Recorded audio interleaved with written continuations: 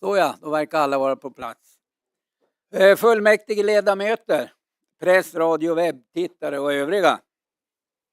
Jag vill hälsa er alla välkomna till denna mandatperiods 17:e kommunfullmäktigemöte denna vackra midsommarvecka 2024. Vi har nyligen firat vår nationaldag och också kunnat hälsa ett antal nya svenska medborgare välkomna till Boden och svenska samhället här i fullmäktigesalen för att ta emot sina medborgarbevis. Den tacksamhet som alla som kom hit till fullmäktigesalen visade till Sverige och till alla ni bodensare var överväldigande och på alla sätt en fin stund som fick oss alla berörda som var här.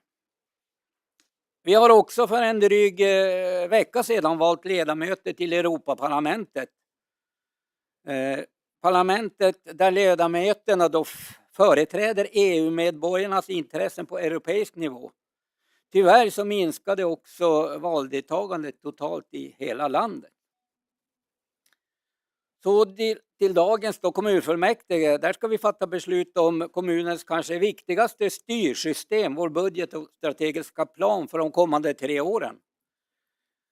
Vi ska också besvara några motioner, jag tror det är 4 stycken, och också besluta om införande av nya regler för parkering på gatumark. Jag som säger det här är Leif Nordström, Socialdemokraterna ordförande i fullmäktige, och här på min högra sida sitter fullmäktiges förste vice ordförande Maria von Schranz och därefter fullmäktiges andra vice ordförande Lena Nilsson, Socialdemokraterna. Till vår hjälp har vi också på min vänstra sida vår kommunsekreterare Ingelina Edström och vår kommunjurist Daniel Berg. Och viktigt också, längst bak i salen sitter det unga och duktiga företag som sköter våra webbsändningar på ett alldeles utmärkt sätt. Då överlämnar jag ordet till Ingelina Edström för upprop och förslag till justerare. Claes Nordmark. Beatrice Öhman. Tobias Sundberg. Bernt Rugge.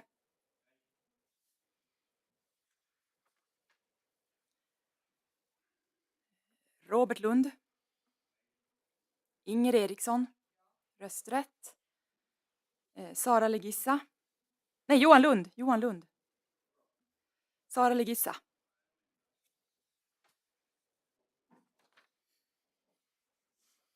Lis-Marie Nilsson.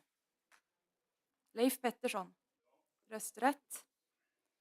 Patrik Gustafsson. Anders Pettersson. Anna Selin. Astrid Sundström Lindström. Margit Hannedrander. Lars-Åke Wikström. Conny Sundqvist. Håkan Jansson. Lena Goldkull. Glenn Blom. Peter Kristoffersson Lommaka. Bo Björklund.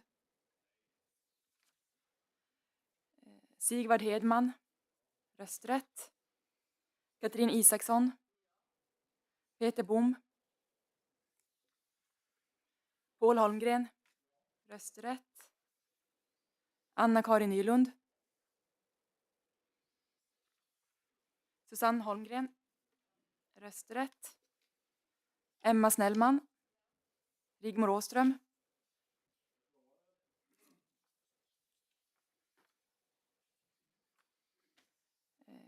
Daniel Rönnbäck.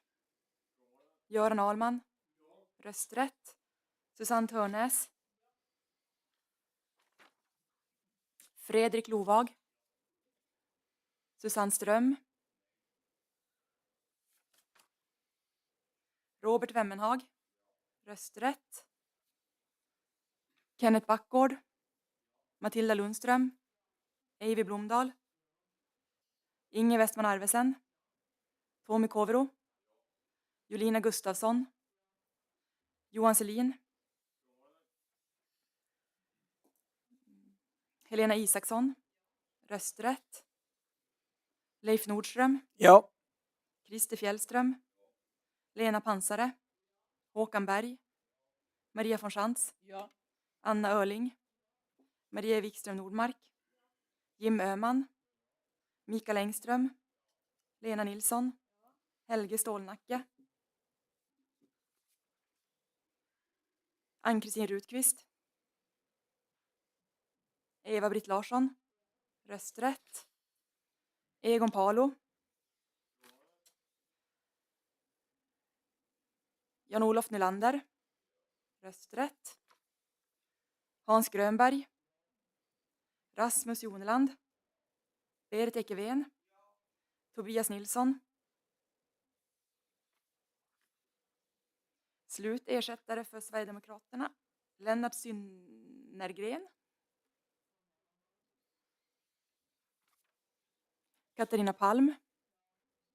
Torbjörn Larsson. Harry Hannu. Maria Hedmark. Lars Nilsson. Eini Simu. Jan-Olof Bäcklund. Camilla Sundqvist. Gunnar Hallin. Annika Isen. Bosse Strömbäck. Mikael Rakkola. Peter Wikberg. Erika Sjö. Sead Maglic. Och det var alla. Tack så mycket för det, samtliga då uppropade. Till att justera dagens protokoll föreslår jag då Susanne Törnäs och Kenneth Backgård. Kan vi välja dessa två? Svar ja. Första punkten på vår dagordning brukar ju alltid vara revisorerna informerade. Där har vi ingenting idag på den punkten. Så då kommer vi till punkten frågor. Och det är en enkel fråga till Claes Normark gällande Bodensarnas skattemedel. Så då frågar jag fullmäktige först. Får frågan ställas? Svar ja. Varsågod, Beatrice som ställer frågan då till Claes. Beatrice Öhman, Socialdemokraterna. Varsågod.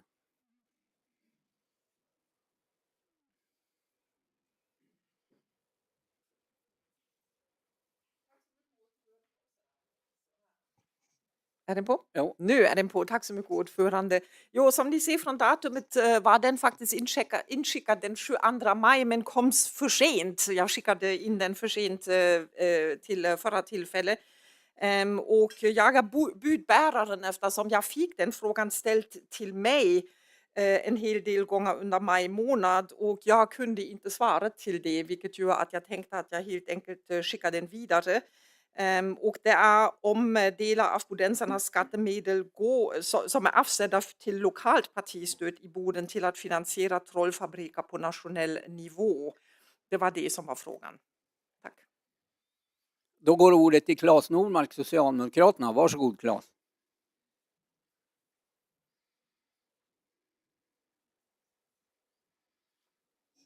Service-micken åkte på sig själv. Ordförande, ledamöter, åhörare och media. Tack Beatrice för en viktig fråga om Bodensarnas skattemedel går till att finansiera så kallade trollfabriker på nationell nivå. Det vill säga verksamhet med anonyma konton på sociala medier som undergräver och hotar demokratin.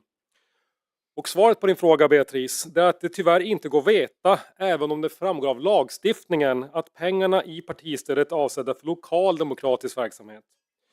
Om något parti skickar iväg pengar till den nationella nivån och dessa medel finansierar så kallade trollfabriker så vore det med andra ord ett direkt avsteg från syftet med lokala partistöd. Så mitt svar på din fråga Beatrice, det måste därför bli att utifrån nuvarande regler åligger varje parti som finns representerat i Bodens kommunfullmäktige att själva ha den moraliska kompassen och modet att säga nej till att låta Bodensarnas skattemedel gå till finansiering av så kallade trollfabriker. Tack. Tack så mycket för det. I och med det så är då den frågestunden avklarad.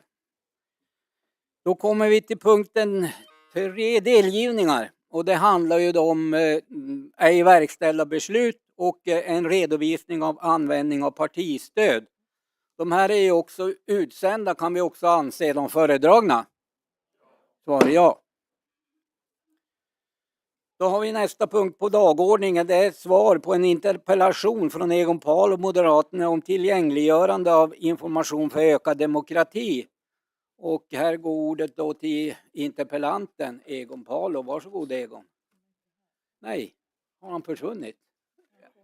Alltså, han kommer efter lunch. Oj, det har jag inte uppfattat. Ja, varsågod. Då går ordet till Tobias Sundberg, och gruppledare för Moderaterna. Varsågod Tobias.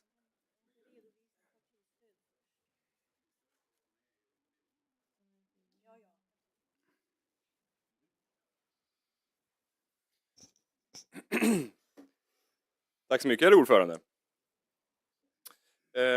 Med hänsyn taget till alla politiska sammanslutningar i fullmäktige går igenom och diskuterar ärenden och förbereder sig inför kommunstyrelsen och kommunfullmäktige, så bör absolut underlaget inför kommande kommunstyrelse och kommunfullmäktige finnas tillgängliga för alla som har inloggning till Ciceron, så snart underlaget finns tillgängligt.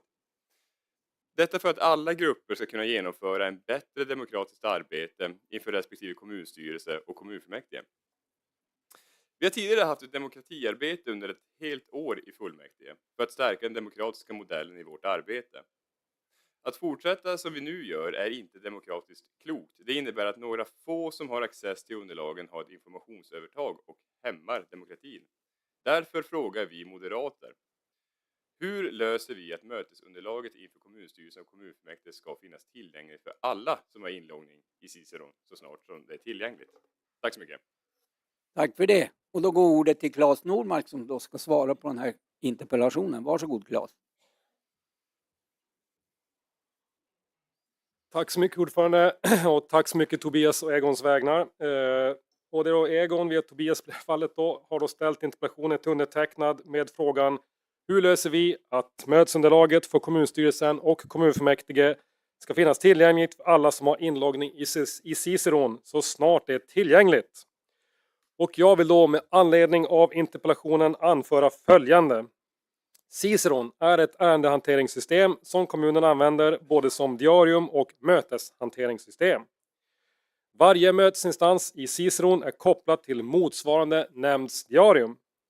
Handlingarna kan med ett par knapptryck distribueras till alla ledamöter och ersättare i en nämnd, men det skulle även vara möjligt att distribuera kommunstyrelsens handlingar till personer som inte sitter i nämnden, även om det skulle vara mer arbetskrävande. Idag fungerar det på följande sätt. Dagordningen inför kommande mötesrunda som inleds med kommunstyrelsens arbetsutskott sätts i normalfallet vid den politiska beredningen måndagen före arbetsutskottet. Efter att eventuella kompletteringar gjorts går kallelsen till arbetsutskottet iväg på torsdagen. Arbetsutskottet är inte ett offentligt möte och handlingarna från kommunledningsförvaltningen är inte upprättade, vilket innebär att de handlingarna inte är offentliga. På mötet med arbetsutskottet diskuteras ärendena och ledamöterna och ersättare tar sedan med sig dem för vidare diskussion inom sina respektive partigrupper och valtekniska samarbetspartier. I Bodens kommuns nämnders reglemente, gemensamma delen 27 paragrafen, står: de ärenden som ska avgöras av kommunstyrelsen i dess helhet bör beredas av arbetsutskottet om beredning behövs. När ärendet beretts ska utskottet lägga fram förslag till beslut. I Boden finns en vana hos arbetsutskottet att lämna ärenden utan yttrande. Detta brukar vara fallet när ett ärende behöver diskuteras mer inom någon partigrupp. I arbetsutskottet sitter 7 ledamöter och 7 ersättare och alla partier med mandat i kommunfullmäktige utom Kristdemokraterna har representation i arbetsutskottet. Före varje möte med arbetsutskottet är dock en förberedande gruppledarträff och till den inbjuds även Kristdemokraternas gruppledare. På torsdagen efter arbetsutskottet skickas kallelsen till kommunstyrelsen. I samband med att kallelsen går iväg görs handlingarna även synliga för alla ledamöter och ersättare i kommunfullmäktige samt för revisorerna. Nu upprättas alla handlingar från kommunledningsförvaltningen som därmed blir offentliga. Måndagen 11 dagar senare är mötet med kommunstyrelsen och måndagen därpå är kommunfullmäktiges möte. Samtliga ledamöter och ersättare i kommunstyrelsen och kommunfullmäktige samt revisorerna har alltså i normalfallet tillgång till handlingarna 11 dagar före kommunstyrelsens sammanträde och 18 dagar före kommunfullmäktiges sammanträde. Alla som har rätt till arvode för partigrupperna har därmed tillgång till kommunstyrelsens handlingar samtidigt som ledamöterna och ersättarna i kommunstyrelsen har det. Och inför detta möte då, här idag med kommunfullmäktige har efter ett uppdrag i strategiska planen Möteshandlingarna publicerats på kommunens hemsida så att alla, inte bara de som har en användare i Ciceron, har kunnat läsa dem. När det har säkerställts att detta förfaringssätt fungerar bra är ambitionen i nästa steg att även handlingar till kommunstyrelsen samt till de nämnder som inte behandlar individärenden ska publiceras på hemsidan. Tack! Tack så mycket för det. Ordet är fritt och då går ordet till interpellanten. Varsågod. Ex-interpellanten, eller vad vi ska kalla det. Jo. Nej, men tack herr ordförande. Jag får tacka för en bra utredning i ärendet och vi nöjer oss med det svaret. Tack så mycket. Ja, tack så mycket för det. I och med det så är då den interpellationsdebatten avslutad.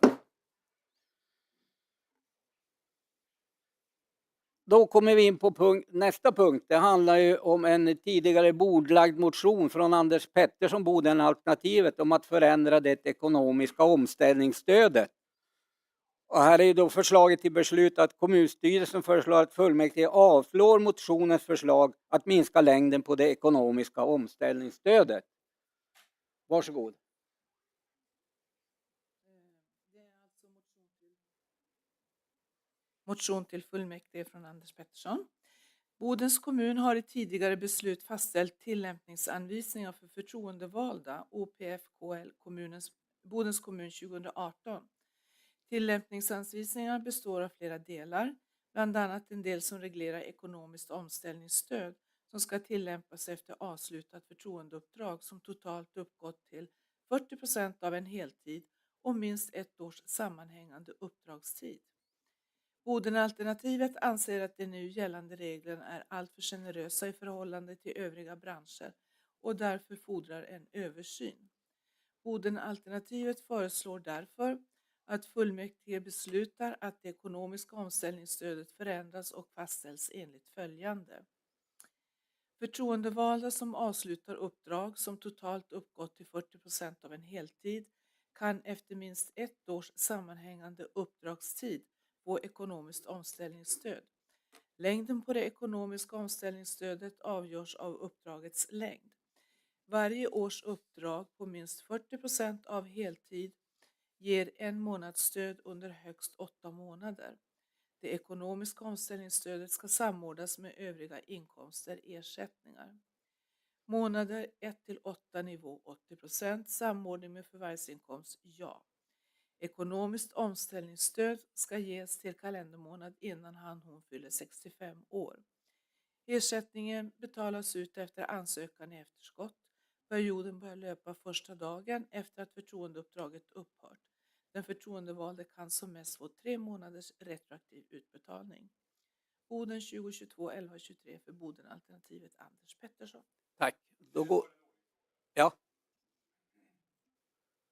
En ordningsfråga är ställd. Ja, Varsågod. en ordningsfråga är ställd. I och med att ärende 5 och 6 är bordlagda på grund av ärende 7, är det nog inte skäligt att ärende 7 tas före 5 och 6? Ja. I och med att ärende 7 har ju faktiskt utretts ytterligare, det rör ju samma fråga. Jag kan faktiskt fråga fullmäktige om vi ska ta ärende 7 först. I beredningen som vi hade före här tyckte vi också, precis som moderaten här säger, att det är lite lustigt att ta de här 2 bordlagda ärendena för att sen ta det svaret som vi har från återremissen.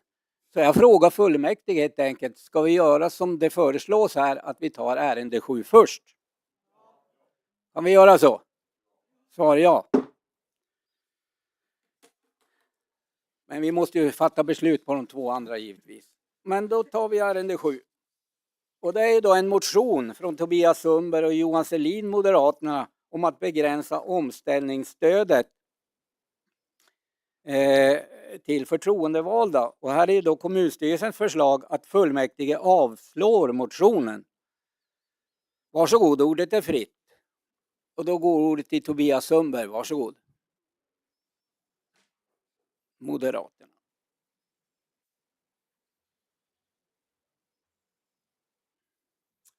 Tack så mycket, herr ordförande. Och jag har ett önskemål ifall kanske svaret skulle kunna publiceras på storskärm och då särskilt sida 3.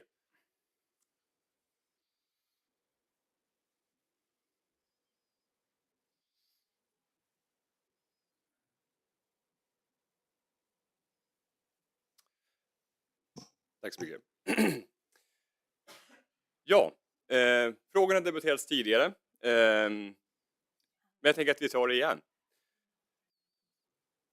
I dagsläget så har Bodens kommun tämligen generösa regler vad gäller fallskärmar för före detta politiker. Förslaget från kommunstyrelsen, eller från den politiska majoriteten, är att göra dem ännu generösare. Vårt förslag är att vi går till en modell som är mer lik den som är för arbetsmarknaden i stort. Alltså att politiker inte ska ha gräddfil som övriga samhället inte så att säga kan åtnjuta.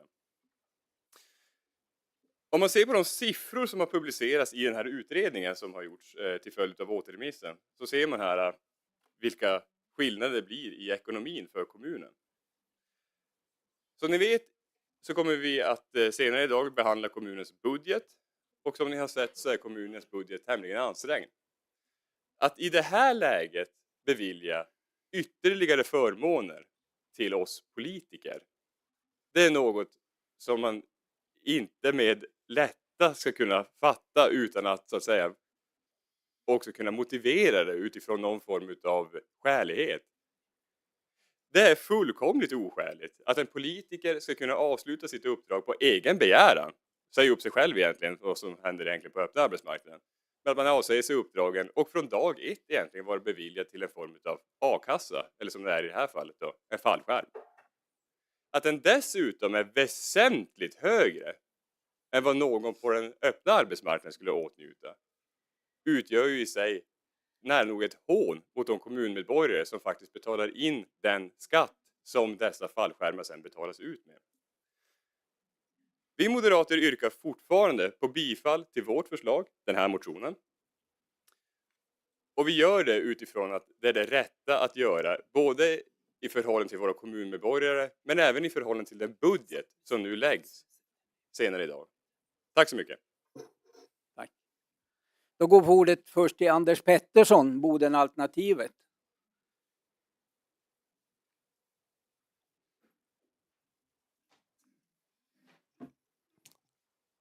Ordförande, ledamöter och åhörare.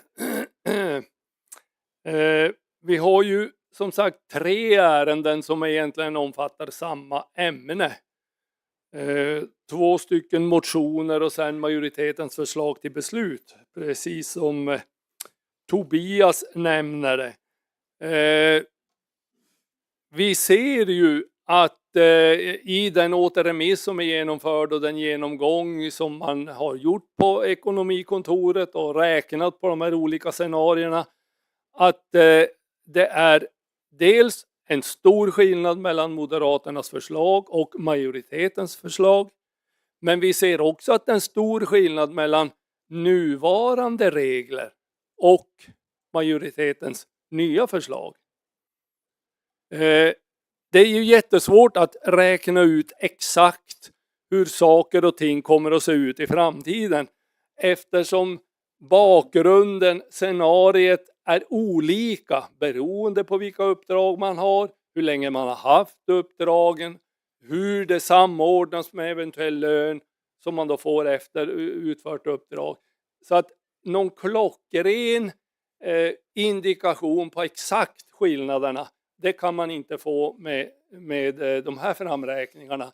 Men just i de här scenarierna som målas upp så ser man i alla fall en jättetydlig skillnad om hur det ser ut. När vi skrev vår motion så hade vi väl förmodligen ungefär samma ingång i det som Moderaterna. Att vi tyckte att det var allt för generösa regler som gällde. Och att man skulle behöva begränsa de här omställningsstöden på ett ganska tydligt och rejäl förändring jämfört med vad det har varit. Vi hade lite olika syn på det.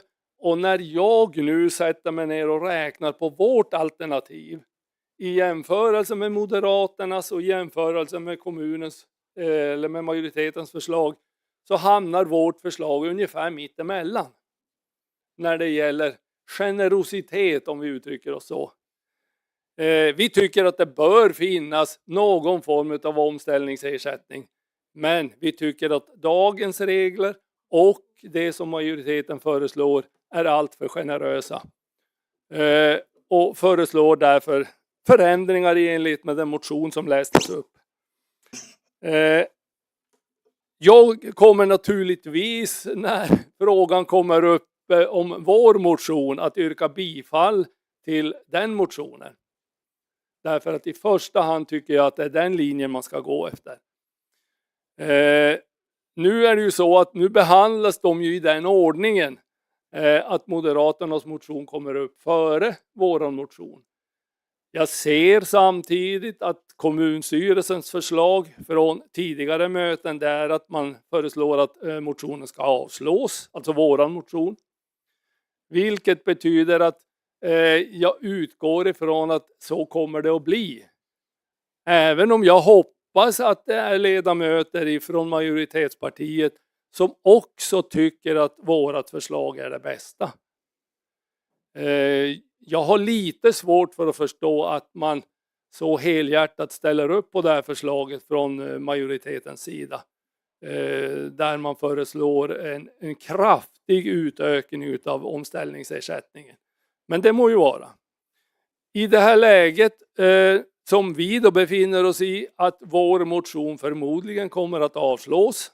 Det är de signalerna som kommer. Så kommer vi i det här läget att yrka på bifall till Moderaternas motion i en förhoppning att den motionen kommer att gå igenom. Och sen får vi då återkomma till behandlingen av våran egen motion. Bifall till Moderaternas motion alltså. Tack så mycket för det. Och då går ordet till Conny Sundqvist, Vänsterpartiet. Varsågod Conny.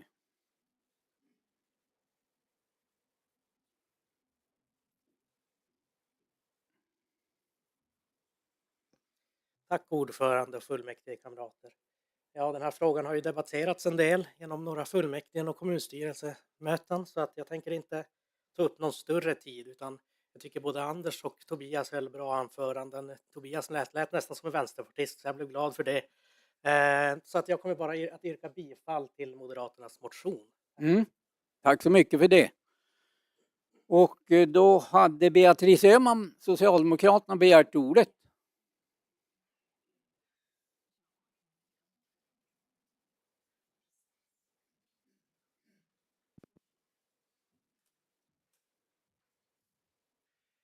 Tack så mycket ordförande, och precis som Conny Sundqvist sa, vi har debatterat den där frågan ett antal gånger nu, och det är återigen min uppgift att vara den som debatterar den frågan, eftersom jag är ju då som sagt en av de allra sista, om jag tror faktiskt inte den sista, som går under det gamla avtalet, som är ju då så spännande som om att man verkligen, precis som man kan kanske önska, kan slängas ut vid örat dagen när det händer, och då är man till arbetsmarknadens förfogande en minut senare, samt att pensionen är beräknat på hur mycket man har varit med på under årens lopp. Men innan man är i pensionsålder räknas det ju då av från den framtida inkomsten som då förhoppningsvis sker dagen efter man har tappat sitt uppdrag, vilket gör att det är inte svårt för mig att agera i den frågan. Jag tror att Anders nämnde ordet helhjärtat. Jag önskar framtida generationer av politiker som har möjlighet att engagera sig politiskt, och att inte, som det till exempel också idag ofta är fallet, inte har möjlighet att komma hit eftersom det finns inga vikarier på jobbet. Beroende på uppdrag eller jobb är det nästan omöjligt att engagera sig politiskt. Och med det avtal som vi hade då en gång i tiden och som jag går under, är det egentligen det bästa att vara pensionär när man är politiker, eftersom då drabbas man inte av det. SKR, som vi ofta använder, ni vet, Sveriges kommuner och regioner, deras ekonomiska information används i flertalet ärenden idag också, är hjärnan och själen bakom all vår strategiska planering i kommunerna och regionerna. Men just i det här fallet ska alltså SKR ha räknat fel helt enkelt. Eftersom det är ju så här att står nu också i svaret till den bordlagda motionen att Sveriges kommuner och regioner 2018 lämnade förslaget till bestämmelser om omställningsstöd och pension för förtroendevalda, OPFKL 18 som det då hände. Sen kom det några ändringar efter det. För att bestämmelserna ska gälla krävs ett lokalt antagande av varje kommuns och regions fullmäktige. SKRs förslag till bestämmelser ska underlätta och möjliggöra för förtroendevald att förena arbetsliv och uppdrag, och därmed har bestämmelserna i möjligaste mån anpassats till de pensions- och omställningsavtal som gäller för anställda inom kommuner och regioner, liksom för anställda på arbetsmarknaden i övrigt. Sen är det många kommuner som antog det rakt av, de flesta så mycket som jag vet, alla i Norrbotten, inklusive de som är moderatledda. Och man valde en annan väg i Bodens kommun då, som definitivt gör det mycket mer attraktivt för pensionärer att vara förtroendevalda än för personer som är i arbetsför ålder. Utan att vilja förlänga det, jag vet att jag redan förra gången fick då naturligtvis på en gång polemiken i huvudet att politiker, jaha, det är väl bara för pengarna man är med. Nej, det är inte det handlar om. Det handlar om är att Sveriges kommuner och regioner har kommit med ett förslag som ska göra det möjligt för nuvarande och framtida generationer i arbetsför ålder att kunna engagera sig politiskt och demokratiskt. Bodens kommun hade valt en mycket snävare väg och nu håller vi på med att anpassa det till det som andra kommuner har gjort. Så det är mycket mer generösa än det som Sveriges kommuner och regioner tycker ska vara ordningen i 290 kommuner. Många valde den vägen, vi gjorde det inte, nu vill vi rätta till det. Och än en gång, jag kan gärna fortsätta debattera i den frågan eftersom avtalet gäller inte mig. Tack. Och jag yrkar bifall till avslagsyrkandet förresten. Tack så mycket för det. Då ser vi att en ledamot har kommit in i salen här. Peter Bom.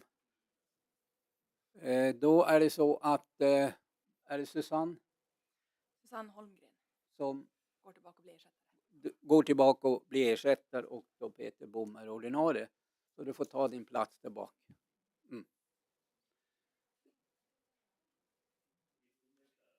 Ja, det är så. Då ska vi se, då fortsätter vi. Då är det Emma Snellman, KD, som har begärt ordet. Varsågod Emma.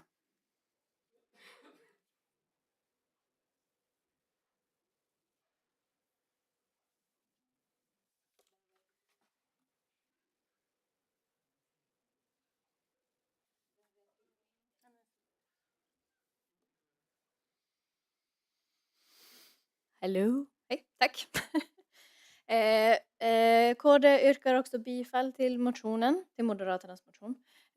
På grund av att vi tycker också att Bodens kommuns ekonomi är väldigt ansträngd. Och det här känns inte riktigt rätt just i tiden. Just nu, tack. Tack så mycket för det. Då går ordet till Lars-Åke Wikström. Sverigedemokraterna, varsågod.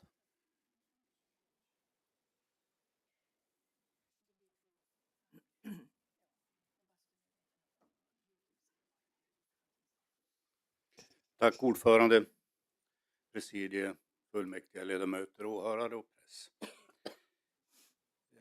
Vi Sverigedemokrater, vi hade nog aldrig lyft det här utan vi hade nog accepterat det förutvarande systemet. Det förutvarande systemet ansåg vi vara tillfyllest och att det var väl tillgodosett för, så att säga, de som avslutar sina uppdrag. Och när man då tillträder uppdraget i det systemet så var det ju med kända spelregler och de spelreglerna tyckte då vi att man hade kunnat fortsätta följa. Men eftersom man nu lyfter det här ärendet och vill se över det hela och ytterligare gå på ersättningen, då kommer vi att yrka bifall till Moderaternas förslag.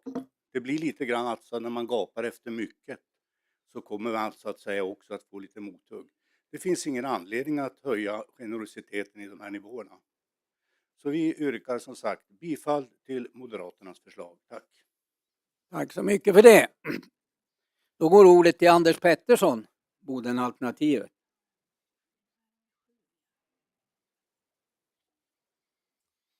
Tack ordförande.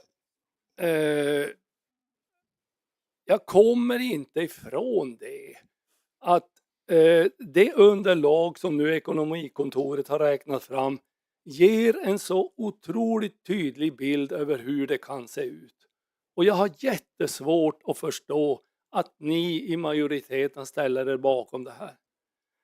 Det scenario 2 som målas upp, den person som man fingerar i den här beräkningen. Med dagens system skulle alltså den omställningsersättningen kunna uppgå till ungefär 434 000 kronor utspritt på 2 år. I det förslag ni lägger nu så höjer ni den ersättningen till mer än det dubbla. Alltså den möjliga omställningsersättningen föreslås då höjas till 980 000 kronor drygt. Tycker ni verkligen att det är rimligt att man i dagsläget lägger ett förslag som fördubblar omställningsersättningen på det här sättet? Jag har jättesvårt att förstå att man kan gå på den linjen. Som företrädare för LO-organisation och annat så ställer man sig bakom ett sånt här förslag. Det är obegripligt hur man kan göra det. En uppräkning från 80% till 85%. Det är en sak. Men de övriga förändringarna som man föreslår, som i praktiken innebär att för vissa politiker kan det innebära en fördubblad omställningsersättning. Bifall till Moderaternas motion. Tack så mycket för det. Och då går ordet till Tobias Sundberg. Varsågod Tobias.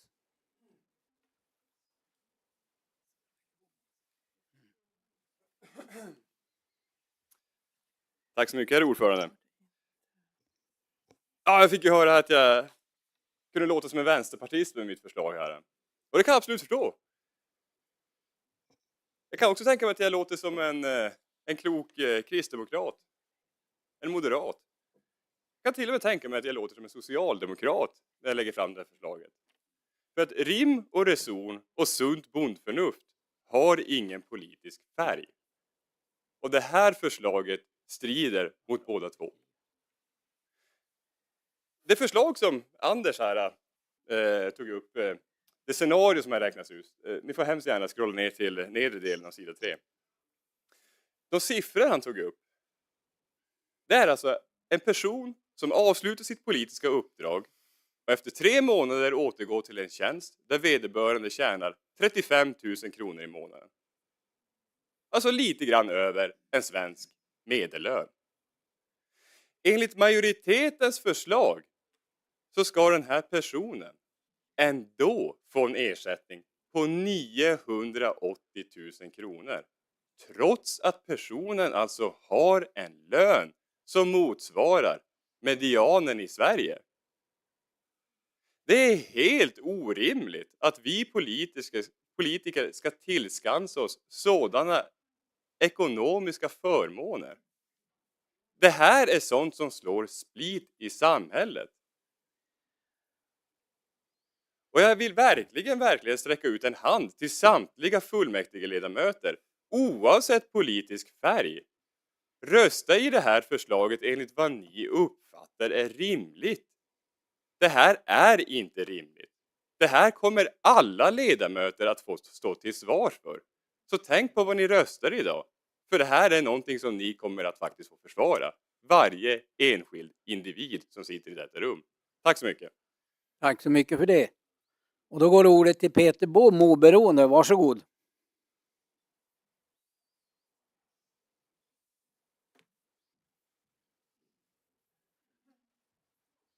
Tack för ordet, herr ordförande.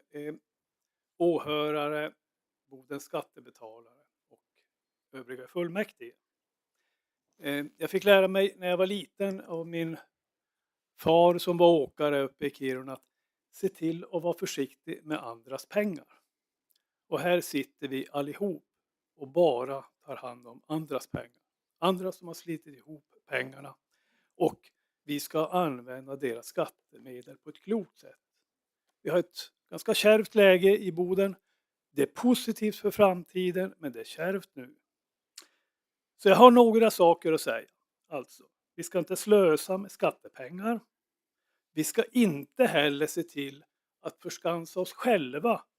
Vi har alltså, det är den enda gruppen egentligen av människor, vi politiker, som själv kan sätta till exempel våra arvoden och i det här fallet se till att vi får en omställningsförsäkring som vida överstiger det som finns i övrigt på arbetsmarknaden. Jag tycker dessutom att det vore helt okej att justera exempelvis arvoden, omställningsförsäkringar, villkor, liknande för oss politiker om vi gör det framåt till nästa mandatperiod. Alltid fundera på, inte förändra våra egna villkor här och nu. Det kommer alltid att ses som väldigt egoistiskt. Utan om vi gör någonting i så fall, då ska vi alltid göra det. Okej, det börjar gälla från och med nästa mandatperiod. För då har vi ett val emellan och då kan medborgarna själv säga okej, det är det de vill, men då röstar jag på någon annan. Man har flera gånger lyft upp om att SKR har sagt, och det här är SKRs rekommendation. Glöm inte bort att SKR, det är också vi, det är politiker. Det är alltså andra politiker som rekommenderar sina politikerkompisar att göra så här. Vi är alltså, vi kan inte liksom säga att ja, men SKR har gett det här. Och dessutom ger de ju den rekommendationen för alla kommuner. Och det står ju klart och tydligt att varje kommun tar ju sitt beslut utifrån sin ekonomi. Jag tycker det är viktigt att se när vi tar beslut, vad ger det här för plus för skattebetalarna? Nice och need. Och i det här fallet så ser jag ingenting alls för skattebetalarna. Det är alltså i princip 5 individer här som får en omställningsförsäkring som vida överstiger arbetsmarknaden i övrigt. Alltså, jag avslutar med att säga, det är min gamla far som är där uppe idag, säger se till, var varsam med andras pengar. Alltså, slösa inte på andras pengar, och då tänker jag mig skattebetalarna här i Boden. Och sen ordna inte fördelar åt oss själva. Och med det ordet säger jag då bifall till Moderaternas motion. Och jag säger det här då som oberoende, och jag kommer att komma ihåg alla, och jag säger likadant som föregående talare. Ta ett eget beslut här. Det här är inget stort beslut där partipiskan måste vina. Jag har varit med om det i andra frågor, men det här är inte en sån fråga. Ta ett eget ställningstagande. Slut. Tack så mycket för det. Då går ordet till Beatrice Öhman, Socialdemokraterna. Varsågod Beatrice.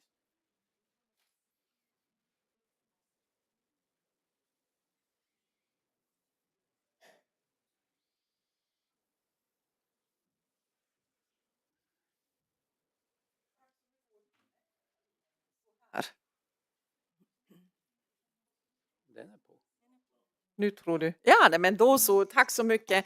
Jo, jag är ju inte en av dessa 5. Däremot vet jag inte vem 5 är, men jag har inte hunnit räkna det. Så här är det.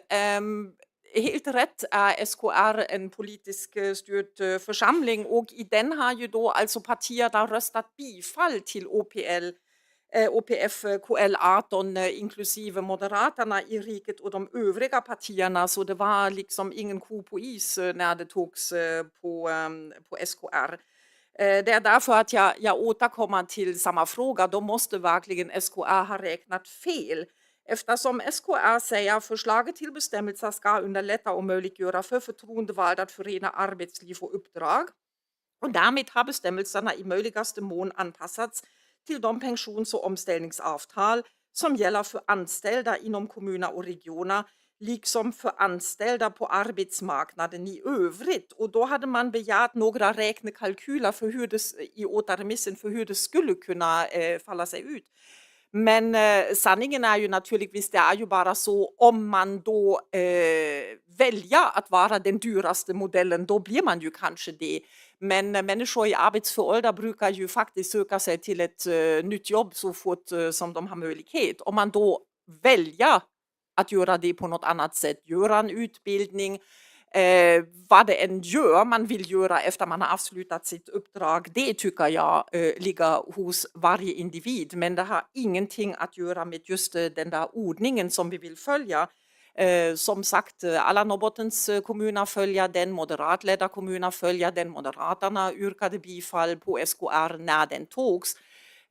Allting annat är liksom bara ett sätt att fortsätta egentligen anklaga varandra för att inte vara ärliga, för att bara är med i politiken för pengarna.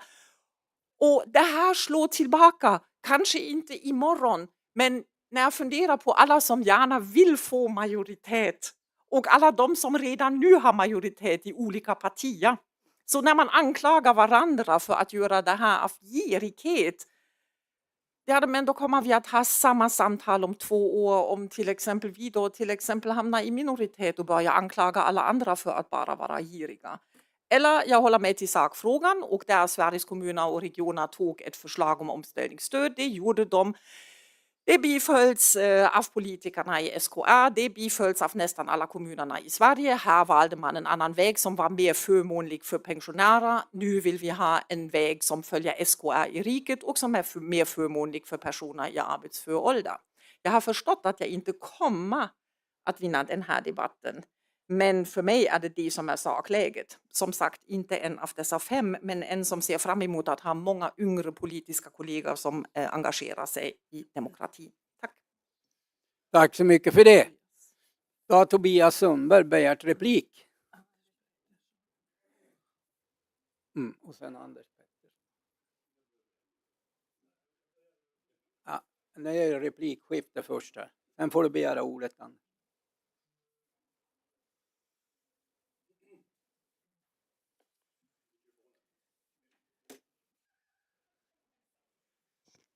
Tack så mycket, herr ordförande.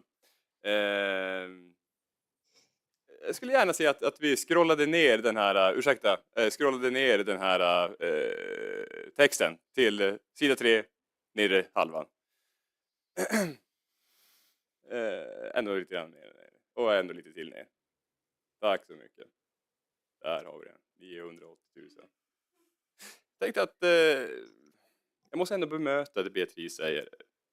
Jag vill inte nämligen att folk går härifrån med en oriktig uppfattning om vad det är vi diskuterar. Beatrice var inne på att ifall man väljer att inte maxa systemet så kommer man inte upp i de här summorna och att ifall man återgår till arbete så försvinner omställningsstödet.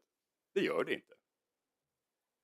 Det här scenariot som ni ser framför er, ni ser att det står 112 000 där uppe, ni ser att det står 980 000 där nere. Det här gäller alltså en person som har varit politiker och är arbetslös i 3 månader efter att de har avslutat sitt politiska uppdrag och sen börjar arbeta med en ersättning om 35 000 kronor per månad. Det mittersta förslaget, det är vårt förslag. Det är att man får ersättning de första 3 månaderna, så som sig bör. Sen börjar man arbeta och då får man inte ersättning mer. Det nedre förslaget, det är Socialdemokraterna med fleras förslag. Förutsättningarna är exakt de samma. Man är arbetslös i 3 månader, sen så börjar man arbeta till en ersättning om 35 000 kronor i månaden. Men ändå så får man ersättning. Vem annars får det på arbetsmarknaden? Det här är inte ett förslag som är rimligt. Tack så mycket. Tack för det. Jaha, då har du begärt en svarsreplik. Varsågod, Beatrice.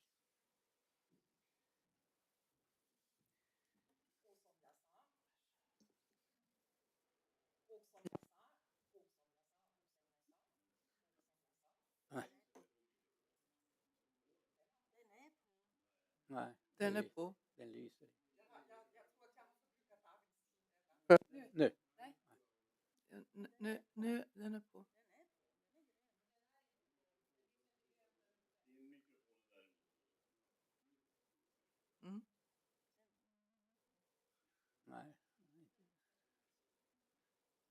Är det för många mikrofoner? Kan man stänga av någon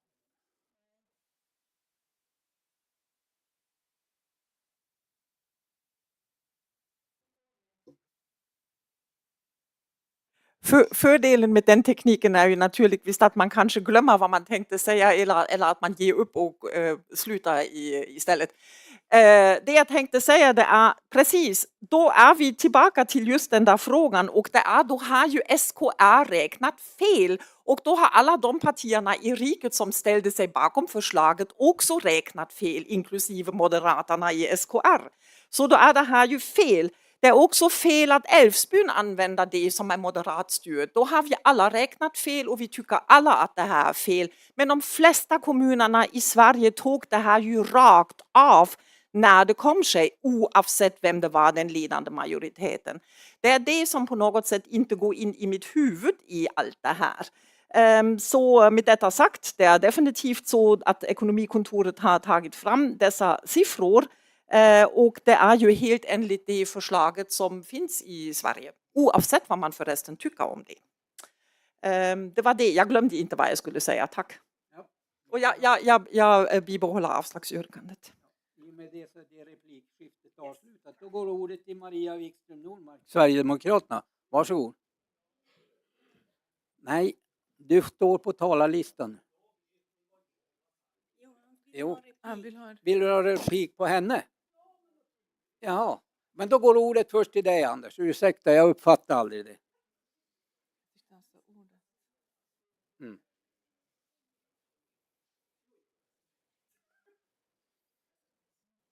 Tack ordförande. Det är uppenbart att vi skulle behövt lite mer tekniska hjälpmedel i våra bänkar för att verkligen kunna kommunicera med presidiet på ett enkelt sätt. Mm. Men det kanske kommer. Det kommer. Jo, Beatrice. I stort sett alla kommuner. Du faller tillbaka till det. SKR och i stort sett alla kommuner. Norrbottens kommunerna går på det här. Och, det betyder att vi ska dra slutsatsen att de räknat fel och i den ordningen. Är det inte Bodenperspektiv vi ska ha idag när vi debatterar? Är det inte Bodenperspektiv vi ska ha? SKR kommer med rekommendationer och hur man beslutar att göra i andra kommuner, det är ju deras ensak. Det är Bodenfrågor vi pratar om här. Och därför ställer jag naturligtvis som lokalpolitiker ert förslag mot till exempel diskussionen om nedläggning av Motorgården eller nedläggning av estetprogram eller liknande. Det blir naturligtvis en ekonomisk fråga hur vi använder pengarna. Om vi inte behöver lägga ut 900 000 kronor som det här scenariot visar, utan kan lägga ut en omställningsersättning på en helt annan nivå, då finns det utrymme för andra verksamheter i den kommunala budgeten. Bodenperspektiv. Tack. Tack så mycket för det. Och då går ordet till Maria Wikström Nordmark, Sverigedemokraterna. Varsågod. Ja, tack ordförande, presidiet, fullmäktigeledamöter, åhörare, radio och press. Och ja, Anders, vi kanske har någon sån där telepatisk slinga mellan dig och mig. Vi verkar ju ha haft det i motionsfrågorna. Men det jag hade tänkt säga nu innan du gick upp, det var vad jag sa på föregående fullmäktige när vi hade uppe de här 3 frågorna som helt plötsligt blev en fråga som vi ändå fick till stånd en återremiss. Det var följande. Jag står i stolen på kommunfullmäktige och tittar än en gång ner på girighetens ansikten. Så sa jag. Språkbruket. Ja, jag tycker inte om det där språkbruket. Att man inte får säga det? Nej. Nej. Okej, då tar jag tillbaka det. Vi stryker det. Men det var så jag sa. Ställ er nu upp från majoriteten och sluta lägga på de här mantrarna som Anders berör. SKR, SKR och SKR. Och alla andra kommuner här och där och i Norrbotten. Vi som sitter i fullmäktige idag, Vi sitter för Bodens bästa, för Bodens skattebetalare och för etik och moral i Boden. Vi vill ta ansvar för Boden och Bodens ekonomi, inte för alla andra kommuner någon annanstans. Bifall till Moderaternas motion. Tack så mycket för det. Och då går ordet till Conny Sundqvist, Vänsterpartiet. Varsågod Conny.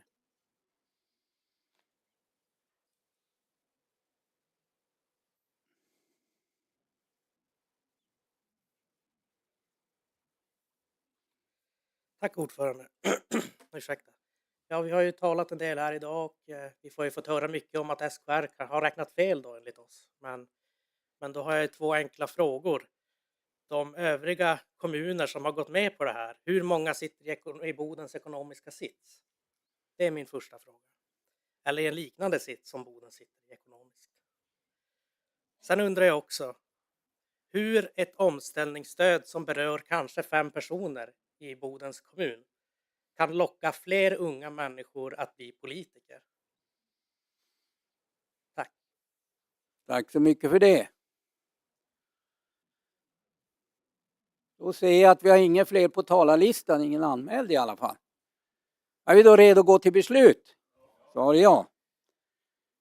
Då finner jag att vi har 2 förslag till beslut. Dels bifallsyrkandet som innebär då avslag till motionen som då stöds av Beatrice Öhman. Och sen har vi då bifall till motionen som då stöds av Lars-Åke Wikström, Conny Sundqvist, Tobias Sundberg, Anders Pettersson, Emma Snellman, Peter Bom och Maria Wikström Nordmark. Jag tror sekreterarna säkert har fått med alla. Beslutar vi då enligt kommunstyrelsens förslag? Beslutar vi enligt Tobias Sundberg med fler förslag? Ja. Jag finner att vi har beslutat enligt kommunstyrelsens förslag. Votering är begärd och ska genomföras. Ska vi se. De som röstar enligt kommunstyrelsens förslag, det vill säga avslag till motionen, de svarar ja. Och de som röstar just Tobias Sundberg med fler förslag, de röstar nej. Är förslagen då rätt uppfattade? Då måste rösträknarna också göra sig beredda här. Är ni med på?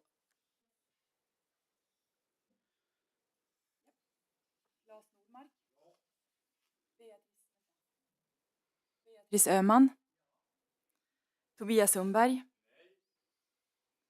Johan Lund. Patrik Gustafsson. Anders Pettersson. Anna Selin. Astrid Sundström Lindström. Margit Hanny Dyrander. Lars-Åke Wikström. Conny Sundqvist. Håkan Jansson. Lena Goldkull. Glenn Blom. Peter Kristoffersson Lommaka. Katrin Isaksson. Peter Bom. Emma Snellman. Susanne Törnäs.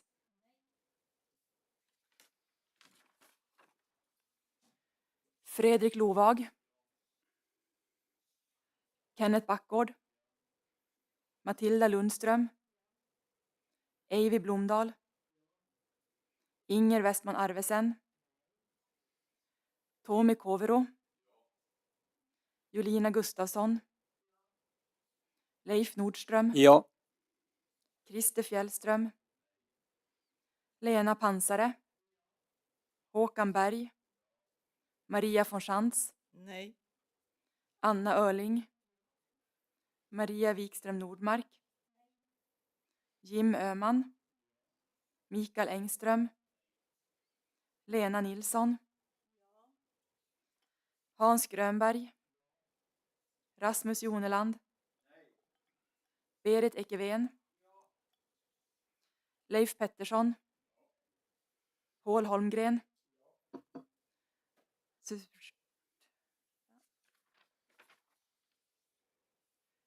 Göran Ahlman. Helena Isaksson. Jan-Olof Nylander. Inger Eriksson. Sigvard Hedman, Robert Wemmenhag, Eva-Britt Larsson. Det var alla. Är då samtliga uppräknade? Svar ja. Då ska vi se. Kan jag få fram också justerarna? Så att vi kollar det. Susanne och Kenneth.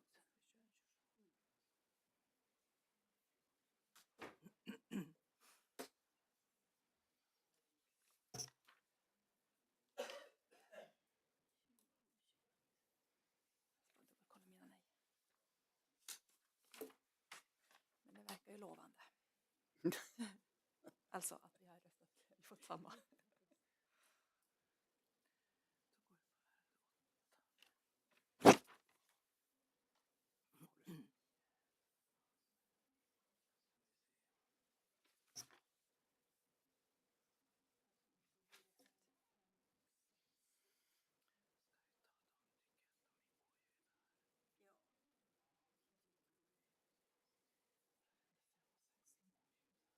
Ja, vi måste ta beslut.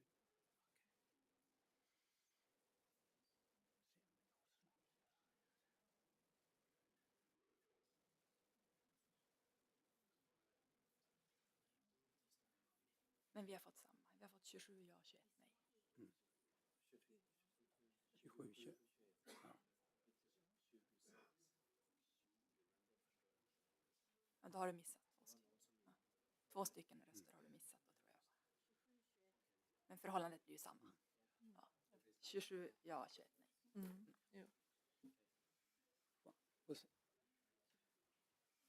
Okej, då ser vi att omröstningen har utfallit enligt följande.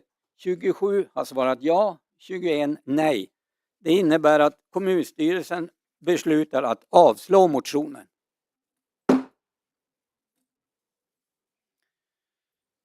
Då får vi backa tillbaka lite grann till ärende 5.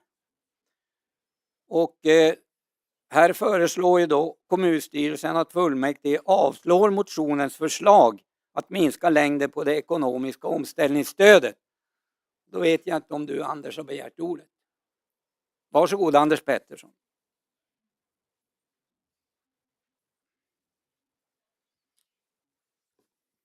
Tack ordförande. Då kör vi väl det här ett varv till då. Va? Ska vi göra det? Nej, jag tänkte väl inte det. Men jag tänkte i alla fall att jag skulle klarlägga lite grann vad våran motion handlar om. Nu är ju inte nu har vi inte ett underlag från ekonomikontoret, men jag har räknat lite grann på det själv, och tittar jag nu på de här olika alternativen så är det ju så att vårat förslag ligger ungefär mitt emellan det som majoriteten föreslår och det som Moderaterna föreslår. Det är något generösare än Moderaternas, men ändå inte så generöst som majoritetspartierna föreslår. Så här finns det nu alla möjligheter för er som sitter som enskilda ledamöter i fullmäktige att hitta ett förslag som landar ungefär mitt emellan. Jag tycker vi skulle kunna ha ett enigt fullmäktige som bifaller våran motion i det här fallet. I någonting som vi tycker att vi kan ge och ta allihopa och känna oss ganska nöjda med att så där blev det i fullmäktige. Jag yrkar naturligtvis bifall till våran motion i det här fallet. Tack. Tack så mycket för det. Och då har Tobias Sundberg begärt ordet. Och Leif Pettersson också. Då tror jag Leif Pettersson. Tobias var före. Ja, varsågod Tobias.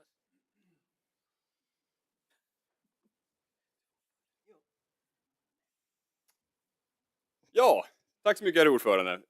Inte heller jag tänker dra hela det här ärendet ytterligare en gång. Vi har haft en bra debatt i föregående motion och vi moderater hade ju givetvis föredragit den. Det här förslaget är något mer generöst i förhållande till politikerna, men det är ju ändå väsentligt mera, vad ska man säga, asketiskt i förhållande till nuvarande reglemente och i särskilt mot det förslag som Socialdemokraterna kommit med att utöka det. Jag tycker att vi kan väl se det här egentligen som att oppositionen erbjuder nu Socialdemokraterna så att säga 2 stycken alternativ att komma till rätta med rimliga nivåer. Vårat förslag kanske ni tyckte var för snålt, men då borde ju det här förslaget åtminstone falla något mer på läppen. Det här förslaget innebär ju att i alla fall vi kommer något närmare vad arbetsmarknadens parter har så att säga att förvänta sig vid en arbetslöshet. Vi yrkar därför bifall till detta förslag. Tack så mycket för det. Då ser vi att Leif Pettersson, Socialdemokraterna, begärt ordet. Varsågod Leif. Tack herr ordförande, åhörare, fullmäktige ledamöter. Ja, jag tycker inte att det finns någon anledning att ta debatten 2 varv, eller 3 varv som det kan bli till och med anledning av att vi har 3 förslag som ligger inom samma ärendeområde så att säga. Så därför vill jag bara med hänvisning till det beslut vi just har fattat yrka bifall till kommunstyrelsens förslag, det vill säga avslag på motionen.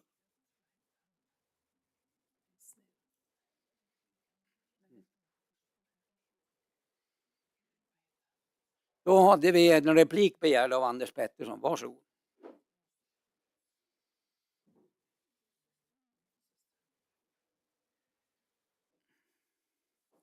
Tack ordförande. Och Leif Pettersson. Var det ett känsligt ämne att diskutera? Eftersom du inte tycker att det ska tas upp ytterligare. Det ligger väl inom de demokratiska reglerna att vi för en vettig diskussion omkring saker och ting som dyker upp. Och då tycker jag inte att man kan noncha en motion på det sättet som du gjorde alldeles nyss. Här har då en svarsreplik begärt av Leif Pettersson. Varsågod. Snälla Anders Pettersson, du säger själv att det inte finns någon anledning att ta debatten 2 eller 3 gånger. Och med precis den motiveringen så tycker inte jag det heller. Det finns ingen anledning att ta en debatt 2 eller 3 gånger om samma sak. Vi har redan uttömt de argument som finns och det är bara så det är. Och därför så tycker jag att vi har ju ärenden längre fram på dagordningen som också kommer att ta betydande tid att diskutera. Och då kan vi kanske ägna tiden åt det istället. Så att när vi redan har så att säga tömt ut debatten så tycker inte jag det finns anledning att ta den 1 varv till. Så enkelt var det för mig i den här frågan. Så fortfarande bifall till kommunstyrelsens förslag, det vill säga avslag på motionen. Tack så mycket för det. Då har vi Emma Snellman, KD, som har begärt ordet. Varsågod Emma.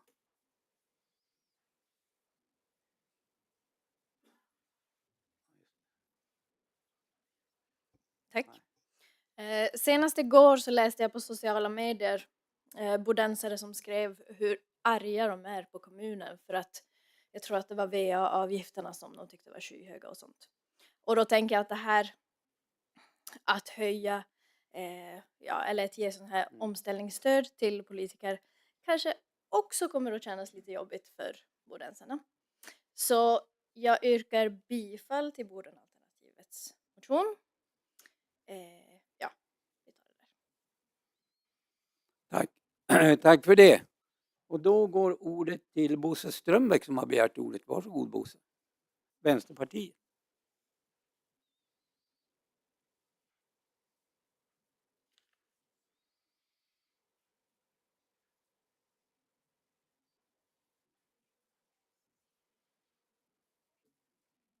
Tack ordförande, presidium, fullmäktige kamrater och ni andra.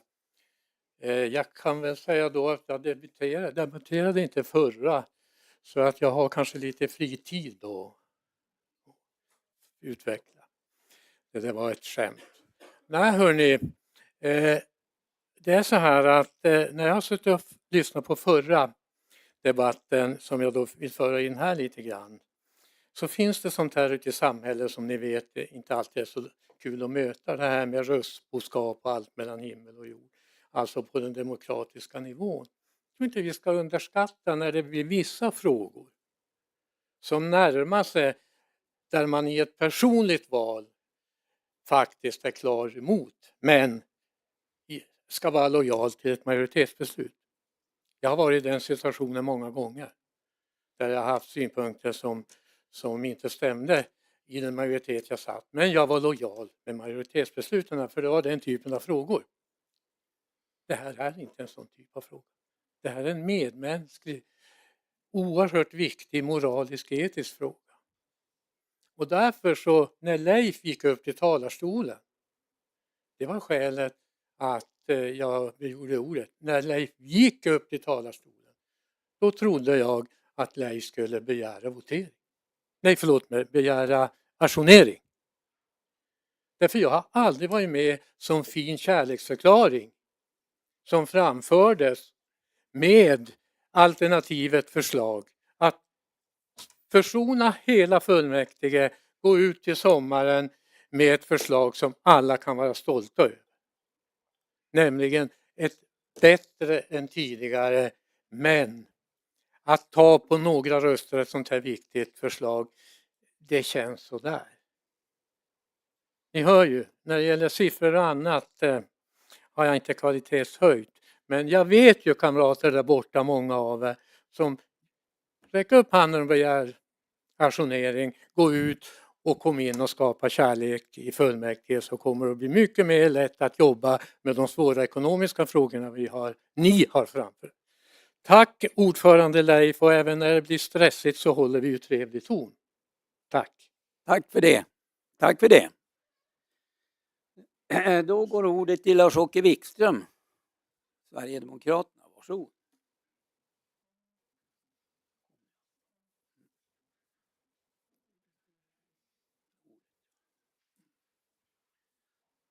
Tack ordförande presidium. Det är ju 2 stycken olika motioner vi debatterar, så därför så anser jag att vi ska debattera dem var för sig. Det beslut som togs i den första behöver ju inte vara det beslut som tas i den andra. Fortfarande så säger jag att när vi gick in i den här mandatperioden så fanns det spelregler, och de spelreglerna var kända. Och de spelreglerna var från vårt parti accepterade. Vi hade inte tänkt ändra på de spelreglerna. Nu vill man under pågående mandatperiod ändra de här spelreglerna.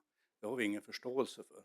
Men när vi ändå får möjligheten att gå in och ändra, så tycker vi att vi ska gå till nivåer som är mer, så att säga, normala för ett normalt arbetsliv. De här veckorna som har varit, eller när det här har debatterats och varit upp, så har man ju träffat medborgare på stan. Och de tycker att det är ohemult mycket pengar vi lägger i de här fallskärmarna. De är inte speciellt glada över att vi överhuvudtaget diskuterar det. De tycker att vi kunde vara lite grann mer återhållsamma.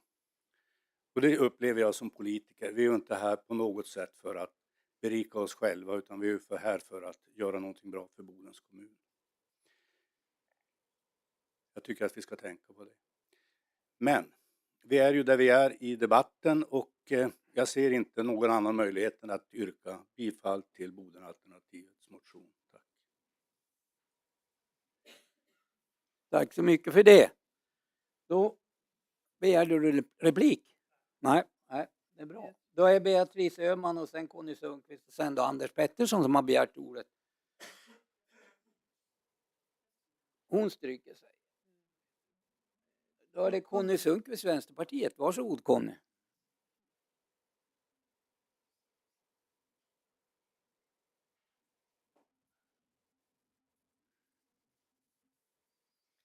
Tack ordförande. Ja, i mitt sista anförande i föregående motion så ställde jag ju 2 frågor som jag inte fick svar på tyvärr. Så jag upprepar väl dem och hoppas på bättre lycka denna gång.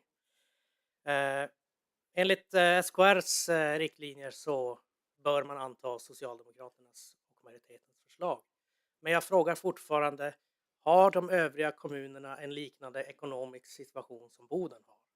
Och nummer 2, är det fortfarande ett rimligt antagande att fler unga personer kommer söka sig till politiken för att man höjer omställningsstödet för 5 individer? Med det yrkar jag bifall till Bodenalternativets förslag. Tack.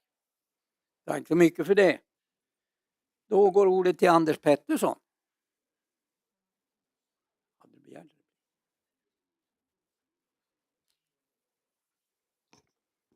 Tack ordförande.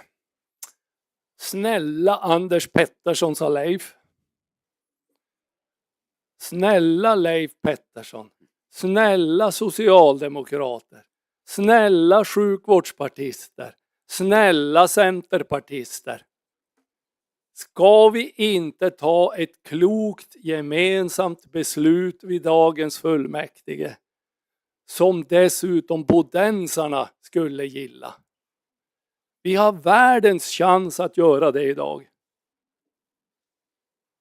Hänger ni med?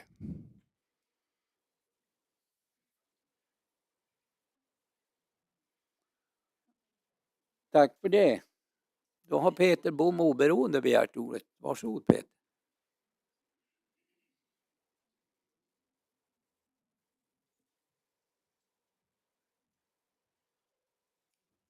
Tack herr ordförande, skattebetalare, kommunfullmäktiges ledamöter. Jag säger återigen, man ska vara väldigt försiktig med andras pengar. Och återigen, i och med att vi har en möjlighet, som Anders Pettersson säger, att hitta ett mellanalternativ. Jag vet hur det är när partipiskan viner. Hade jag suttit kvar i tidigare och hoppat av i det här tillfället, då hade det här blivit ett helt annat beslut. Som alla är medvetna om.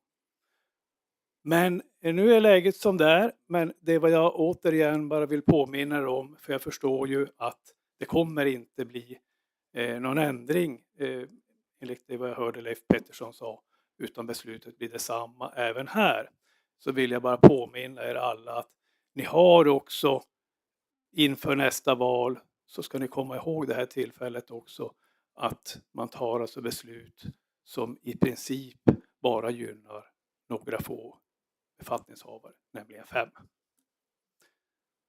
Jag säger bifall till Bodenalternativets motion. Tack så mycket för det. Då ser jag att vi har ingen fler på talarlistan. Är vi då redo att gå till beslut? Då finner jag att vi har 2 förslag till beslut. Det är kommunstyrelsens förslag om att avslå motionen då, som har stötts av Leif Pettersson och Beatrice Öhman. Och sen bifall till motionen då, som har stötts av Anders Pettersson, Lars-Åke Wikström, Conny Sundqvist, Peter Bom. Var det någon fler? Och Tobias också. Kan vi ställa de 2 mot varann? Beslutar vi då enligt kommunstyrelsens förslag? Beslutar vi enligt Anders Petterssons med förslag? Jag finner att vi har beslutat enligt kommunstyrelsens förslag. Voteringen begärd ska genomföras.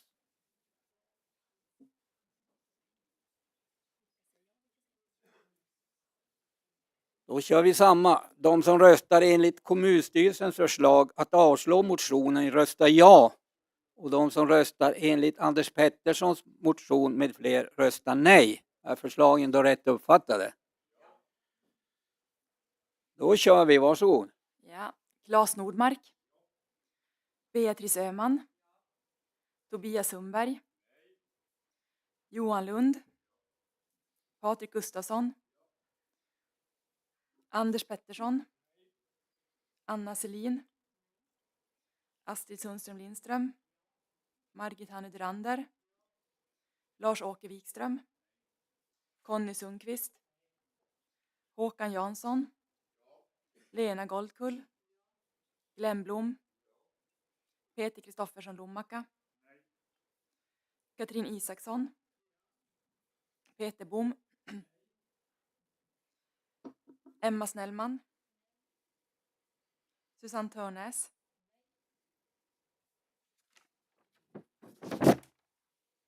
Fredrik Lovag. Kenneth Backgård. Matilda Lundström. Evi Blomdahl. Inge Westman Arvesen. Tommy Kovero. Jolina Gustafsson. Leif Nordström. Ja. Christer Fjällström. Lena Pansare. Håkan Berg. Maria von Schantz. Anna Öling. Maria Wikström Nordmark. Jim Öhman. Mikael Engström. Lena Nilsson. Hans Grönberg. Rasmus Joneland, Berit Ekevén, Leif Pettersson, Paul Holmgren,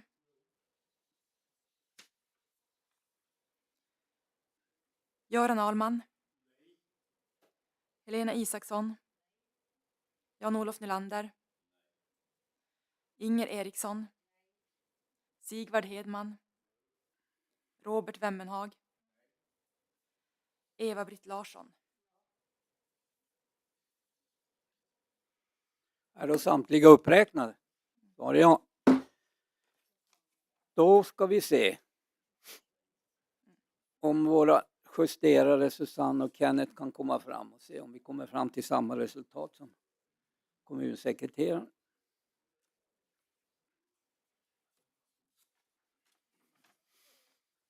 Ja. Samma som förra. Mm. Den här gången verkar alla överens.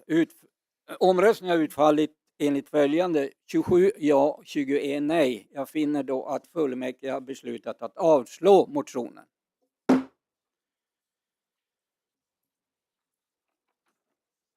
Då tänkte jag att vi ska försöka bli färdiga med det här ärendet innan vi tar paus. Och det handlar om ändring av bestämmelser om omställningsstöd och pension för förtroendevalda.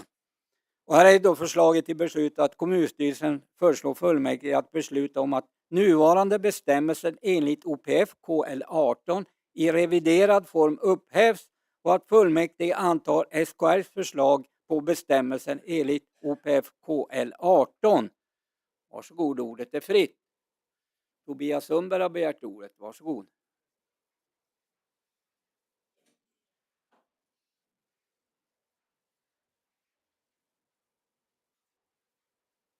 Tack så mycket, herr ordförande. Tripp, trapp, trull. 2 förslag från oppositionen har kommit om att sänka nuvarande, så att säga, fallskärmar för politiker. Nu kommer vi till den punkten att vi ska alltså besluta om en höjning av fallskärmarna från dagens nivå. 3 förslag. Kan vi åtminstone inte ha den goda smaken att i det här läget, när det är uppe att vi ska spara 1%, sen 3% på nämnderna, att vi har den goda smaken att åtminstone inte höja våra fallskärmar. Det här är sånt som sticker i ögonen på folk. Jag vädjar till er socialdemokratiska ledamöter, till ni personer i Socialdemokraterna, till ni personer i Centerpartiet, till Sjukvårdspartiet. Tycker ni som personer att det i det här läget är rimligt att vi till och med höjer ersättningarna? Jag tycker att vi ska klart för oss vad det här är för någonting. Vi hör ju att omställningsstöd används hela tiden. Och det är ju det formella namnet för det här. Men jag tycker man ska kalla en spade för en spade. Det här är en fallskärm. Det är det handlar om. Det är ingenting annat vi pratar om. Det är fallskärmar. Och det vi nu gör är alltså att vi höjer våran fallskärm. Vi gör den ännu större. Därför vädjar jag till er som personer. Tack så mycket. Tack för det. Och då går ordet till Beatrice. Öhman, Socialdemokraterna. Varsågod, Bea. Jo, den är på rör inte någonting.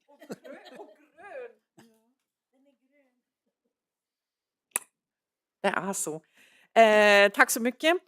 Förslaget till beslut är följande. Kommunstyrelsen föreslår kommunfullmäktige att besluta om att nuvarande bestämmelser enligt OPF KL 18 i reviderad form upphävs och att kommunfullmäktige antar SKRs förslag på bestämmelser enligt OPF KL 18.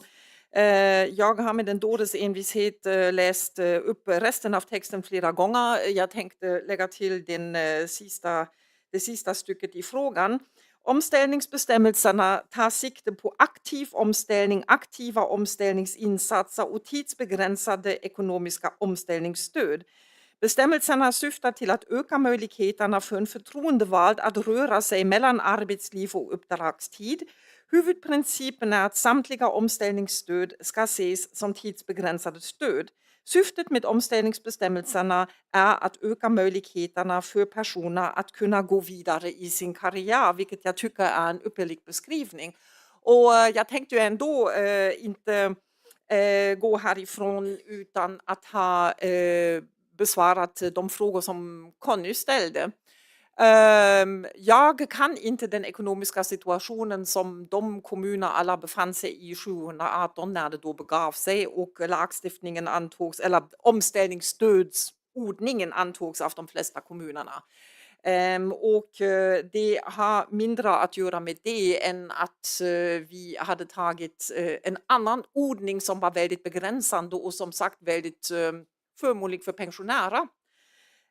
Med detta sagt är det illa beställt om hur många ungdomar som vill engagera sig politiskt. Nej, det kan inte vara så att de kanske tittar på enskilda personer och säger oj, den där personen har ju fått jättemycket pengar och därför blir det mycket mer attraktivt att ta på med ett politiskt ämbete. Däremot kan jag säga att jag har väldigt många kollegor i mitt eget parti som är 20 år yngre än jag. Det är de som inte kan komma eftersom det finns inga vikarier på jobbet. Det är de som har pusslet hemma med barn som föds, barn som blir sjuka. Man har 2 karriärer att omhänderta, man försöker att få till det så gott som möjligt. Och som oftast är det så att man plötsligen tappar 25 års tid eftersom man ville organisera sig politiskt när man var yngre och sen gick det helt enkelt inte under den tiden. Så nej, jag tror inte att det är 5 enskilda personer, om de nu är 5, som man tittar på och säger det här är den där modellen jag ska följa. Däremot tror jag på varför man har gjort omställningsstödet till det är, eftersom livet har förändrats och vi behöver fler unga i politiken som har möjligheten att få ihop ett demokratiskt liv med ett familjeliv och en yrkeskarriär. Det är inte som det brukade vara. Och än en gång, ju sämre förutsättningarna är, desto mer är det så att det är personer som inte är i arbetsför ålder som faktiskt engagerar sig politiskt, och så kan vi inte ha det. Så jag yrkar bifall till kommunstyrelsens förslag. Tack för det. Och då är det en ordningsfråga ställd. Varsågod.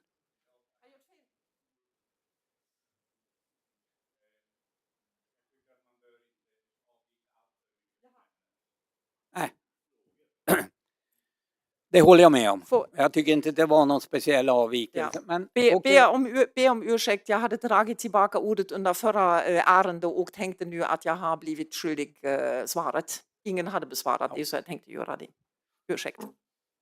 Då går ordet till Conny Sundqvist. Varsågod. Tack ordförande.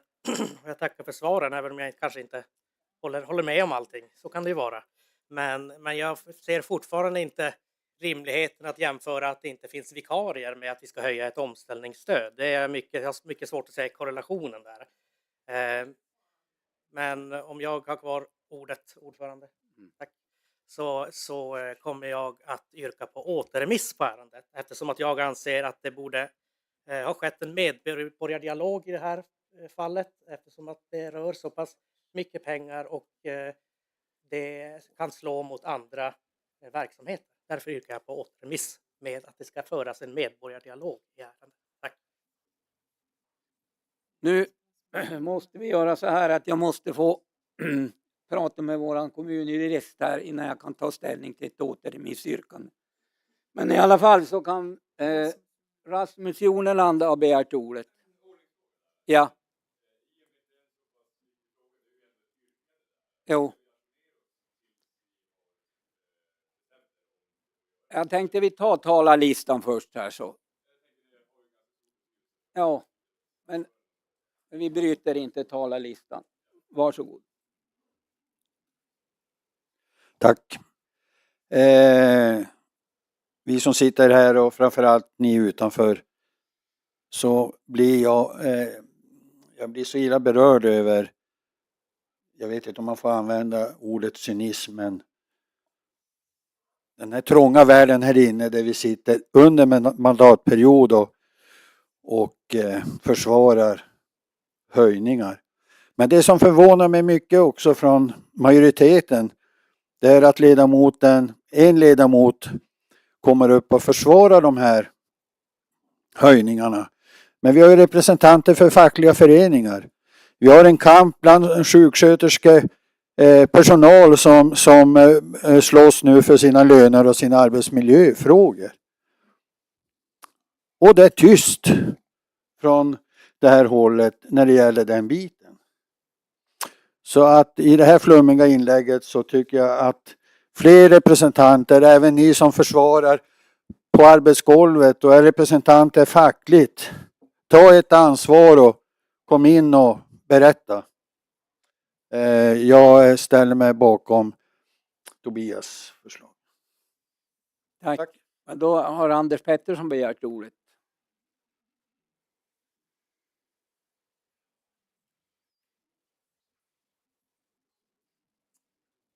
Tack ordförande. Beatrice säger som, jag tror att hon läste innantill faktiskt, motivet till att man går nu på det som SKR ger i sitt förslag. Ett av motiven är att de som har varit politiker ska ha möjlighet att gå vidare i sin karriär. Jag tror att det var ordagrant det som Beatrice läste. Att en förutsättning för att kunna gå vidare i sin karriär. Och då ställer jag mig frågan. Och jag ställer den frågan till centerpartister, till sjukvårdspartister och till ni socialdemokrater. Är det rimligt då, när vi då tittar på de här räkneexemplen som är redovisade, att om man avslutar sin politiska karriär, går tillbaka till sitt jobb och tjänar 35 000 i månaden, att man utöver den lönen ska ha rätt till en omställningsersättning på 48 578 kronor. Är det rimligt? Det är alltså, man har möjlighet att få ut betydligt mera pengar per månad eftersom de här bitarna inte ska samordnas det första året. Det är det förslaget som ligger. Inser ni det? Och tycker att det är rimligt? Alltså man får betydligt mer den dag jag går hem från det politiska uppdraget och går tillbaka till mitt gamla jobb. Eller till mitt nya jobb. Då får man mera pengar. Då handlar det väl inte om att gå vidare i sin karriär, Beatrice? Tack.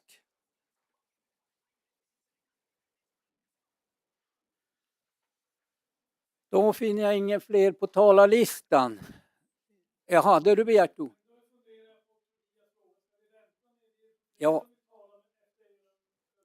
Ja, men jag vill göra talarlistan färdig först innan vi tar ställning till återremissyrkandet. Men vi ska göra så här nu att vi tar och ajournerar förhandlingarna. Ja, varsågod, du ska få ställa din ordningsfråga om jag får prata färdigt först.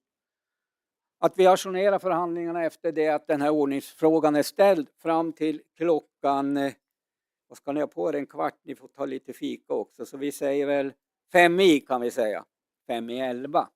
Så varsågod, då får du ställa din ordningsfråga. Tack. Det måste ju rimligtvis vara så att vi får fortsätta debattera efter pausen. Annars kan vi ju inte debattera själva återremissärendet. Det är klart. Tack. Ja, så är det. Då tar vi och ajournerar förhandlingarna till, vad var det jag sa? 5 i va? 5 i. 10:55. 5 i sa jag. Nej, 5 i.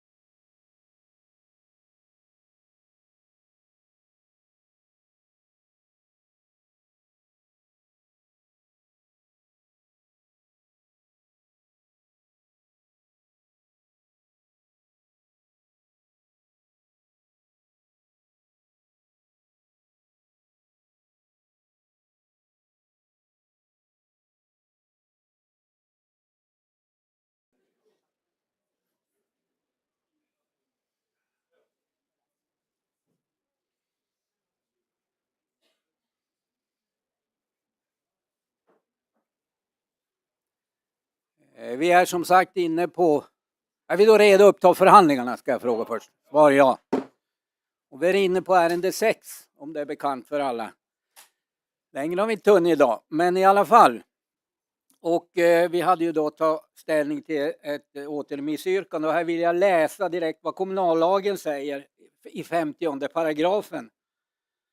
Den säger följande. Att ett ärende ska bordläggas eller återremitteras om det begärs av minst en tredjedel av de närvarande ledamöterna. Enkel majoritet krävs dock om ärendet tidigare bordlagts eller återremitteras på begäran av en minoritet. En bordläggning eller en återremiss i fråga om val krävs enkel majoritet. Ett ärende om extraval ska dock alltid bordläggas första gången det tas upp till behandling. Nej, det var inte relevant i det här. Men motivering till ett beslut om återremiss ska bestämmas av ledamöterna som begärt återremittering. Och vid flera motiveringar får ordförande pröva vilken motivering som biträds av minst en tredjedel av de närvarande ledamöterna. Så det är klart att ett återremissförfarande är möjligt. Så därför frågar jag fullmäktige, ska frågan avgöras idag? Ska frågan avgöras senare? Ja just det glömde jag. Varsågod. Det glömde jag. Jag ber om ursäkt. Nej, jag vet inte. Ordet är fritt. Om det är någon som vill fortsätta debatten så är det fullt möjligt, givetvis. Peter Bom har begärt ordet. Så var det.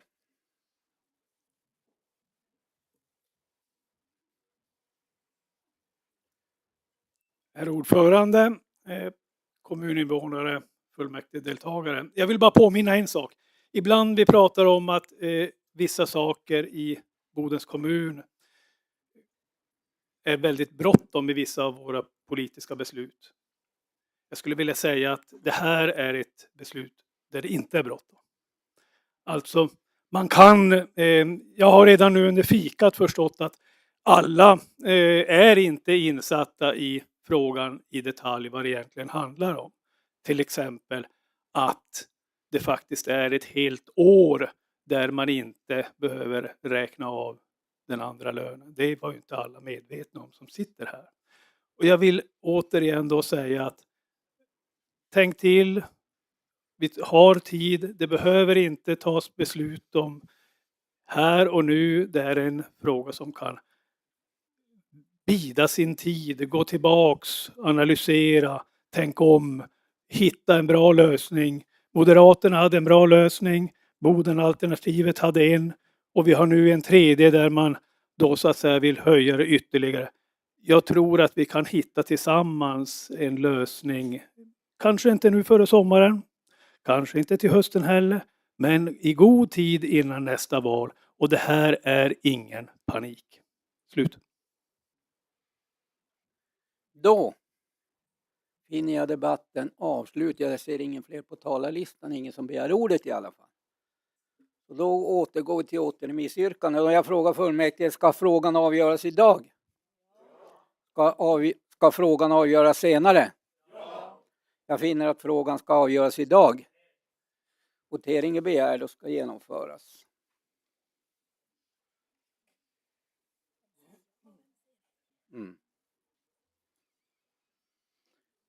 Då kör vi på samma sätt som tidigare. De som röstar enligt kommunstyrelsens förslag, det vill säga att anta. Vad nu då? Jo, återremiss, ja. Jo.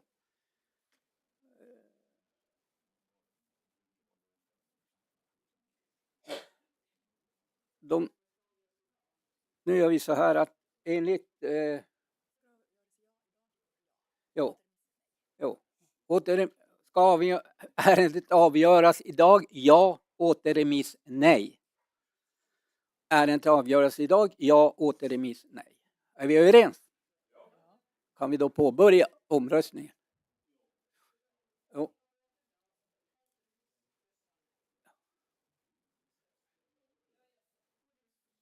Återremiss? Ja.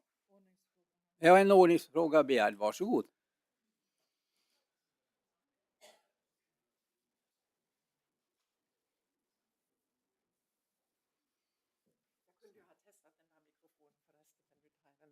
Jo, förlåt att jag avbryter processen, men det var kanske eftersom jag var för kaffesugen. Men vad är motivationen till återremissyrkandet? Det var det jag inte hörde. Eller nej, det stämmer inte, förlåt. Jag hörde någonting om en medborgardialog och det kan ju inte vara ett krav på en återremiss. Men det kan vara att jag bara hörde hälften, så jag tänkte jag fråga. Ja, varsågod. Ja, då. Där är vi överens. Återremiss, nej. Och avgöras idag.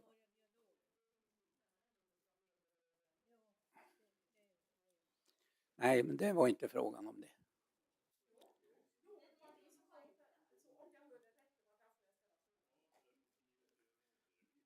Motivet till en återremiss enligt följande. Det var så här som sekreterarna uppfattade. Du kan läsa. Som Conny Sundqvist yrkade så yrkade han att ärendet ska återremitteras med motiveringen att det ska ske en medborgardialog i ärendet.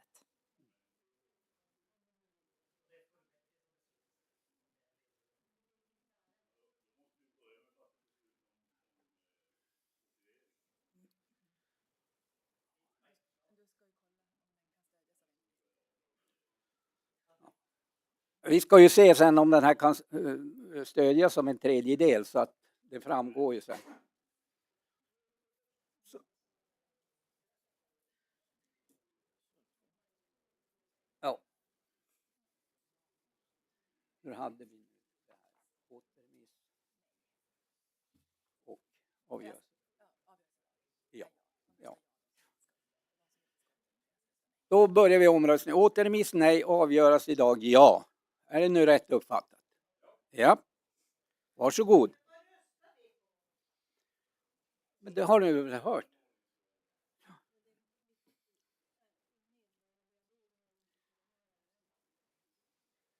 En ordningsfråga begärd. Varsågod.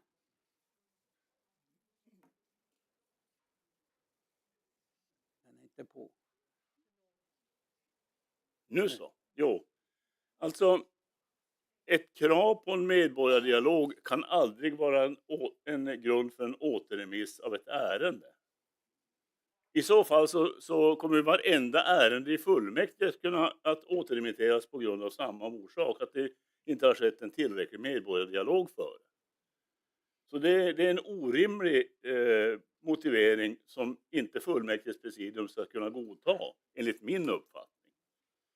Om det däremot är någonting annat som avses med en medborgardialog än att vi ska, ja, jag vet inte hur en sån medborgardialog i så fall i det här ärendet skulle kunna gå till. Men det är ju liksom en annan sak. Utan det enda som kan hända då, det är ju att vi sen i ett senare skede får tillbaka frågan i samma skick som den är nu. För en dialog, hur det ska gå till, det måste ju fullmäktiges presidium i så fall reda ut med oss i fullmäktige innan vi kan ta ställning till återremissyrkandet. Tack för det. Då lämnar jag ordet till Conny Sundqvist, Vänsterpartiet. Varsågod, Conny. Det verkar vara väldigt svårt för Socialdemokraterna att acceptera just det här fallet, att det är kommunfullmäktige som bestämmer vad som är en rimlig motivering till en återremiss. Och det här är inte ett nytt ärende. Det handlar om mer informationsinhämtning från våra medborgare och det var deras åsikter i det här ärendet. En ordningsfråga. Alltså, Ja, man kan väl varsågod. inte sitta från bänken och kommentera Nej. de som är i talarstolen. Nej, men alltså jag hör inte. Nej, men det är riktigt. Inga kommentarer från talarstolarna, från bänkarna, utan ni går upp i talarstolen och begär ordet. Kan vi vara överens om det i fortsättningen? Tack. Varsågod, Leif Pettersson har begärt ordet. Alltså att fullmäktige fattar beslut om man ska en återremiss eller inte, det är ju fullständigt självklart. Men motiveringen till återremissen måste ju rimligtvis den som ställer kravet på återremiss komma med. Och en medborgardialog är enligt min uppfattning inte en möjlig väg eller en möjlig orsak till en återremiss. Och där måste fullmäktiges presidium faktiskt sätta ner foten och säga, är det verkligen möjligt att på den vaga grunden som jag måste påstå, att återremittera ett ärende? För i så fall så vet inte jag vart vi hamnar i framtiden. Hade du begärt ordet? Ordningsfråga i Leif Petterssons anförande. Ja, varsågod. Återigen. Det är motiveringen fullmäktige beslutar om den är godkänd när återremissen får ett ja eller ett nej. Min motivering är att vi ska ha mer medborgardialog. Socialdemokraterna säger att vi ska ha mindre medborgardialog i ärendet. Och därför fortsätter vi att debattera frågan fast det står tydligt i kommunallagen oavsett vad Leif Pettersson anser om det. Tack. Jo, nej men får jag nu läsa vad som står i skriften? Då står det på följande sätt. Motivering till ett beslut om återremiss ska bestämmas av de ledamöter som begärt återremittering. Vid flera motiveringar får ordförande pröva vilken motivering som biträds av minst en tredjedel av de närvarande ledamöterna. Är det klart? Ordförande. Ja, varsågod. Ja, enligt min uppfattning så är det då alltså Conny Sundqvist som är skyldig att komma med en godtagbar motivering till ett återremissyrkande. Det är inte så att det är fullmäktiges beslut om återremiss eller inte som det handlar om. Så man måste först motivera varför man ska ha en återremiss. Sen kan vi fatta beslut om återremiss eller inte. Så måste ju den rimliga ordningen vara. Och en medborgardialog är enligt min uppfattning inte tillräckligt. Men det får i så fall fullmäktiges presidium med. Ja, precis. Det är upp till oss. Ordet har begärts av Conny Sundqvist och sen Bosse Strömbäck. Varsågod. Det här börjar bli parodiskt, Leif Pettersson. Kommunallagen säger tydligt att det är kommunfullmäktige som beslutar om en motivering är godkänd eller inte. Och det krävs en tredjedels majoritet. Jo, det är exakt så det står i kommunallagen, Leif Pettersson. Det står ingenting om att kommunfullmäktige ska godkänna motiveringen före en omröstning. Och jag har kommit med en motivering som kommunfullmäktige beslutar om. Nu får ni skärpa er här alltså. Inga kommentarer från bänkarna i fortsättningen. Då avbryter jag sammanträdet. Är det klart? Åter till talarlistan. Ja, det var en enkel ordningsfråga. Min uppfattning var att ordföranden hade gått till beslut om processen. Och när ordföranden hade gjort det, då är all övrig diskussion provokation mot ordföranden och fullmäktige. Tack så mycket för det. Var det någon fler som hade begärt ordet? Beatrice hade begärt ordet. Beatrice Öhman, Socialdemokraterna. Varsågod.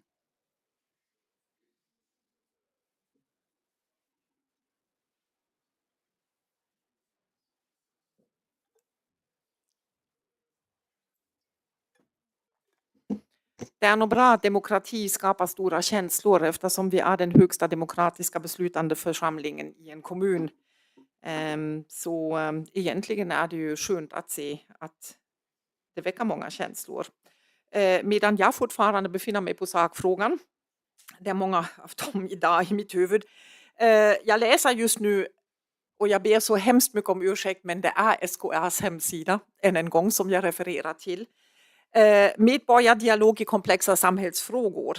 I komplexa samhällsfrågor som riskerar att skapa spänning och konflikt behöver de som är berörda involveras i problemformulering och lösningar. Medborgardialog är ett sätt att göra det på, men arbetssättet måste anpassas efter situationen. SKR har tillsammans med forskare, kommuner och regioner utvecklat en modell för medborgardialog i komplexa samhällsfrågor som ett stöd hur kommuner och regioner kan arbeta. Kommuner som har använt modellen har arbetat med frågor som förtätning av områden, nedläggning av skolor, integration, segregation, ökad trygghet och barns möjligheter att växa upp utan våld. Kommuner och regioner kan få stöd i arbetet med dialoger i komplexa samhällsfrågor. Vill du veta mer, kontakta SKR. Och då är det ju så att när det är samhällsförändringar, det gör vi ju jättemycket i Bodens kommun när det gäller antagande av översiktsplan, fördjupad översiktsplan, alla förankringsmöten som vi för när någonting ska byggas och förändras. Och det är ju väldigt viktigt att göra det.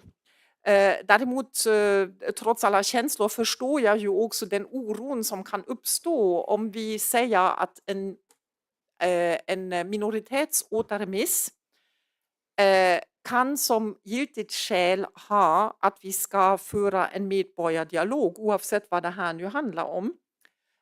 Då betyder det egentligen att varenda gång en tredjedel av kommunfullmäktige inte är nöjd med beslutet, istället för att kräva mer utredning eftersom man känner att man inte har bottnat i frågan, få en medborgardialog, då är det så att vi faktiskt alltså förflyttar varenda ärende som återremitteras på det sättet till en medborgardialog som ska utföras i Bodens kommun. Vilket jag anser också är en massiv, alltså organisatorisk belastning.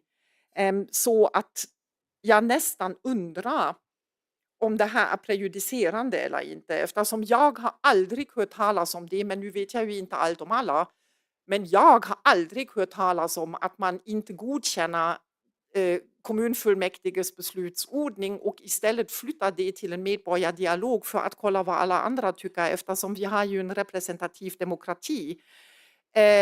Alternativet som ofta väljs i kommuner är ju till exempel att man har en folkomröstning, där man rullar igång eftersom man känner, jag kommer inte ihåg hur många röster man behöver inom befolkningen för att få en folkomröstning verkställd. Men även där finns det ju då alltså begränsningar så att man inte hamnar i, alltså så att det ersätter den representativa demokratin. Så det är egentligen det jag undrar, alltså går det att göra på det sättet? Alltså är medborgardialog enligt kommunallagen någonting som då ersätter beslutsfattande processen i kommunfullmäktige? Alltså jag blir väldigt förvirrad över det. Och som sagt, jag tycker att det är fullständigt precis som sägs, det är presidiet som då alltså äger ju motiveringen till återremiss. Men jag, inte för att nu obstruera eller göra någonting, jag vill veta om man får göra så och också fundera vidare på vilka konsekvenser det kan ha för vår lokala demokrati om vi inför det som en återremissmekanism att ha en medborgardialog istället för att ha medborgardialogen innan man kommer till ett beslutsunderlag. Tack.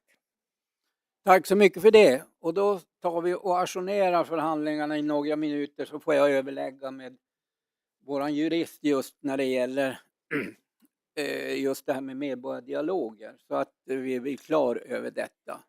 Så vi tar och ajournerar oss några minuter.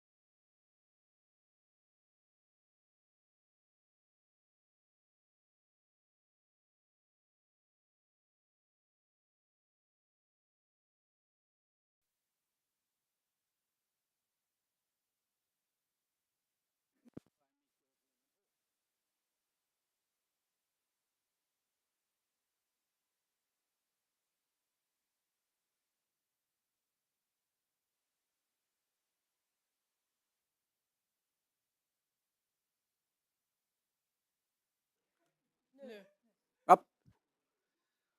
Är vi då redo att ta förhandlingarna? Svar ja. Då ska vi göra så här att vi då tar ställning till återremissyrkandet och sen vad själva återremissyrkandet innebär, det får vi ta ställning till senare. Men nu ska vi kolla om det här nu vinner en tredjedels majoritet. Så då frågar jag har ju ställt frågan tidigare men jag frågar i alla fall, ska frågan avgöras idag? Ska frågan avgöras senare? Ja. Och det innebär ju då att vi ska gå och rösta här. Voteringen är ju begärd och frågan är ju då följande voteringsproposition. Avgörs frågan idag svarar ni ja, återremiss nej. Är det klart? Så får vi se om det vinner en tredjedels majoritet där. Då kör jag. Avgörs idag ja, återremiss nej. Ja, varsågod. Claes Nordmark. Beatrice Öhman. Tobias Sundberg. Johan Lund. Patrik Gustafsson. Anders Pettersson. Anna Selin. Astrid Sundström Lindström. Margit Hanny Durander. Lars-Åke Wikström. Conny Sundqvist. Håkan Jansson. Lena Goldkull. Glenn Blom. Peter Kristoffersson Lommaka. Katrin Isaksson. Peter Bom. Emma Snellman. Susanne Törnäs.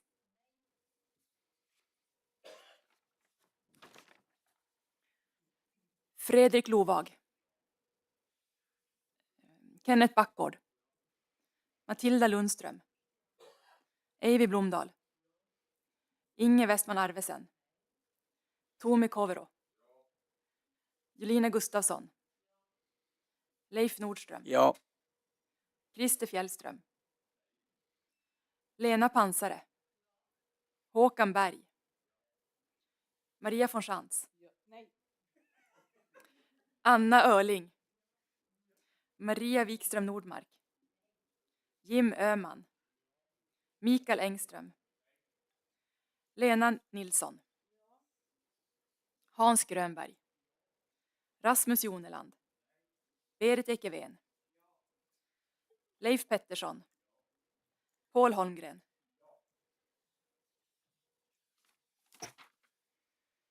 Göran Ahlman. Helena Isaksson. Jan-Olof Nylander.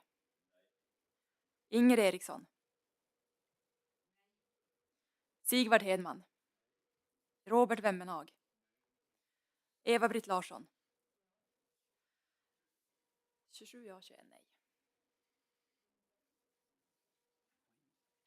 Minoritetsåterremiss. Jag vet inte om vi behöver kolla med våra... Nej, utan utröstningen har ju utfallit enligt följande 27 ja, 21 nej. Det innebär ju då att vi har en tredjedels majoritet för ett återremissyrkande och i enlighet med den motivering som då har sagts. Och vad det då innebär det får vi då hantera senare. I och med det så är ärendet återremitterat.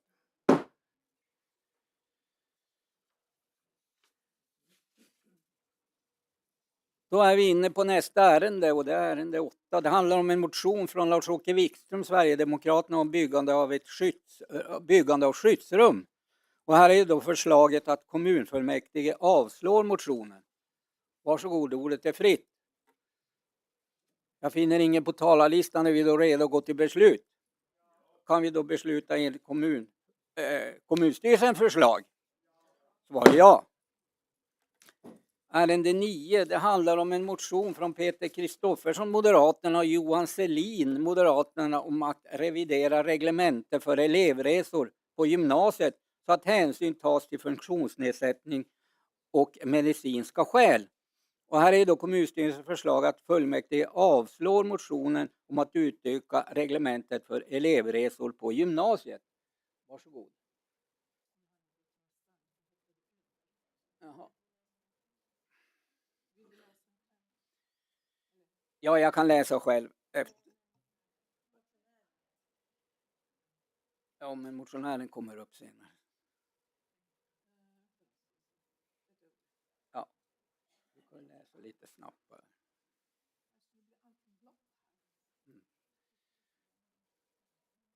Men motionären kan ju komma fram. Jag tror inte vi behöver.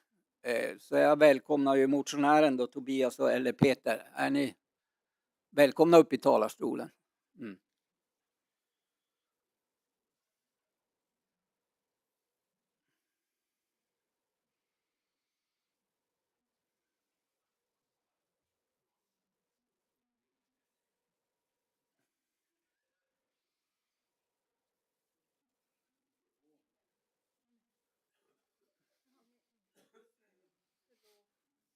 Så. Tacka för svaret, utredningen. Kan väl bara konstatera att vi beklagar att vi inte kan göra mer för de särskilt utsatta i Bodens kommun. Tack. Tack så mycket för det. Och då har Lena Golkull begärt ordet. Varsågod.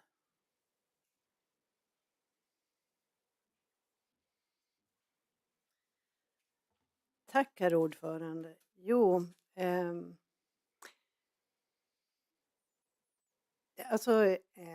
jag börjar så här. Det är ju, jag tänkte jag skulle läsa upp lite grann av svaret varför vi faktiskt avslår den här motionen. Det är olika lagstiftning som styr kommunens skyldigheter när det gäller grundskolans skolskjuts och när det gäller gymnasiets elevresor, som det heter. Så att man kan inte jämföra gymnasieelevers elevresor med den kostnadsfria skolskjuts som finns för grundskola. Och gymnasieelever som har en färdväg på minst 6 kilometer mellan hem och skola har enligt lagen rätt till stöd.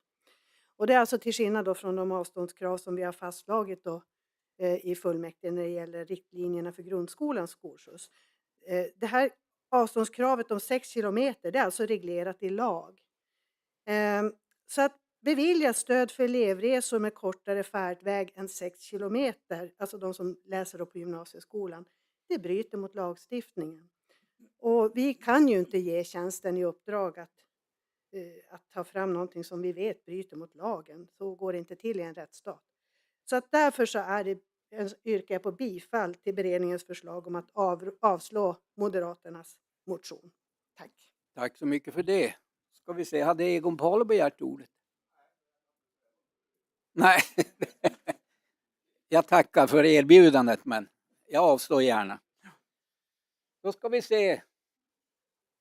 Vi har ingen fler på talarlistan när vi då redo att gå till beslut. Då har vi 2 förslag till beslut. Dels kommunstyrelsens förslag att avslå motionen och sen som då stöds av Lena Golkull. Du yrkade inte? Nej, du yrkade inte bifall till motionen. Det förutsatte jag, ursäkta. Och då har vi bara ett förslag till beslut, det vill säga kommunstyrelsens förslag att fullmäktige avslår motionen med att utöka reglementet för elevresor på gymnasiet. Kan det också bli fullmäktiges beslut? Svar ja. Ärende 10, det handlar om fastställande av en trygghetsplan 2024 till 2028 samt godkännande av utvärdering av trygghetsplan 2021 till 2023. Och här är ju kommunstyrelsens förslag till beslut att fullmäktige beslutar fastställa trygghetsplan 2024 till 2028 inklusive bilaga, lägesbild och åtgärdsplan 2024 till 2026. Samt att fullmäktige uppdrar åt kommunstyrelsen att samordna och följa upp genomförandet av trygghetsplanen. Samt att fullmäktige godkänner presenterad utvärdering av trygghetsplan 2021 till 2023. Jag tror inte vi behöver läsa. Ja, vi kör så. Varsågod, ordet är fritt. Johan Lund hade begärt ordet. Ursäkta Johan, du är så liten man ser inte.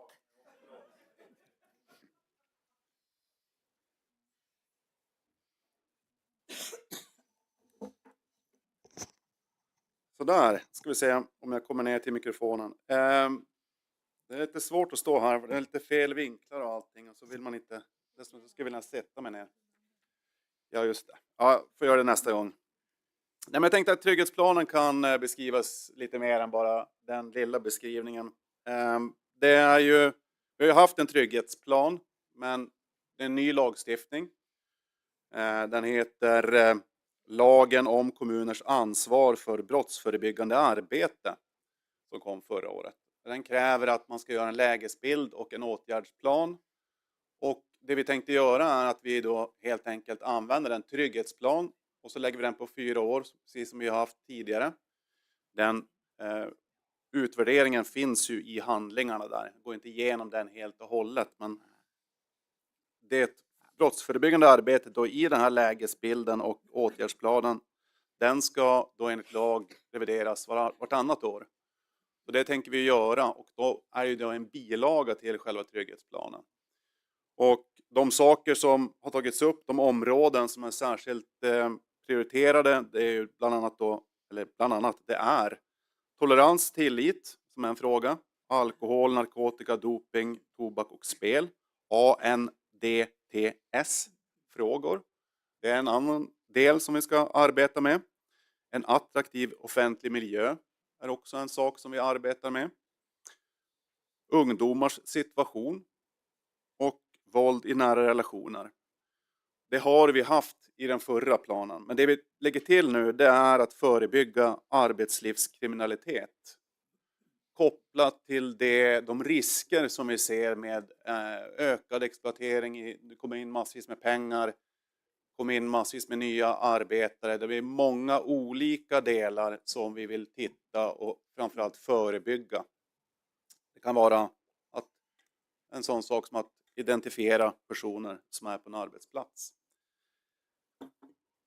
Så att det här är en bra sak att göra på det här sättet. Jag tycker lagen kommer till sin rätta i en kommun. Och utvärderingen visar ju på att Bodens kommun är en trygg kommun. Det betyder inte att vi är nöjda bara för att vi kan se att Boden är en trygg kommun. Utan på varenda punkt vill vi ju förbättra oss. Jag stannar där. Tack så mycket för det. Då har Egon Paul begärt ordet och sen du hade begärt ordet och Susanne Törn. Varsågod.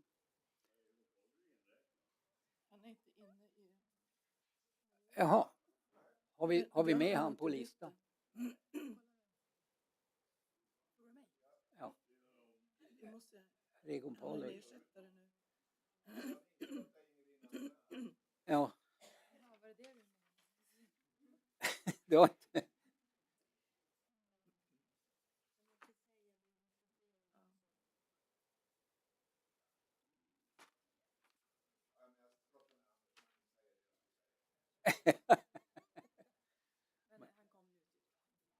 Ja.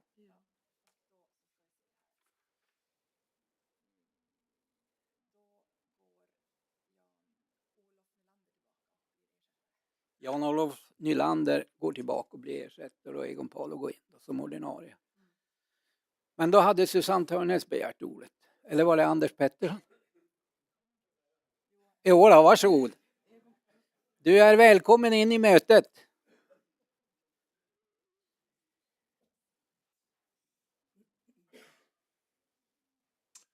Ordförande, ledamöter, presidium och åhörare. Jag hoppas det är alla i Boden som är intresserade av det här.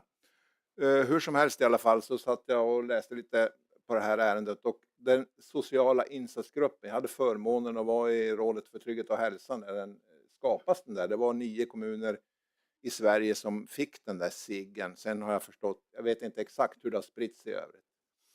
Men där står det att polisen initierar insatser som SIG-gruppen så att säga. Som då består av polisen, socialtjänsten och skolan. Jag är personligen övertygad, Johan, om att den första indikationen om att något inte är som det ska, den sker i skolan. När man börjar få ofrivilliga frånvaron eller oförklarliga frånvaron. Och jag skulle vilja lyfta det bara. För den där SIG-gruppen, jag har till och med en egen liten folder här som jag fick då. Jag tycker den är jättebra. Om man får ett bra samverkan mellan socialtjänsten, skolan och polisen. Jag ville bara säga så. Tack för ordet. Jag har ingen annan uppfattning. Johan säger säkert något klokt sen, hoppas jag. Mm. Tack för ordet.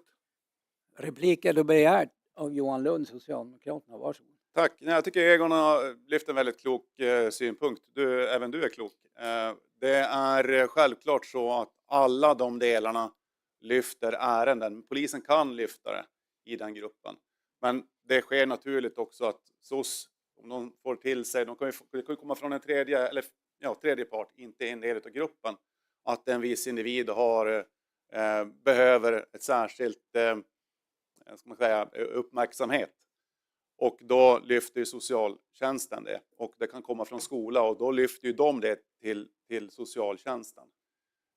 Att just i det här forumet och att man uttrycker det på det sättet, det ska jag inte lägga mig i, utan det är så man har valt att uttrycka sig. Men jag vet att både skola, SOS och polis kan lyfta det på det sättet. Mm. Tack. Vill du ha en svarsreplik, Egon? Varsågod. Ja.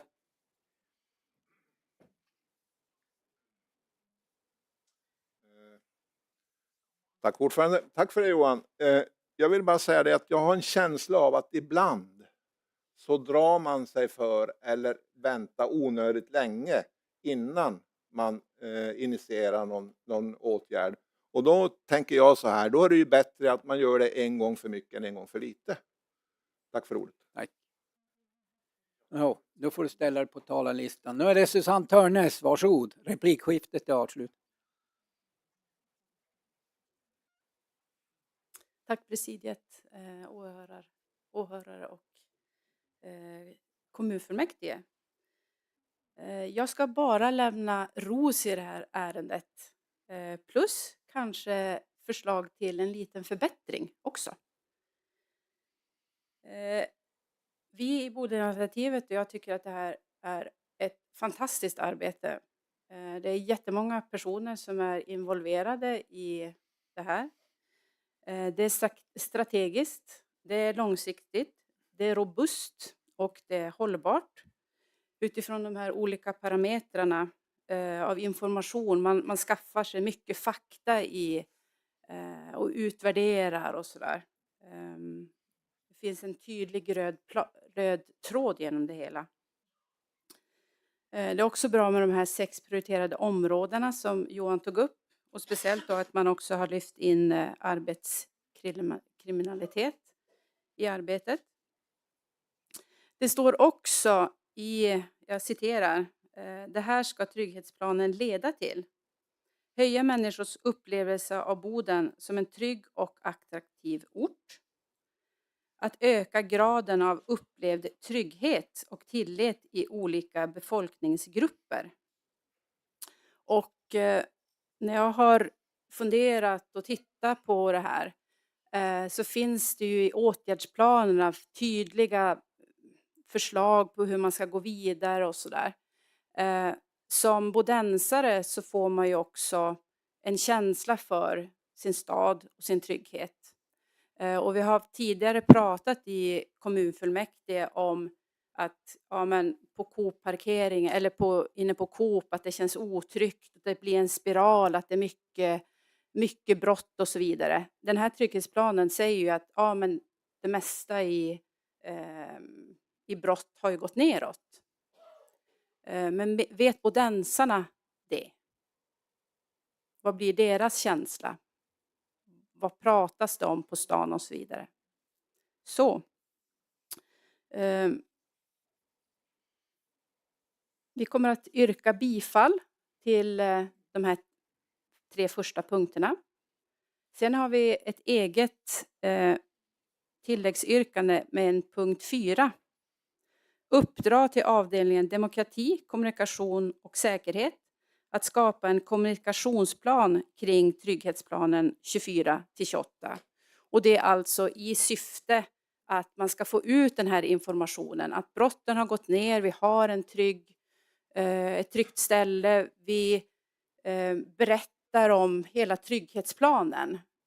För det behöver komma ut. Det är alltid svårt med kommunikation, men vi behöver berätta för medborgare om det bra arbete som vi gör. Tack. Tack så mycket för det. Du Susanne, kan du... Jo, det var bra. skrivit ner det också.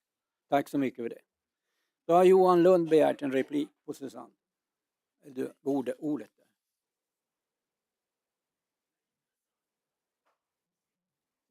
Ja, tack för det. Susanne, jag skulle vilja...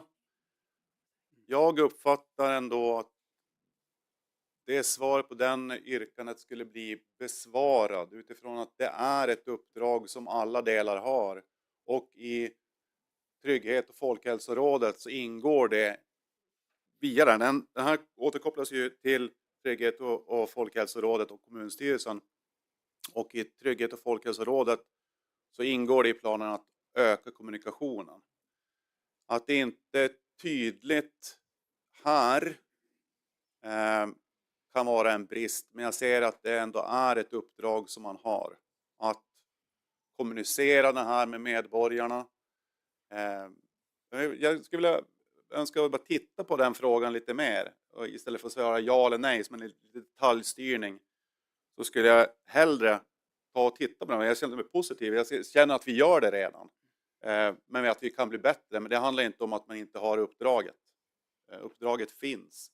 Uppfattar jag det som. Och sen... nej, jag tror jag stannar där. Jag tror det var tydligt nog vad jag tänkte. Mm. Då har Susanne också begärt replik där. Varsågod Susanne. Tack. Jag tänker så att om uppdraget redan finns, då är det ju bara bra att det blir ännu tydligare att det här får ta plats. För det behöver verkligen ta plats. Tack. Mm. Och där är ett förtydligande också Susanne, att du kan inte uppdra till avdelningen demokratikommunikation utan det blir ett uppdrag till kommunstyrelsen att skapa den här kommunikationsplanen. Är vi överens där? Mm. Ja. Mm. Mm. Mm. Då har vi 2 förslag till beslut här. Dels så har vi kommunstyrelsens förslag till beslut som då stöds av Johan Lund. Och sen har vi då Susanne Törners förslag med tilläggsyrkande. Hon bifaller ju punkterna 1, 2 och 3 men har ett tilläggsyrkande då på punkten 4. Kan vi hantera dem på så sätt då? Så tar vi först ställning till... Vill du säga någonting Pettersson? Jag ser att du sitter och klurar. Ja. Nej, jag tänkte bara för ordningen skulle det väl lämpligt att vi tar ställning till det här förslaget och så tar vi ett särskilt beslut om tilläggsyrkandet. Ja, det var tanken. Okej, då är vi på samma linje. Är vi då överens? Kan vi då besluta då tar vi först ställning och besluta enligt kommunstyrelsens förslag. Kan vi göra så? Och när det gäller tilläggsyrkandet, beslutar vi enligt tilläggsyrkandet? Jag hörde inte. Ja. Tilläggsyrkandet var följande. Uppdra till avdelningen eller uppdra till kommunstyrelsen att skapa en kommunikationsplan kring Trygghetsplan 2024-2028. Så var tilläggsyrkandet. Är det rätt uppfattat? Kan vi då besluta enligt tilläggsyrkandet? Jag finner att vi har beslutat enligt tilläggsyrkandet.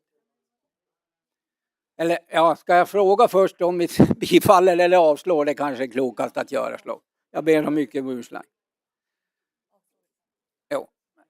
Ja, varsågod. En ordningsfråga begär. Det kom inget annat yrkande.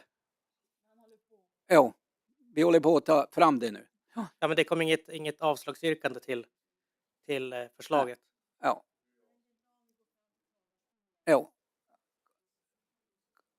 Nu tar vi det så här. Vi har ju fått ett förslag till ett tilläggsyrkande.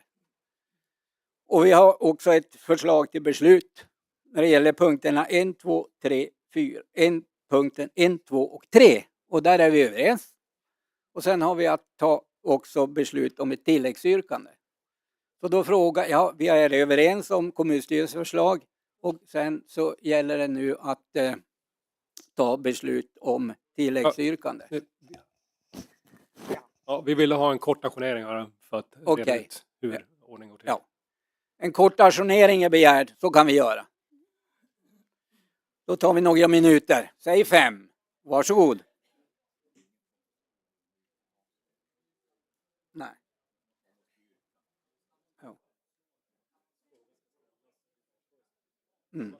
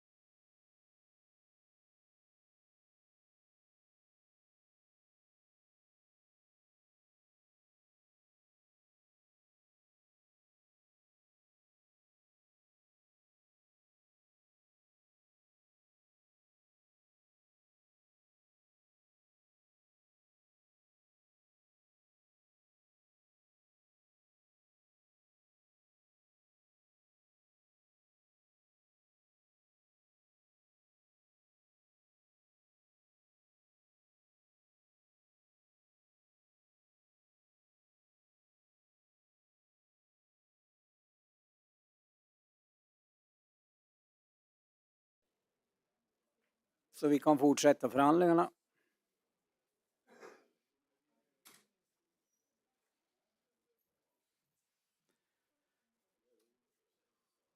Vi har ju tidigare beslutat att bifalla kommunstyrelsens förslag när det gäller punkterna 1, 2, 3. Och sen har vi att ta ställning till ett tilläggsyrkande från Susanne Törnäs när det gäller att uppdra till kommunstyrelsen att skapa en kommunikationsplan kring trygghetsplan 2024-2028. Så då frågar jag fullmäktige, bifaller vi tilläggsyrkandet? Avslår vi detsamma? Jag finner att vi har avslagit detsamma. Ja. Varsågod.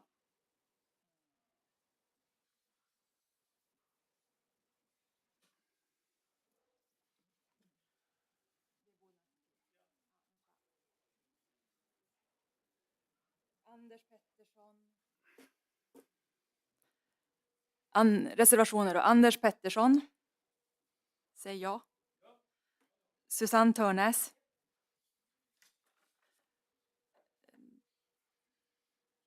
Mikael Engström.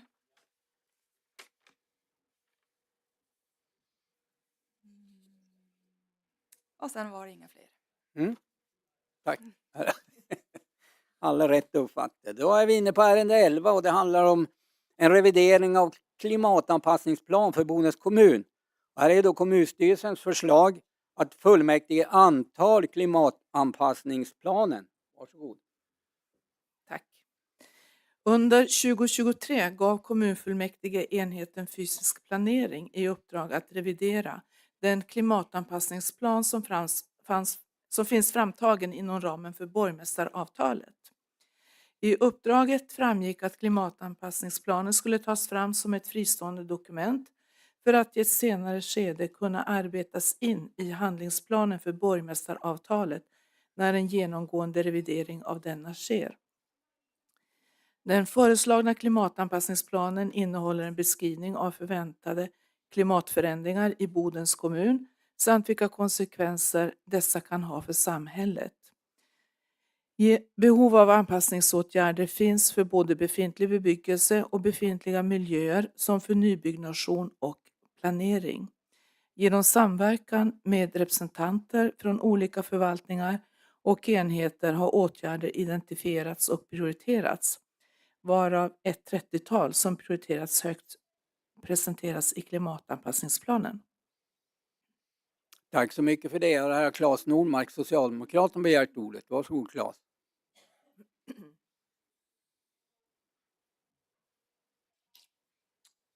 Tack så mycket ordförande. Det har blivit allt tydligare hur viktigt arbetet med klimatanpassning är. De översvämningar och de värmeböljor som vi sett både i Sverige, Europa och i världen har blivit allt vanligare på senare tid och de har nog knappast undgått någon. I Bodens kommun så har arbetet med klimatanpassning pågått länge. Anpassning till ett förändrat klimat, bland annat en viktig del i arbetet med översiktsplaneringen. I fjol så blev Bodens kommun utsedd till en av toppkommunerna i rankingen över hur långt Sveriges kommuner har kommit i sitt klimatanpassningsarbete. Den rankingen är genomförd av Svenska miljöinstitutet IVL och Boden blev i fjol rankad som nummer 2 i hela landet. Och det är tråkigt att arbetet behöver genomföras och det är vi människor som ligger bakom klimatförändringarna. Men Bodens topplacering visar ändå att vi är redo för den förändring som pågår. Och i Boden så arbetar vi också aktivt med att trycka tillbaka klimatförändringarna. Dels genom vårt arbete med att tillsammans med H2 Green Steel revolutionera stålbranschen. Idag en av världens mest smutsiga branscher med utsläpp av koldioxid. Samt att vi på det stora hela ju är en kommun som arbetar väldigt aktivt med att ställa om både samhälle och industri till att släppa ut mindre växthusgaser. Så ordförande, jag yrkar bifall till det väl genomförda och nödvändiga förslaget till revidering av klimatanpassningsplanen för Bodens kommun. Tack. Tack så mycket för det. Ordet är fritt. Jag finner ingen på talarlistan. Är vi då redo att gå till beslut? Jaha, hade Egon Paul. Du får vara lite snabbare.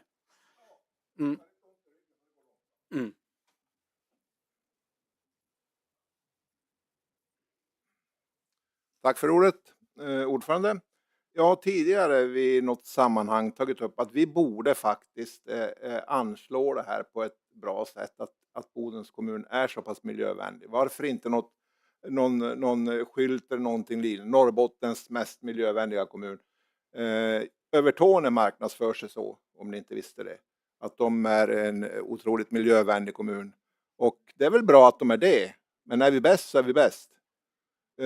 Jag vet inte om vi behöver komplicera det med en motion eller om vi bara kan bestämma så här på flying. Men annars så bifall till planen. Tack så mycket för det. En kort replik då. Claes, varsågod. Tack ordförande. Tack Egon för alldeles utmärkt förslag. Det brukar skickas ut pressmeddelanden och annat i samband med att vi får topprankingarna. Men jag tycker det är en god idé. Jag ska ta den vidare in till tjänstepersoner och se vad de säger om vi kan på något sätt göra något bra av det. Jag tycker det är väldigt klok idé. Jag ska försöka komma ihåg att göra det, ja. Tack så mycket för det. Jag finner inga fler på talarlistan. Är vi då redo att gå till beslut? Beslutar vi då enligt kommunstyrelsens förslag att fullmäktige antar klimatanpassningsplanen. Då gör vi så att vi tar lunch. Klockan är närmare 12 och jag tror inte vi hinner med ett ärende till. Så att vi återsamlas då klockan 13.00 för nya tag. Vi ajournerar förhandlingarna.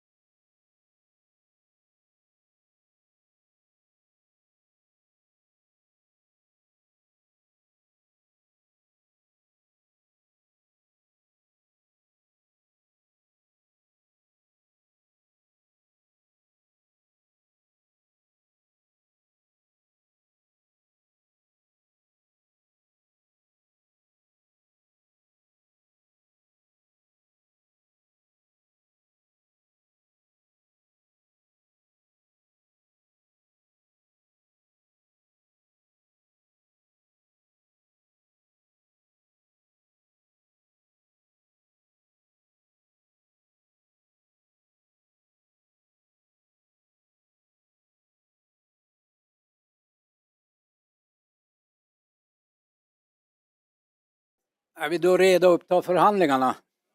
Svar ja. Då är vi inne på ärende 12 som handlar om antagande av en integrationsstrategi 2024 till 2030. Och här är då kommunstyrelsens förslag att fullmäktige antar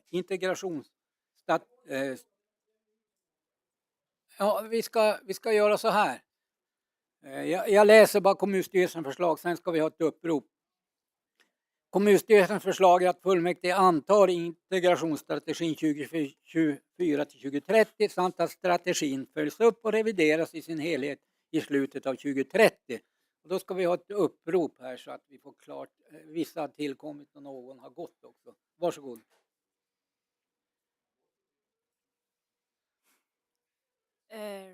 Jag tänker att jag ropar upp dem som var här före lunch.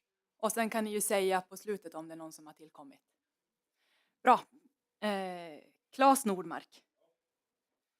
Beatrice Öhman. Tobias Sundberg. Johan Lund. Patrik Gustafsson. Anders Pettersson. Anna Selin. Astrid Sundström Lindström. Margit Hannedrander. Lars-Åke Wikström. Conny Sundqvist. Håkan Jansson. Lena Goldkull. Glenn Blom. Peter Kristoffersson Lomaka. Katrin Isaksson. Peter Bom. Emma Snellman. Susanne Törnäs.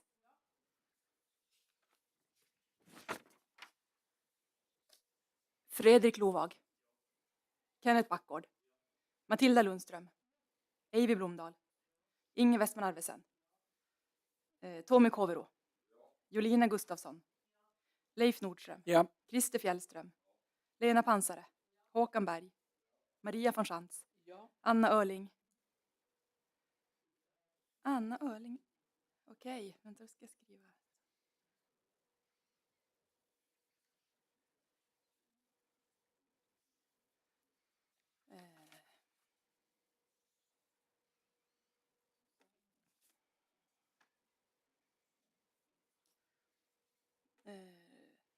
Jag fortsätter lite och kollar ifall det är någon fler innan jag säger någon ersättare på henne. Maria Wikström Nordmark. Jim Öhman. Mikael Engström. Lena Nilsson. Egon Palo. Hans Grönberg. Rasmus Joneland. Berit Ekeven. Bra. Leif Pettersson. Paul Holmgren. Susanne Holmgren. Och Lise-Marie Nilsson och Lennart Synnergren är fortfarande borta. Bra, då sätter vi in Katarina Palm som rösträtt. Nej men förlåt, jag hade kladdat så mycket på den raden. Susanne Holmgren får tillbaka rösträtten.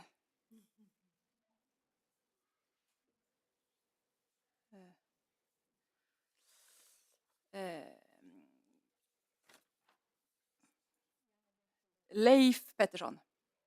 Paul Holmgren. Susanne Holmgren. Katarina Palm. Torbjörn Larsson. Harry Hannu. Maria Hedmark. Lars Nilsson. Eini Simu.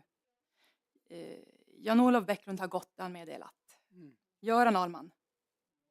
Helena Isaksson. Jan-Olof Nylander.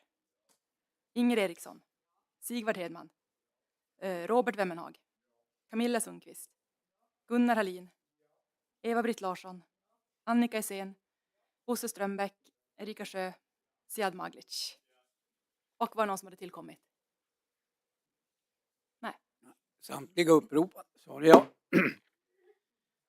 Beskrivning av ärendet, varsågod.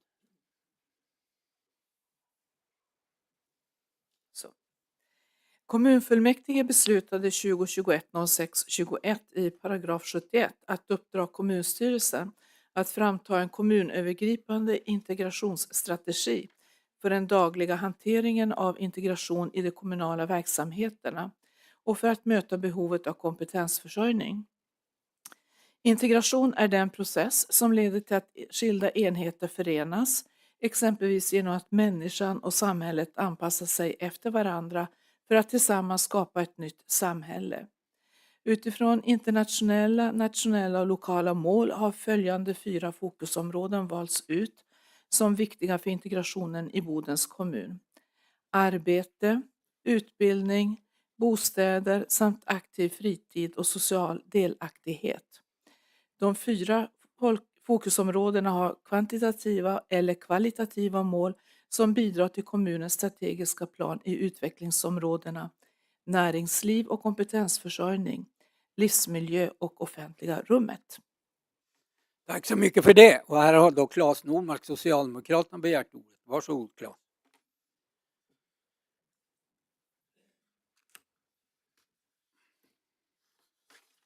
Tack så mycket ordförande. Det är ju ingen direkt hemlighet att vi behöver bli fler invånare i Boden. Fler som jobbar, fler som bidrar till samhället, fler som är delaktiga i allt det vi har som är på gång här. Och ett bra sätt att bli fler är att faktiskt ta hand om de som har kommit hit från andra delar av världen och erbjuda dem att komma in i vårt samhälle.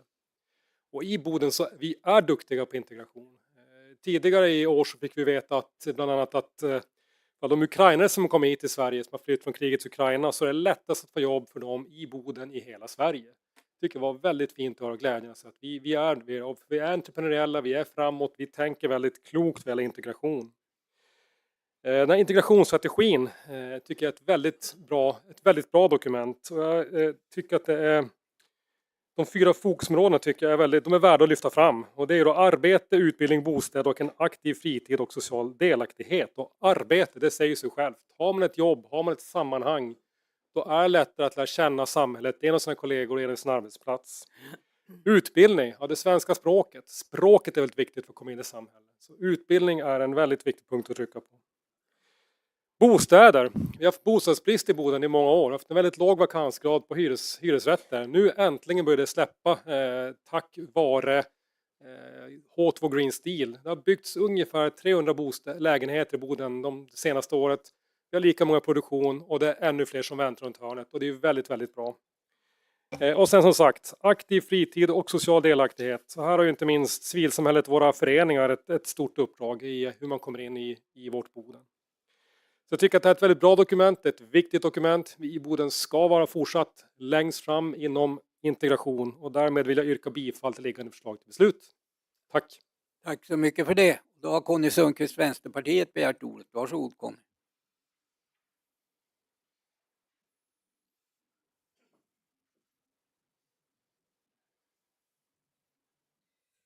Tack ordförande. Jag har inget annat yrkande utan jag yrkar bifall till integrationsstrategin. Men jag vill ändå lyfta några saker. Jag läser de här 8 inriktningarna som vi har här. Jag brukar väl kanske inte läsa upp dem utan de står ju tydligt för alla i salen i alla fall. Det jag märker är att det tyvärr är väldigt stort fokus på hur de som kommer till Boden och Sverige ska anpassa sig till oss. Medan integration för mig är att vi ska finna varandra. Och vi ska även ta del av kulturen som de bär med sig från sina hemländer. Och det hade jag velat ha lite mer av i integrationsstrategin. Men annars tycker jag det är ett väl genomfört dokument och jag yrkar bifall. Tack så mycket för det. Då har Beatrice Öhman begärt ordet. Varsågod, Socialdemokraterna.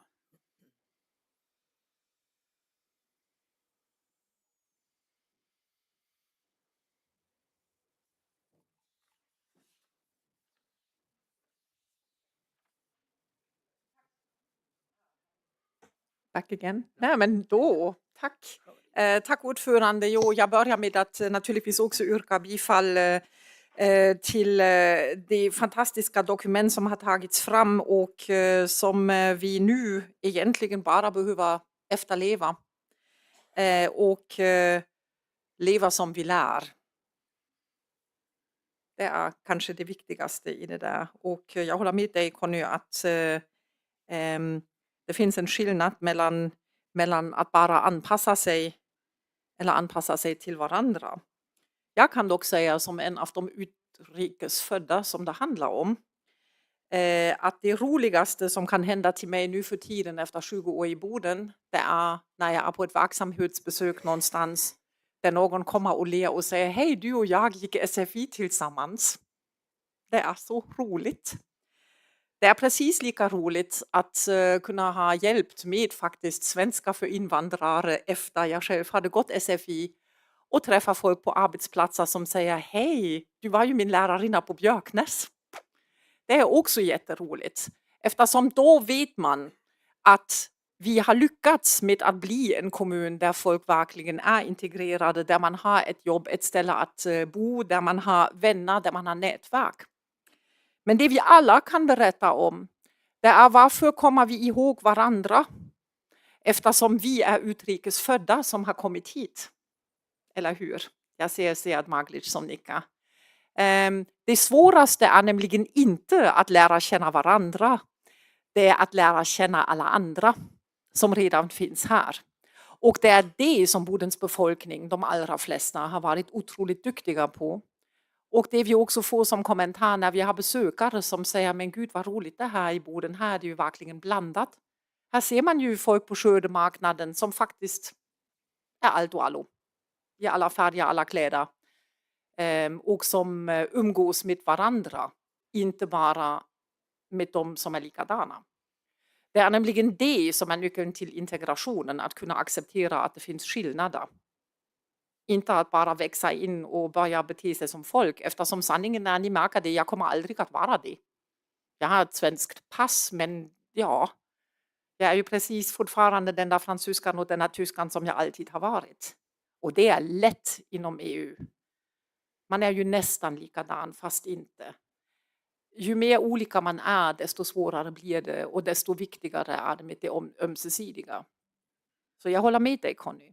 Däremot är det allra viktigaste som vi har som uppdrag, det är att göra precis det som står här. Och det är nämligen att skapa den bottenplattan som ger folk förmågan att kunna fungera i det samhället som de har kommit i. Och då har jag haft det jättelätt jämfört med många andra. Och ändå det är jätteroligt att vara hos tandläkaren och en tandhygienist som säger hej, kom ihåg, vi gick SFI tillsammans. Det är det handlar om, vardagen. Tack för det. Och se att vi har inga fler på talarlistan när vi då är redo att gå till beslut. Kan då fullmäktige besluta enligt kommunstyrelsens förslag? Svar ja. Nästa ärende 13, det handlar om fastställande av verksamhetsområde för kommunalt vatten och avlopp Vändträsk. Och här är då kommunstyrelsens förslag att besluta att de föreslagna gränserna för verksamhetsområde Vändträsk för vatten respektive spillvatten enligt bilagda kartor fastställs. Samt att tidigare beslutade gränser för verksamhetsområde i Vändträsk upphör att gälla. Varsågod, ordet är fritt. Jag finner ingen på talarlistan. Är vi då redo att gå till beslut? Kan vi då besluta enligt kommunstyrelsens förslag? Svar ja. Nästa ärende är också utökning av ett verksamhetsområde för kommunalt vatten och avlopp. Men här gäller det då Unnbyn.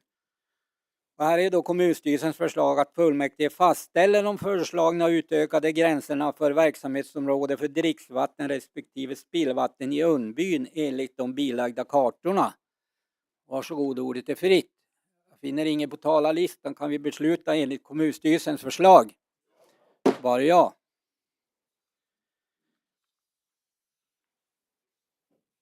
Sen kommer vi till ärende 15. Det handlar om införande av parkeringsreglering på gatumark. Och här är då kommunstyrelsens förslag att fullmäktige beslutar att föreslaget avgiftsområde för parkering i centrala Boden införs. Samt att parkering första timmen är gratis. Därefter avgift 15 kronor per timme. Måndag till fredag 9 till 18 och lördag 9 till 15. Och också att parkeringsplatser för rörelsehindrade är gratis de 6 första timmarna, därefter ordinarie avgift.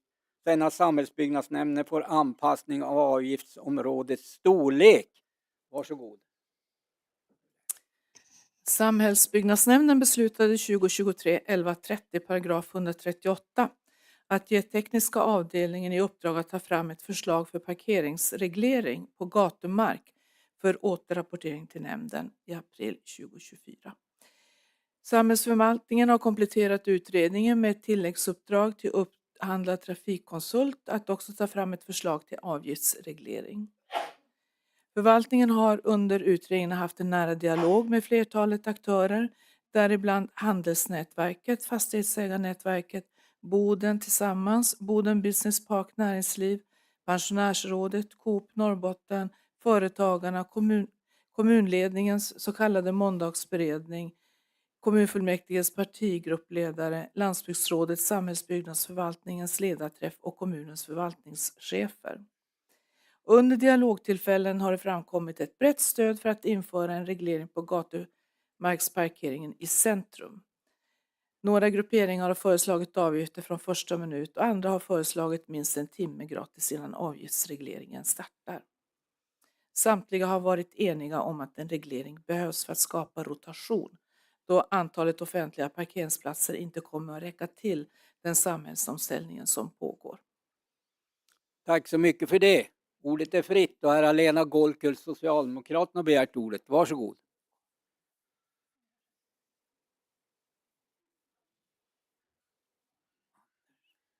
Tack så mycket, herr ordförande. Ja, men som vi alla vet så är ju Boden mitt uppe i en historisk expansion och samhällsutveckling. Redan idag upplever folk att det är svårt att hitta parkering på de ungefär 350 platser i centrala stan som omfattas av det här förslaget. Det är alltså 350 platser i centrala stan. Till exempel borta vid Nordpolen och vid Björknäsgymnasiet. De platserna omfattas inte av det här förslaget. Många av parkeringsplatserna i centrala stan används idag som arbetsplatsparkering och blockeras därmed hela dagen för övriga besökare.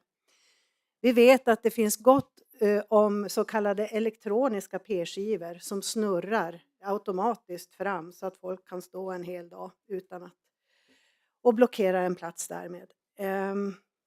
Vi vet också att trycket kommer att öka på våra parkeringar. Det har redan börjat öka. Försvarsmakten ökar sin närvaro i Boden. Vi vet att det är massa företagsetableringar på gång. Vi vet att redan nu är det flera hundra entreprenörer här. Och det kommer att komma flera tusen till nästa sommar. Vi ska också bli fler bodensare samtidigt. Så vi vet att det kommer att bli väldigt brist på parkeringar. Och därför så är det ju väldigt viktigt att de här parkeringarna används på bästa sätt. Första timmen gratis på parkeringarna i centrala Boden. Det är vad vi föreslår att det ska införas i slutet av året. Syftet är att skapa rotation på parkeringsplatserna så att fler platser tillgängliggörs och att vi därmed också säkrar för ett levande centrum. För om det inte finns parkeringsplatser, om de bara används till arbetsplatsparkering och där det snurrar liksom en elektronisk p-skiva hela dagen och blockerar, då tar vi ju död på vårt centrum och det vill vi inte. Det allra vanligaste när man inför parkeringsreglering är att man inför parkeringsavgift från första stund. Till exempel Kiruna, men även Trelleborg, alltså våra motpoler i landet. Det är alltså 2 exempel där man i närtid har tagit bort p-skivan och ersatt den med betalning från första stund. Samma sak gäller ju även i Luleå. Har vi och parkerar i Luleå så får vi betala från första minut.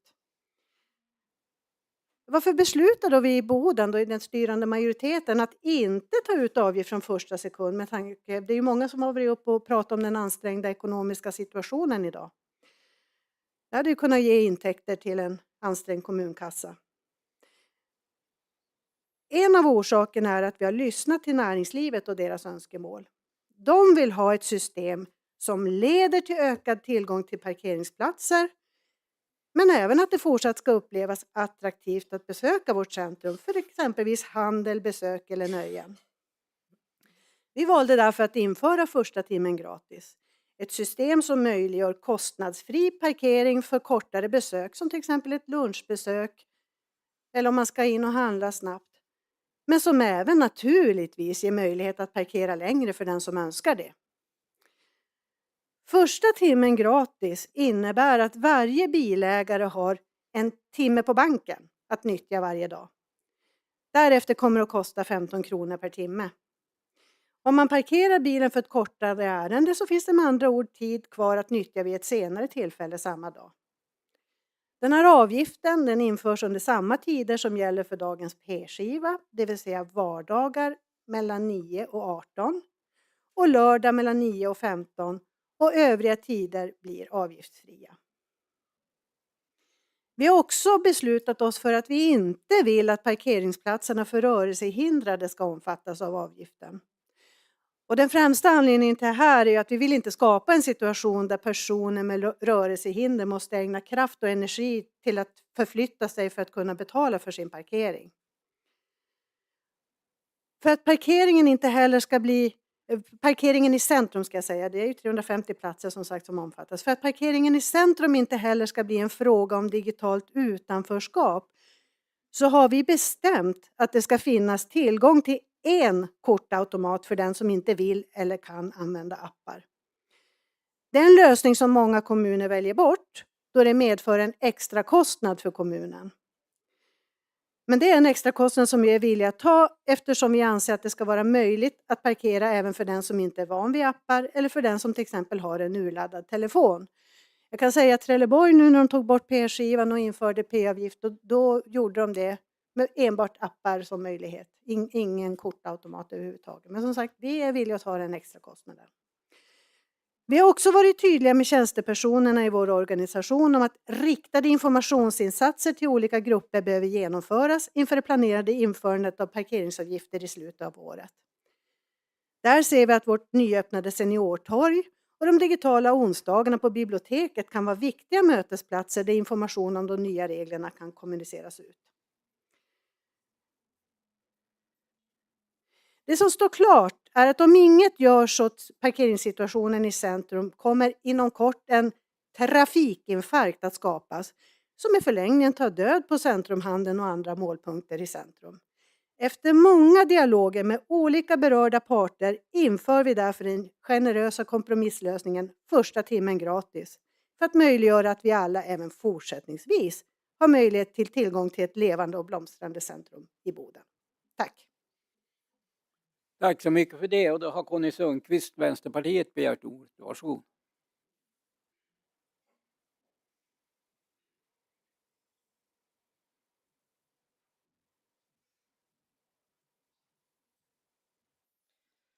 Tack ordförande. Jag ska börja med att yrka avslag på hela ärendet så att jag har gjort det. Och sen ska jag nämna 3 orsaker till varför jag gör det också.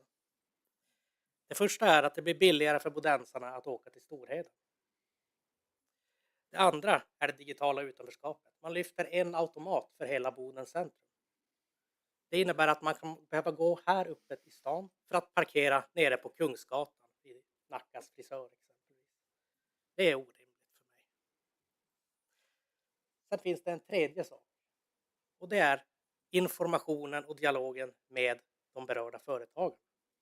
Jag har själv pratat med företagare som har parkeringar i centrala stan och de har inte alls känt sig informerade om det här beslutet och de kommer nu att behöva anställa parkeringsvakter för att människor kommer använda deras parkeringar för att uträtta andra ärenden än att handla hos just de företagen.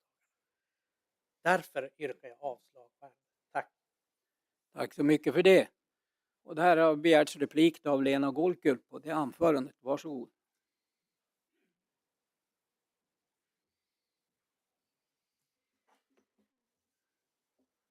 Jo, till att börja med så berörs ju inte Nackas frisör av det här förslaget. För det området ingår inte. Det är centralaste Boden som ingår i det här förslaget. 350 platser. Det finns ju med karta också i underlaget vilket område det är som innefattas. Sen vill jag lyfta fram Boden tillsammans. Det är ju en intresseorganisation som med representanter från handeln, nu ska vi se, jag hade tagit fram det så jag skulle kunna säga det. Handelsföretag, fastighetsägare, restaurangbransch, besöksnäring, näringslivsutvecklare, Bodens Business Park och kommunen. Och där man har en heltidsanställd centrumutvecklare anställd.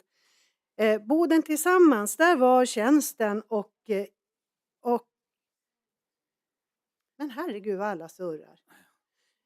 Där var tjänsten och informerade om status i P-frågan i slutet på maj. Och det var bara positiva hejarop. Lindbäcks bygg från Piteå fanns på plats och de förstärkte att detta har varit positivt för Piteås utveckling och att det är av vikt att fastighetsägarna också börjar avgiftsbelägga sina besöksparkeringar för att möjliggöra fler parkeringsplatser för besökare i centrum. De var jättepositiva på Boden tillsammans till det här och ville bara att vi skulle köra fram det så fort som möjligt.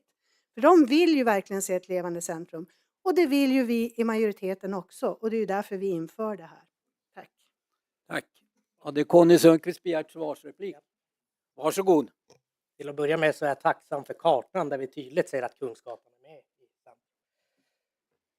Sen vidhåller jag nog mitt avslagsyrkande. Tack för det. Då har Anders Pettersson begärt ordet. Varsågod Anders.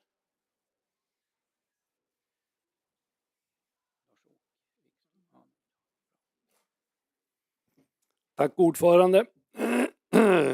Jag vill börja med att säga att vi är glada över att vi fick möjligheten att ha genomgången med tjänstepersonerna från samhällsbyggnadsförvaltningen som drog det här ärendet på vårt gruppmöte. Vi hade möjlighet att diskutera med dem, uttrycka farhågor och funderingar. Men det kändes bra att vi fick den möjligheten innan vi själva tog ställning till om det här är någonting för Boden eller inte. Så där ska ni ha ett plus i kanten över att vi fick den möjligheten. Vi ställer oss ju bakom en reglering på det sättet som ni föreslår i det här förslaget.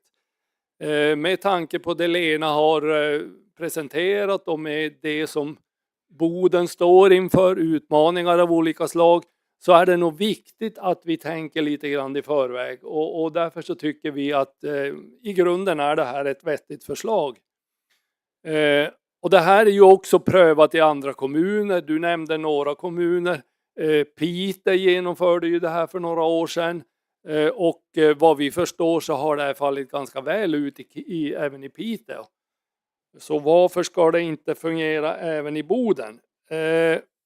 Det vi har hängt upp oss lite grann på och det som kom fram på både våran gruppbehandling när vi resonerade om det här men också när vi har pratat med medborgare ute på byn, så är det just den här timmen som ni föreslår att den ska vara avgiftsfri. I Piteå så när man genomförde det här, då införde man 2 timmar fri parkering. Och vi tycker att det kan vara en bra inkörsport att gå på den linjen. Att istället för att ha 1 gratis timme så har man 2 gratis timmar till att börja med. Så att vårat yrkande det är att vi ställer ju upp på de punkterna 1, 3 och 4 i majoritetens förslag. Men att punkten 2, den föreslår vi istället ska lyda: parkering de 2 första timmarna är gratis. Därefter en avgift på 15 kronor under de här tiderna. I övrigt ställer vi då upp på majoritetens förslag. När vi diskuterade det här på gruppen och när vi hade tjänstepersonerna från samhällsbyggnadsförvaltningen med oss, så pratade vi väldigt mycket om det här med hur ska man nu sälja hem det här till bodensarna. Och jag tror att det blir en utmaning och det är säkert så att det inser väl de flesta av oss att eftersom vi inte har den vanan i Boden så fordras det en marknadsföring, en kommunikation ut i byn som gör att folk ändå kan köpa det här. Så att det är en utmaning i sig. Men vi tror ändå att det är fullt möjligt att genomföra det på det här sättet. Men med 2 timmars gratis parkering. Tack! Ska vi se, hade Lena Golker begärt svarsreplik då på detta? Varsågod Lena. Jo, vi inför ju en väldigt generös lösning. Första timmen gratis. Som jag sa, de kommuner som i närtid har tagit bort P-skivan, Kiruna och Trelleborg, de inför avgift från första minut på samma sätt som det är i Luleå. Men vi har valt att lyssna på handeln som vill ha första timmen gratis. Däremot så kostar det ju att införa en sån här kortautomat, till skillnad från, som sagt, Trelleborg inför inte ens en kortautomat. Men vi tog den kostnaden för att vi vill möjliggöra för personer som inte har smartphone, eller om man råkar ha sin mobil urladdad, att kunna betala för sig. Men den är inte gratis, en sån automat. Det är inte bara själva automaten som kostar, det är ju drift och underhåll, men framförallt internetuppkoppling och annat. Så att om vi skulle börja 2 timmar gratis, då minskar ju intäkterna också, vilket gör att det är troligt att det blir skattemedel som ska betala då, för att vi faktiskt väljer att ha en lösning som möjliggör digital inklusion i samhället. Och jag tycker istället ska man se till att det är väldigt generöst, som sagt, med första timmen gratis. Och sen kom det ju fram tidigare att folk skulle få till Storheden och handla nu när vi införde första timmen gratis. Med tanke på att man kan stå i 4 timmar och det kostar 45 kronor. Jag vet inte, jag kör inte tur och retur till Storheden för de pengarna. Så att jag har svårt att se att det skulle vara ett skäl till att inte införa en lösning som möjliggör ett levande centrum. Kom ihåg, det är ju därför vi gör det. Vi gör det ju inte för att jävlas med folk, utan vi gör det för att det ska finnas parkeringsplatser för de som verkligen behöver dem. Det man också har sett är att kollektivtrafiken har ökat i de kommuner där man har infört parkeringsavgifter av olika slag. Till exempel i Skellefteå är det jättemånga som åker kollektivt nu, som kan åka kollektivt, vilket gör att det finns parkeringsplatser för de som behöver dem. Och det gör också att kollektivtrafiken har ökat så pass mycket som man har kunnat öka utbudet av kollektivtrafik i kommunen. Så det har lett till många positiva ringar på vattnet också. Bifall till kommunstyrelsens förslag. Tack. Och här hade då Anders Pettersson begärt en svarsreplik. Varsågod, Anders.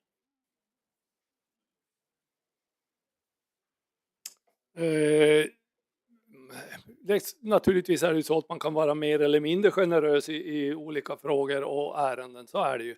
Men vi tycker ändå att det är rimligt att man, när man genomför och inför ett sånt här system, att man gör på precis samma sätt som man gjorde i Piteå. Man inför det med 2 timmar gratis fri parkering. Sen kan man efter en prövoperiod utvärdera det här systemet. Är det så som du befarar, att det blir för lite intäkter, om jag säger så? För det var ju en av dina farhågor. Då får man väl utvärdera det när man har prövat systemet. Jag tycker ändå att det är värt att fundera över just den saken. Särskilt med tanke på att vi ska sälja hem det här systemet hos kommunmedborgarna. Jag tycker man ska tänka till 2 gånger omkring det där. Och 2 timmar fri parkering, det tycker jag är ett rimligt sätt att använda sig av när man inför ett sånt här system. Tack. Tack. Då har Tobias Sundberg begärt ordet. Varsågod. Jo, sen Lars-Åke. Tack så mycket, herr ordförande. Ja du, trist för Trelleborg att de får vare sig en automat eller en timmes parkering fritt.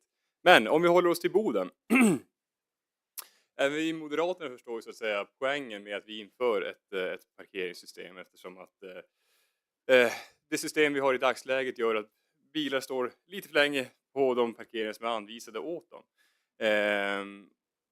Jag tycker det förslaget som nu kommer från Anders Pettersson, att vi inför 2 timmar fri parkering för att sedan mer gå över till avgift, är ett väldigt väl avvägt förslag, eftersom att i dagsläget så är det så att de flesta ställen där du kan stå med parkeringsskiva är 2 timmar. Så att övergången skulle bli väldigt lätt för bodensen, att det är egentligen samma regler, du får stå 2 timmar fast istället för p-skivan så använder du appen. Givetvis så blir det ju ett bök så att säga för de som behöver använda sig av automaten, i och med att det kommer vara en, och att det kommer bli väldigt långt till den automaten för de som parkerar på Kungsgatan ända ner mot järnvägsstationen. Det är ju ändå en bit att gå upp till stan. Men trots de så att säga nackdelarna med systemet så upplever vi ändå att det blir ett bra förslag att införa parkeringstider med avgift. Men vi yrkar också bifall till Anders Petterssons förslag om 2 timmars gratis parkering. Tack så mycket. Tack för det. Då hade Lars-Åke Wikström, Sverigedemokraterna, begärt ordet. Varsågod Lars-Åke. Hade du begärt replik på det där? Det är lite svårt att se det där borta. Men varsågod, replik på det anförandet. Från Tobias. Jo, jag vill bara först börja med ett förtydligande. Alltså det är första timmen gratis som är väldigt generöst, än en gång. Som är väldigt generöst. Istället för att vi tar avgift från första minut så ger vi en timme gratis till de som vill besöka Bodens centrum. Det jag är rädd för är att det blir för lite intäkter för att täcka kostnaderna för systemet. Och det vore ju väldigt dumt, tycker jag.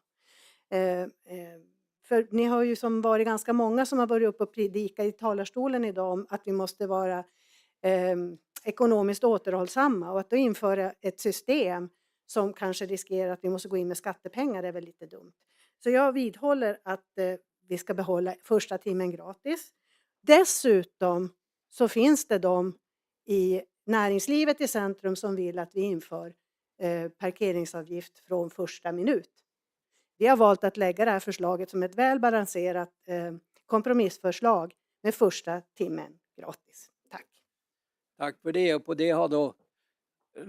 Du hade begärt svarsreplik. Tobias, varsågod. Varsågod. Ja, jag vet inte... Ja, tack ordförande. Jag vet inte hur många gånger vi har hört idag att det är ett generöst system att införa 1 timme. Och jag tror inte att bodensarna i överlag upplever det som generöst, så att säga. Det är fortfarande en begränsning i förhållande till vad dagsläget är. Däremot så tror jag att bodensarna skulle acceptera ifall de får bibehålla, så att säga, det nuvarande reglementet med 2 timmars fri parkering, så som det har varit med P-skivan. Det du tar upp här med kostnadstäckande. Givetvis så ska vi sträva efter att det ska vara kostnadstäckande. Hur täcks kostnaderna idag? Vem är det som bekostar asfaltering av parkeringsplatserna idag? Det finns ju ingen som helst kostnadstäckning idag. Så det argumentet som du framför här, att det inte skulle vara kostnadstäckande med parkeringsavgifter. Nej, det är det inte idag heller. Men det är en utgift som kommunen ändå bär. Tack så mycket. Nej. Då har vi nästa på talarlistan. Det var Lars-Åke Wikström. Varsågod Lars-Åke. Tack ordförande, det är ett kärt ämne. Jag börjar med att yrka avslag så att jag inte glömmer bort det. Och jag säger till Lena, säkert så har du gjort alla de samråd som du säger och du har genomfört de här till punkt och pricka och det har gått till alla organisationer. Jag har ingen tvekan eller tvivel om det är säkert gjort. Men det finns en grupp till som du inte räknar upp och det är de som bor här i stan, invånarna som pratar med oss, alltså våra medborgare. Vad tycker de? Och många är faktiskt ganska upprörda när de ser det här systemet som ska införas och tycker att det är felaktigt. De vill bibehålla det system som vi har idag. Jag kan ju bara uttala mig utifrån våran grupp och det som vi har beslutat. Och vi ser ju självklart att det är nödvändigt att genomföra en översyn på sikt. Men vi behöver ju inte alltid ha så himla bråttom. Vårat fullmäktige tenderar till att ha många gånger bråttom beslut. Och det finns ju möjlighet faktiskt att sälja in ett sånt här beslut genom att inte ha så bråttom mot kommuninvånarna. Och jag tycker att gå i den riktning som Bodenalternativet föreslår. Att man under en tid har 2 timmar gratis och sen så utvärderar man och pratar om det här. Så att man får alltså en lugn och så att säga trygg införande av systemet. För just nu så finns det faktiskt ett motstånd bland invånarna att ändra nuvarande system. Och det är så att motstånd finns alltid mot det som är nytt. Och det innebär att då måste man ju ta bort motståndet genom att se till att införandet är på ett så smakligt sätt så att det accepteras. Tack för ordet. Ja. Vi uppfattar dig som ett avslagsyrkande. Visst var det det? Ja, men du får bestämma det. Ja, tack. Då har vi Beatrice Öhman som är nästa på talarlistan. Hade du begärt replik? Ja, men du är långt ner på listan. Många före dig. Beatrice Öhman först. Och sen har vi Astrid Sundström Lindström och sen Lena Golk.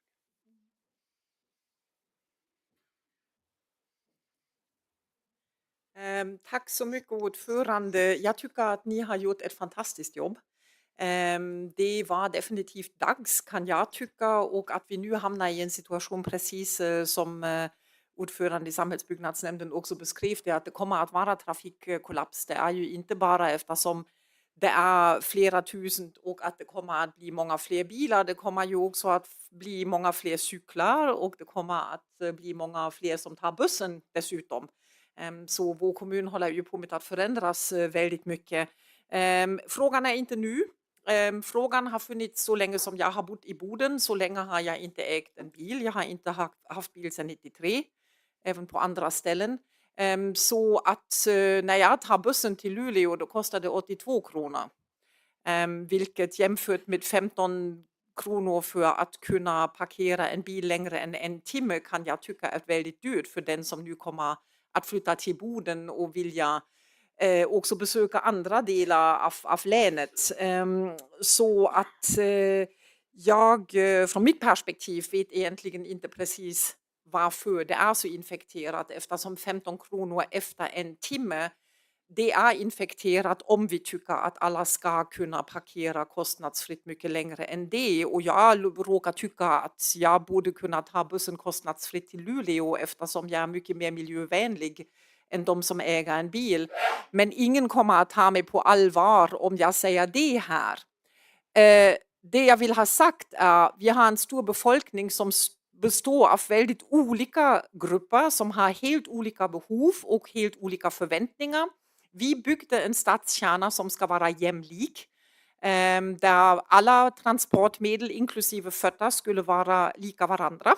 Om ni minns det. Det är därför vår stadskärna är som den är. Bland annat var också det dåvarande handikapprådet som det heter väldigt nöjda med och var med i utvecklingsprocessen. Hur viktigt det är att det är lika lätt att cykla, ta buss, ta bil, gå och vara i rullstol och permobil eller med rullator. Att alla dessa måste fungera den ena lika bra som den andra. Och jag tycker att det också gäller i det här fallet. Att jag känner att ni har i en situation som redan nu är väldigt komplicerad och håller på med att bli mycket mer komplicerad än kommit ett väl genomtänkt beslut efter en lång utredningsperiod. Så jag yrkar såklart bifall till det liggande ärendet. Men jag tänkte också säga att kamrat Katarina Palm uppmanade mig också att påminna er om en redaktionell ändring som önskas.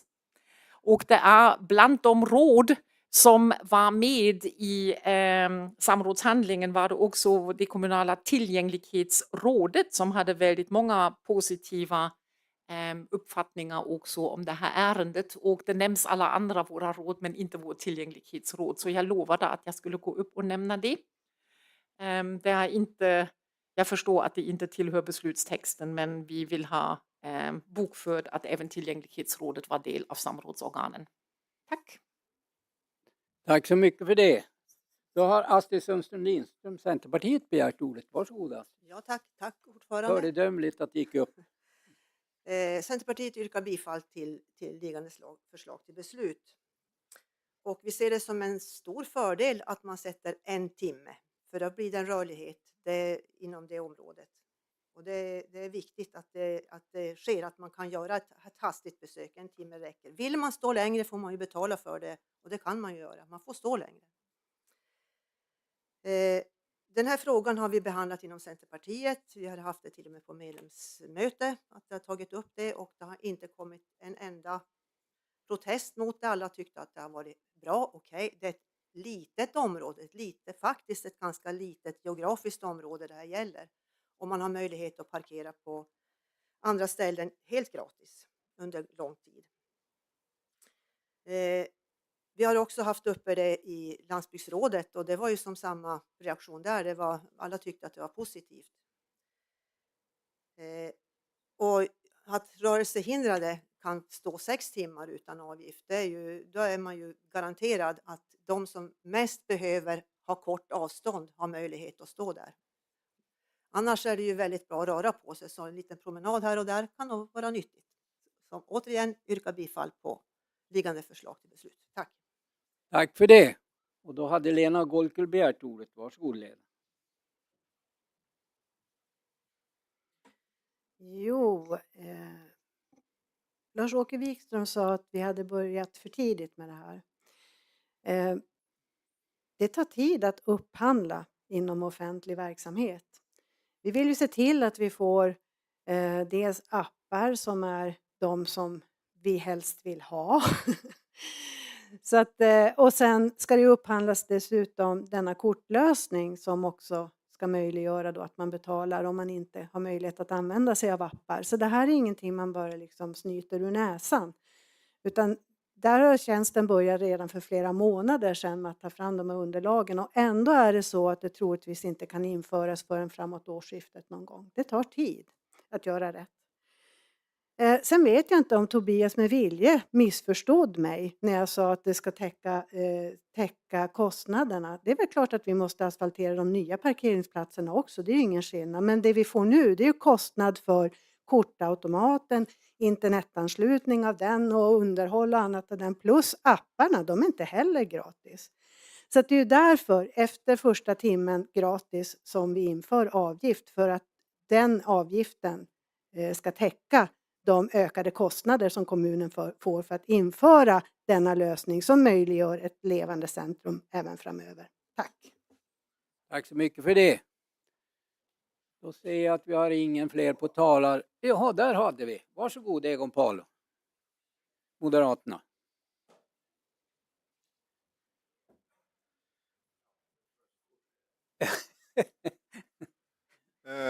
Tack ordförande för ordet och ledamöter som jag hoppas lyssnar.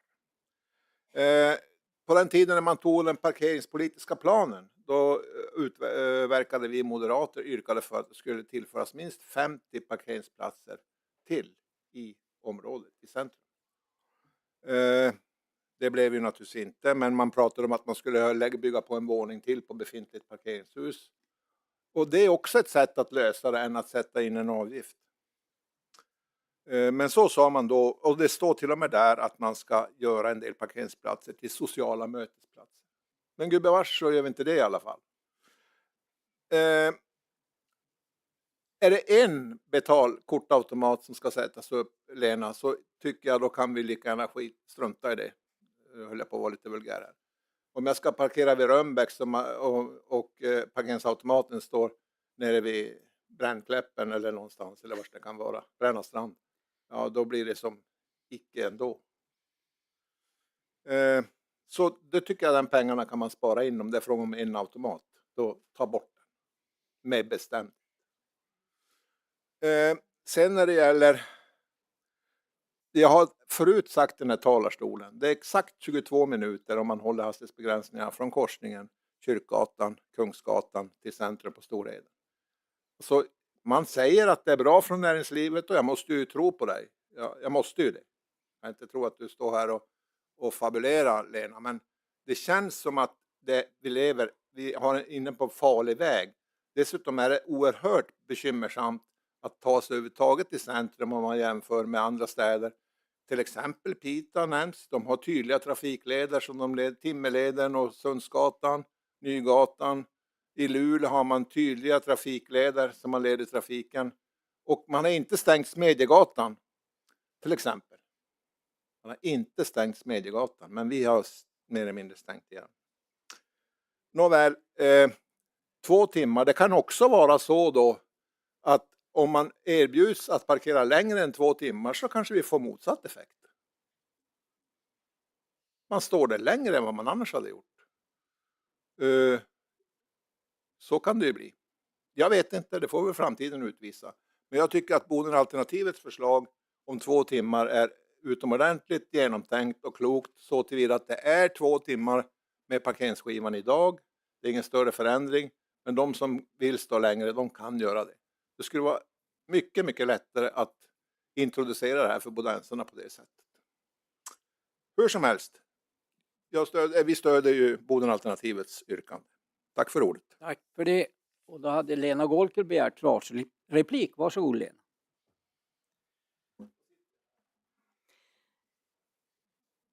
Ja, men till skillnad från Egon så förespråkar jag inte digitalt utanförskap som det ju faktiskt blir så om man gör som han säger och struntar i denna enda kortautomat. Naturligtvis kommer den ju placeras på ett bra centralt ställe så att man kan stanna till, betala för sin parkeringsplats och sen parkera där man ska alltså där man vill parkera sen. Det kommer vara i huvudsak ett parkeringsområde i centrum. Det kommer att införas troligtvis ett annat vid Systembolaget och vid Opalen som det är idag så att det blir ännu mer rotation på de platserna för vi vill ju inte bära en ölback längre än vad vi behöver om vi säger så då. Men den kommer att placeras på ett bra ställe så att man kan stanna till, betala med kort för sin parkering och så sen fara och parkera där man har tänkt. Nej, jag fabulerar inte kring vad handeln och andra tycker. Jag kan läsa här vad till exempel Dennis Wiksten har sagt. Att avgiftsbelägga parkering i centrum är ett steg till ett mer tillgängligt centrum. Så här säger Peter Uneby. För handeln, Teamsport alltså. För handeln är tillgänglighet och flöde helt avgörande. Med det som nu är på gång i Boden ser vi en situation där tillgängligheten inte blir bra. Därför måste något göras som tillgodoser behoven både för den som vill parkera för ett snabbt ärende och för den som behöver stå längre. Jag kan fortsätta läsa upp men det behöver jag inte göra tycker jag utan det vi nu gör är att vi lägger ett väl balanserat förslag där vi har tagit hänsyn till en mängd olika intressen och där vi inför första timmen gratis. Tack. Tack för det. Och på det har du har begärt svarsreplik. Varsågod. Då uppfattar jag det som att det är en automat som sätts upp någonstans. Jag uppfattar svaret på det sättet. Tack för ordet. Tack. I Luleå finns de ju som överallt. Nästan. Tack för det. Då ska vi se. Då har vi ingen fler på talarlistan. Är vi då redo att gå till beslut? Ja.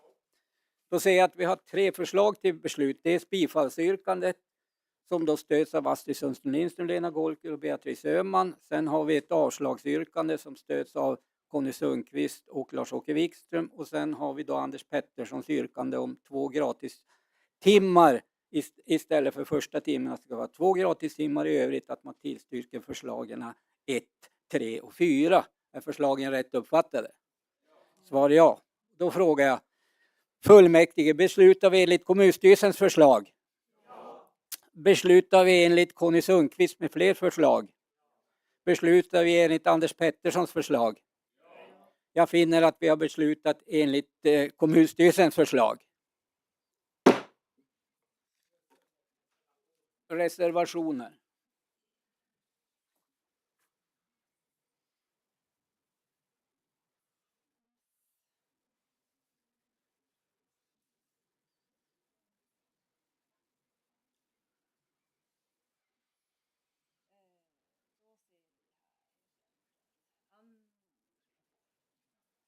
Tobias Sundberg. Yes, jag måste bara kolla om Sverigedemokraterna reserverar sig. Ja, det gör de också. Bernt, han var inte här. Vi tar... Vänta. Anders Pettersson. Anna Selin. Lars-Åke Wikström. Conny Sundqvist. Peter Kristoffersson Lommacka.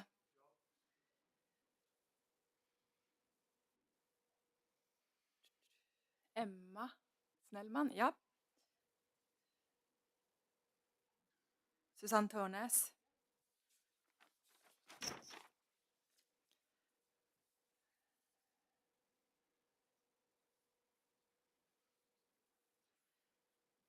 Inge Westman Arvesen. Christer Fjällström. Maria von Schantz. Maria Wikström Nordmark. Mikael Engström. Egon Palo. Rasmus Joneland.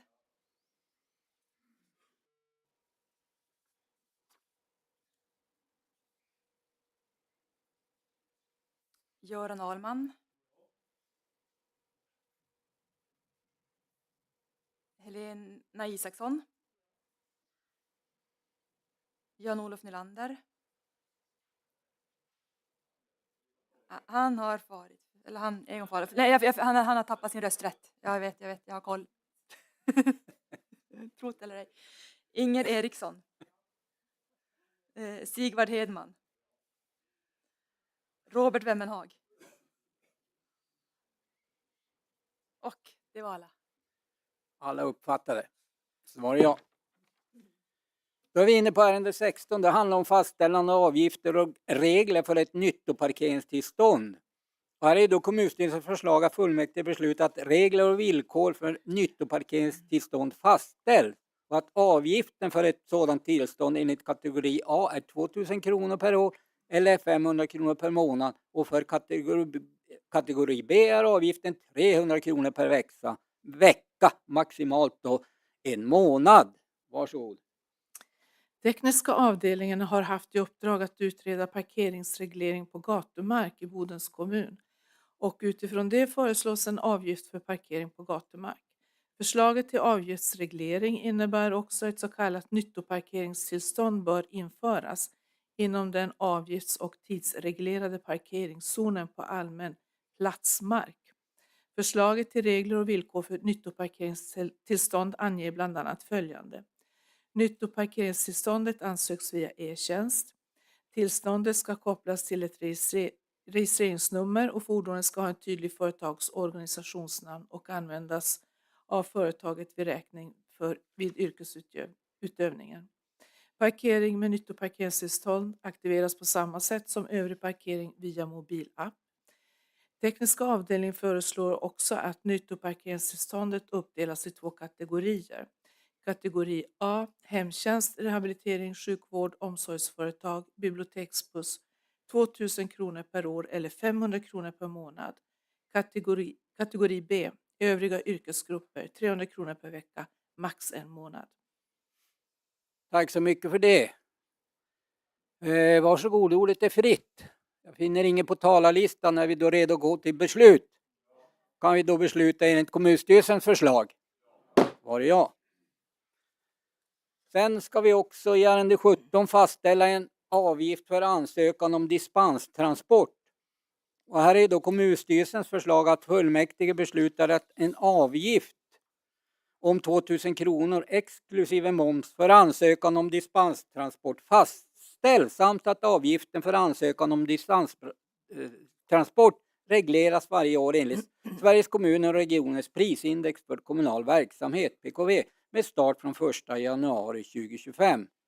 Varsågod. Kommuner har möjlighet att ta ut en ansökningsavgift för transportdispenser inom den egna kommunen. Avgiften ska täcka den kostnad som uppstår för kommunen för att handlägga transportdispensansökan. När en transport är bredare, längre eller tyngre än vad som medges enligt trafikförordningen behöver transportören ansöka om dispens för att få framföra transporten. Tack så mycket för det. Ordet är fritt. Jag finner inget på talarlistan. Kan då fullmäktige besluta enligt kommunstyrelsens förslag? Svar ja. Ärende 18 handlar om ett antagande om samverkansavtal vuxenutbildning södra Norrbotten. Och här är då kommunstyrelsens förslag att fullmäktige antar samverkansavtalet för regional yrkesvux inom vuxenutbildning i södra Norrbotten, VSN. Varsågod, ordet är fritt. Och här har då Johan Lund begärt ordet. Varsågod.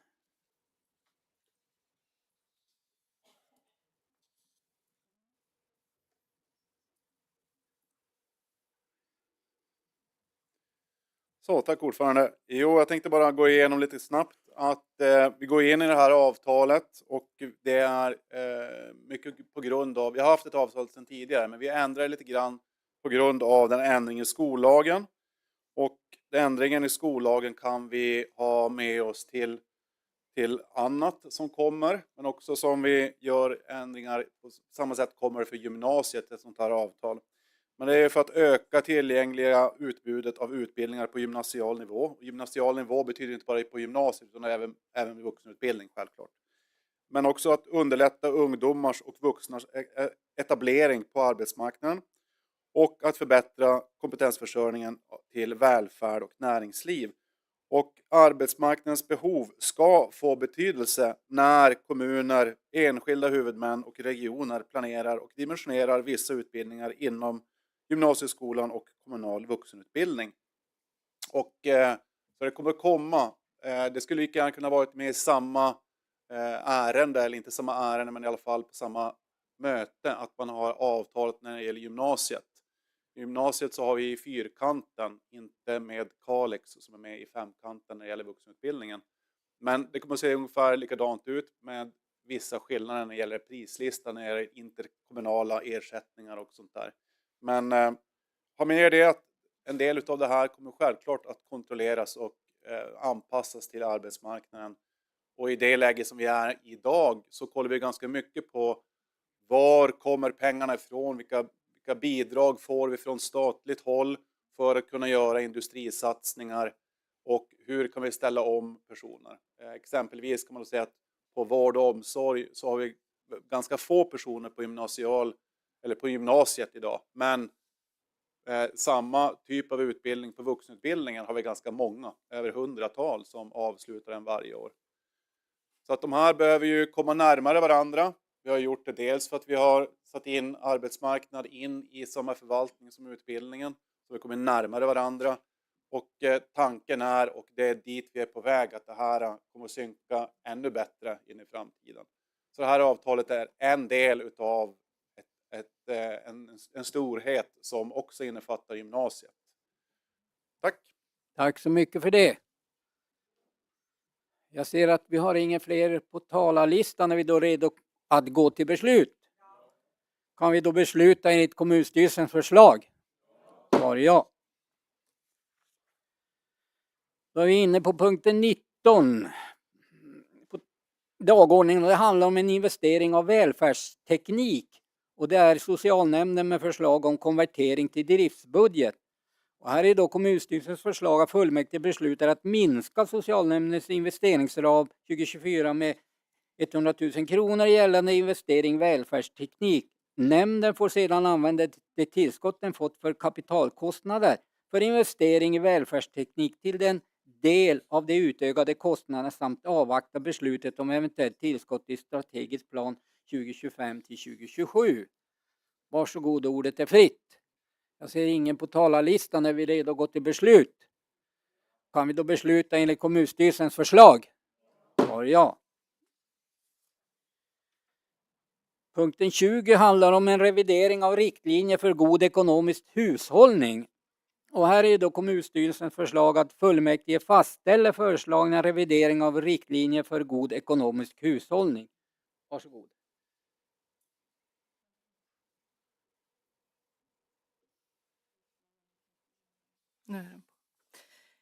Av kommunallagen 2017:725 kapitel 11 paragraf 1 framgår att kommuner och regioner ska ha en god ekonomisk hushållning i sin verksamhet och att fullmäktige ska besluta om riktlinjer för god ekonomisk hushållning.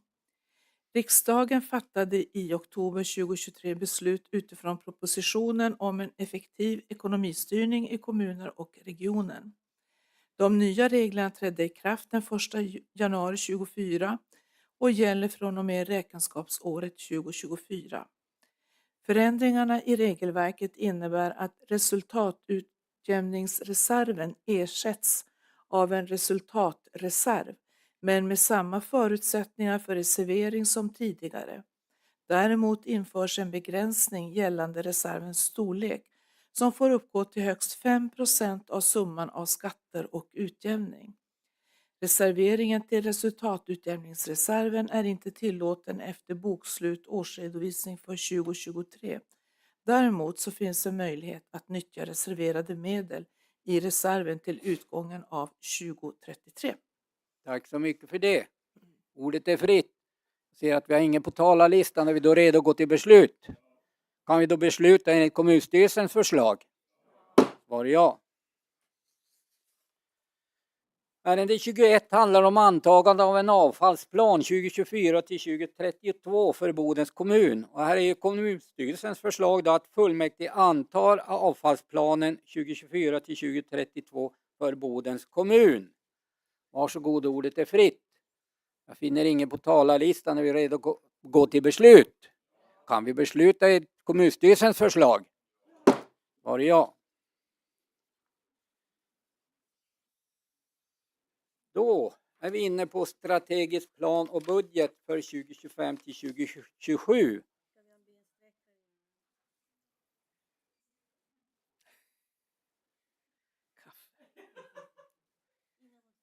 Det finns propåer här om en kort bensträckare innan vi går in på dagens stora, svåra, kanske ärende.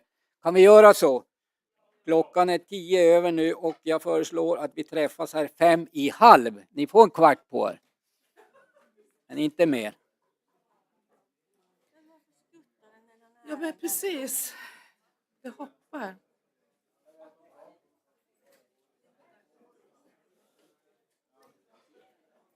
Var... Alltså, hur gör vi här nu?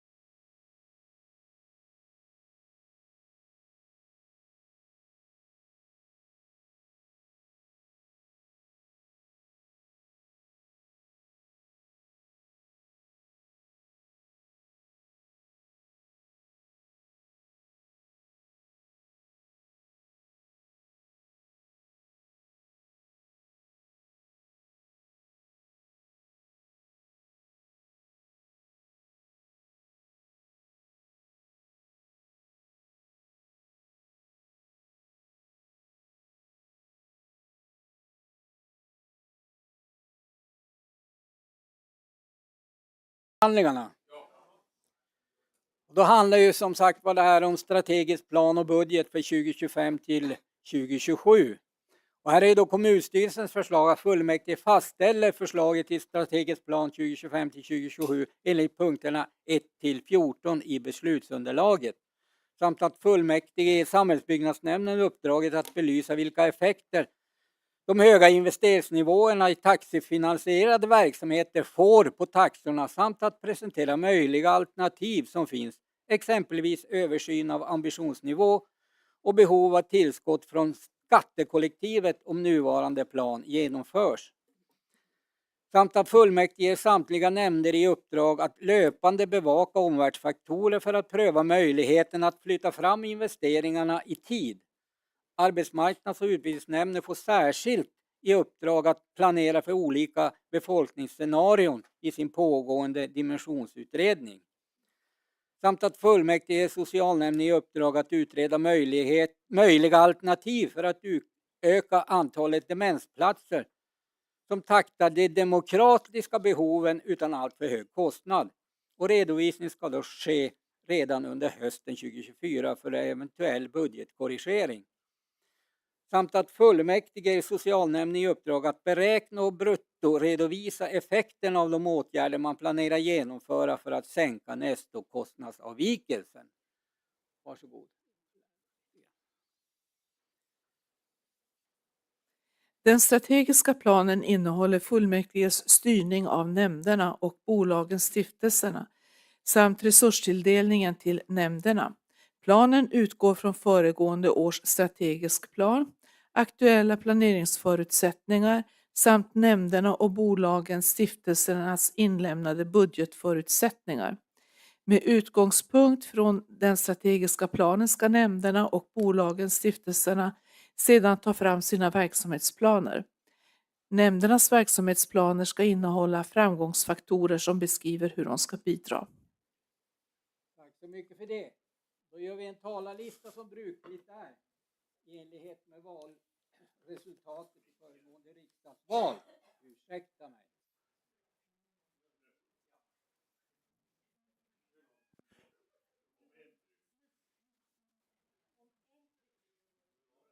Då gör vi så här att vi gör en talarlista som brukligt.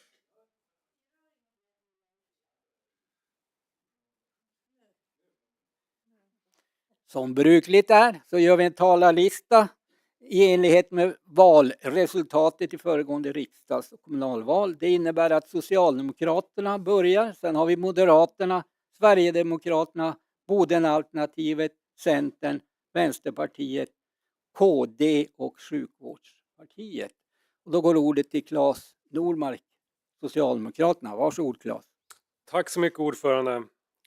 Det sägs att tiden går fort när man har roligt och visst kan det kännas som att det var alldeles nyss som vi behandlade strategisk plan och budget. Men så händer också väldigt många roliga saker i vår kommun just nu. Och den utveckling som påbörjats i hela vår fina kommun saknar motstycke under de senaste 100 åren.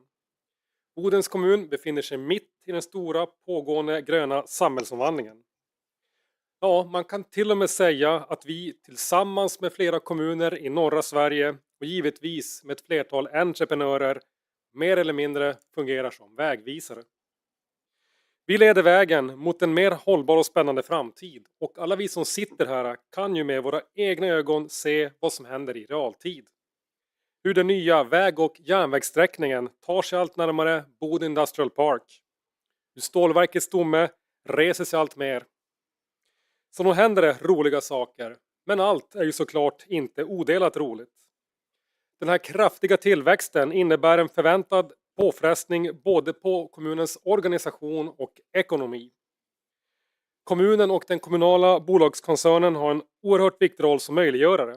Till exempel måste vår service och våra verksamheter byggas upp för att räcka till tusentals fler bodensare. Vissa av våra projekt kan tidsanpassas, men andra har en planeringshorisont som gör att de måste startas i förväg. Det innebär att de närmaste åren för med sig omfattande behov av satsningar och investeringar i anläggningar och infrastruktur i hela kommunen. Det här syns också i förslaget till strategisk plan.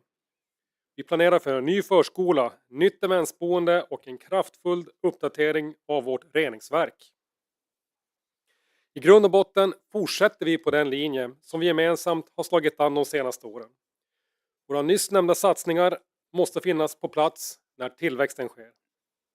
Vi ska vara en attraktiv kommun, både för våra befintliga och nya bodensare.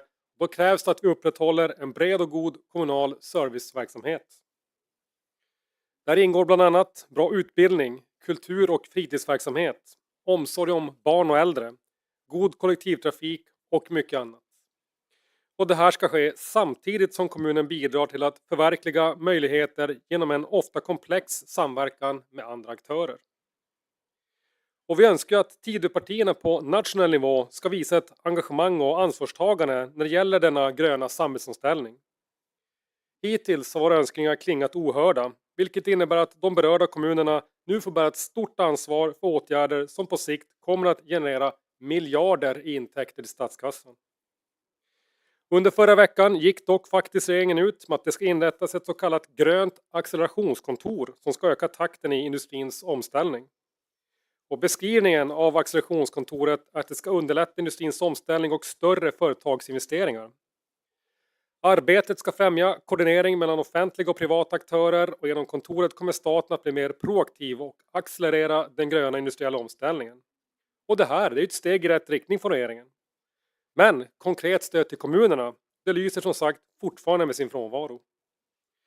Tidöpartierna har dock fortfarande chansen att bidra till saker som att främja bostadsbyggandet och investeringar i infrastruktur och inte minst stödja kommuner som Boden som tar ett stort nationellt ansvar för den gröna industriomställningen och hela landets utveckling och tillväxt.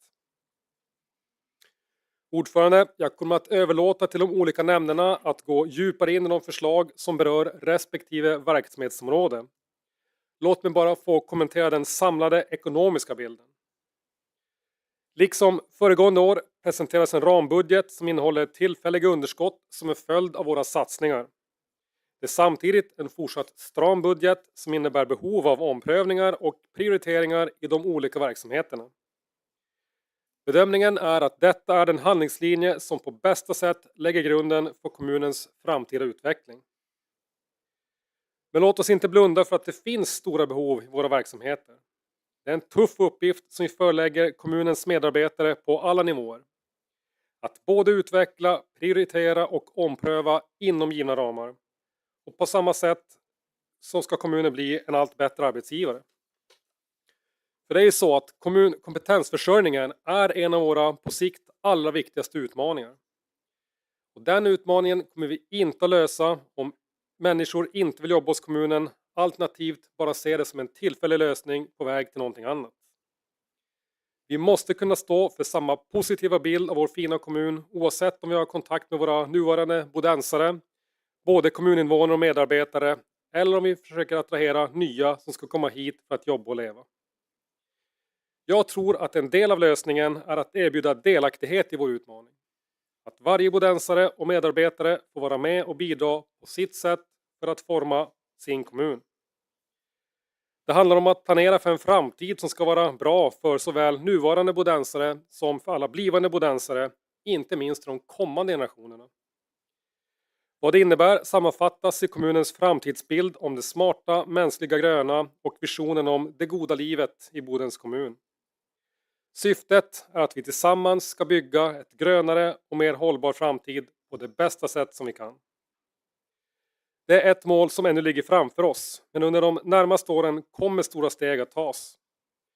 När stålverket invigs kommer Bodens kommun att ha genomgått en stor förändring. Det kommer då att vara en modern och spännande industrikommun. Och vi kan redan nu se intressen från flera stora företag som kikar seriöst på Boden som en lämplig ort för kommande etableringar. Vi ska dock inte tro att den fortsatta resan blir enkel. Det kommer säkert att uppstå behov av ännu fler prioriteringar. Men inom några år kommer vi att se resultatet av våra ansträngningar. Och som sagt, tiden går snabbt när man har roligt och snart är vi där. Vid starten av Sveriges största stålverk genom alla tider med alla positiva effekter som det innebär för hela vår underbara kommun men även för Norrbotten och Sverige. Ordförande, jag yrkar bifall till kommunstyrelsens förslag till strategisk plan. Tack. Tack så mycket för det. Då går ordet till Moderaterna och Tobias Sundberg. Varsågod.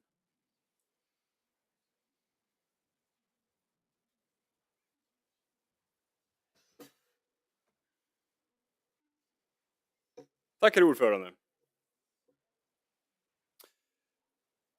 Bodens kommun befinner sig just nu i sin mest historiskt expansiva period. Bostadsbyggandet har äntligen börjat ta fart och näringslivsklimatet är gott i kommunen. Även kommunens egna investeringar har börjat ta fart, om än i ett långsammare tempo än vad som först prognostiserats. Befolkningsutvecklingen har skjutits på framtiden, vilket har gett konsekvenser för investeringstempot i kommunen och uteblivna skatteintäkter som en befolkning som växer hade medfört. I detta läge är det av yttersta vikt att kommunens medel används så effektivt som möjligt. Att som i majoritetens förslag spara på kommunala utgifter genom osthyvelsprincipen är inte ansvarstagande. Att lägga samma sparbeting på en förvaltning som skött sin ekonomi och även levererat goda resultat som på de förvaltningar som har dragits med eviga underskott skickar dåliga signaler till hela kommunförvaltningen. Nämligen att det inte spelar någon roll ifall förvaltningen levererar goda resultat inom budget. De får ändå genomgå ett stålbad. Det rimliga vore istället att ingående granska och förstå orsakerna till varför socialförvaltningen i Boden har en så oerhört mycket högre kostnad än vad som är skäligt sett i riksgenomsnittet. Ingen trivs med att jobba i en ineffektiv organisation och de senaste årens turbulens inom socialförvaltningen har blivit som ett kvitto på att något inte står rätt till med förvaltningens ledarskap.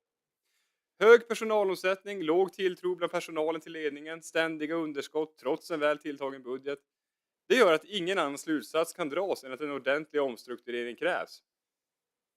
Därtill ska läggas att kommunens revisorer funnit att socialnämndens oförmåga att leda verksamheten har varit så pass usel att en anmärkning har gjorts mot nämnden. Men ansvaret ligger inte enbart hos nämnden utan vilar tungt på hela kommunens ledning. Vårt budgetförslag vilar på att kommunen lyckas få socialförvaltningens verksamhet att fungera på ett tillfredsställande sätt och till en kostnad som är skälig. Om vi lyckas med det åtagandet så behövs inga andra besparingar göras inom den kommunala verksamheten.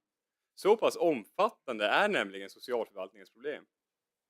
Osthyvelsprincipen leder sällan till att en organisation förbättras, då även fungerande verksamheter drabbas. Rikta därför uppmärksamheten på det verkliga problemet och våga ta itu med de svåra avvägningar som behöver göras inom socialförvaltningens verksamhet. Vårt budgetalternativ i form av strukturförändringar, yrkanden och effektiviseringskrav kan kännas svåra att genomföra, men är likväl nödvändiga i en tid där den kommunala verksamheten kommer att investera som aldrig förr. För med större summor i omlopp finns en större risk för att våra gemensamma skattemedel förslösas i ogenomtänkta idéer. Vi moderater yrkar därför följande: att kommunstyrelsen ges i uppdrag att utreda orsakerna till kommunförvaltningens nettokostnadsavvikelse mot riksgenomsnittet. Tack så mycket. Tack så mycket för det. Då går ordet till Sverigedemokraterna. Varsågod, Lars-Åke Wikström.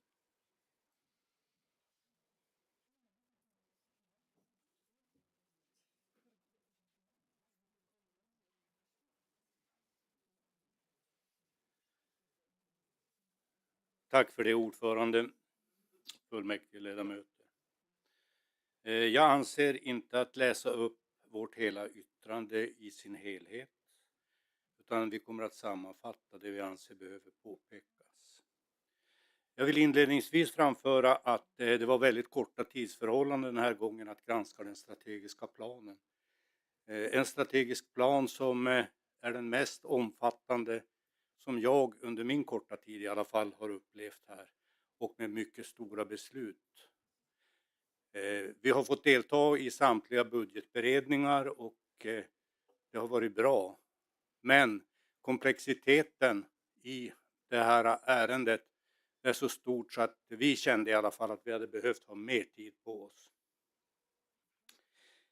Händelseutvecklingen som har börjat i den här kommunen, den är väldigt kraftfull och det är svårt att överblicka. Samhällsomvandlingen som sker här i Norrbotten och mycket tydligt i våran kommun, det bedömer vi kommer att ge en ekonomisk tillväxt både på kort och lång sikt. Och vi har ställt oss bakom den här omvandlingen trots att vi är ödmjuka nog att erkänna att vi inte har insikt och kunskap i alla dess konsekvenser. Det krävs mod för att våga.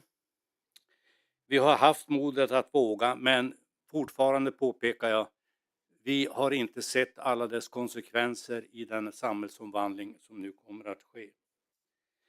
Och vi erkänner utan omsvep att vi är oroliga för alla de här ekonomiska åtaganden som krävs och även oroas över inflytelser som inte vi som kommun har rådighet över. Jag tänker på 2 saker i närområdet. Det ena det är utbyggnaden av Luleå hamn och det andra det är dubbelspåret mellan Luleå och Boden. Det är avgörande för att vi ska få in och ut produkter. Kommunen har kalkylerat med en förväntad befolkningstillväxt under de kommande åren upp till 33 000 invånare. Och det utgör ju också då ett underlag för att beräkna skatteintäkterna för själva kommunen. Vi har tittat på SCBs prognos och SCBs prognosen är avsevärt lägre än kommunen. SCB faktiskt, de är så negativa så att vi är den kommun som har lägst befolkningsutveckling i Norrbotten.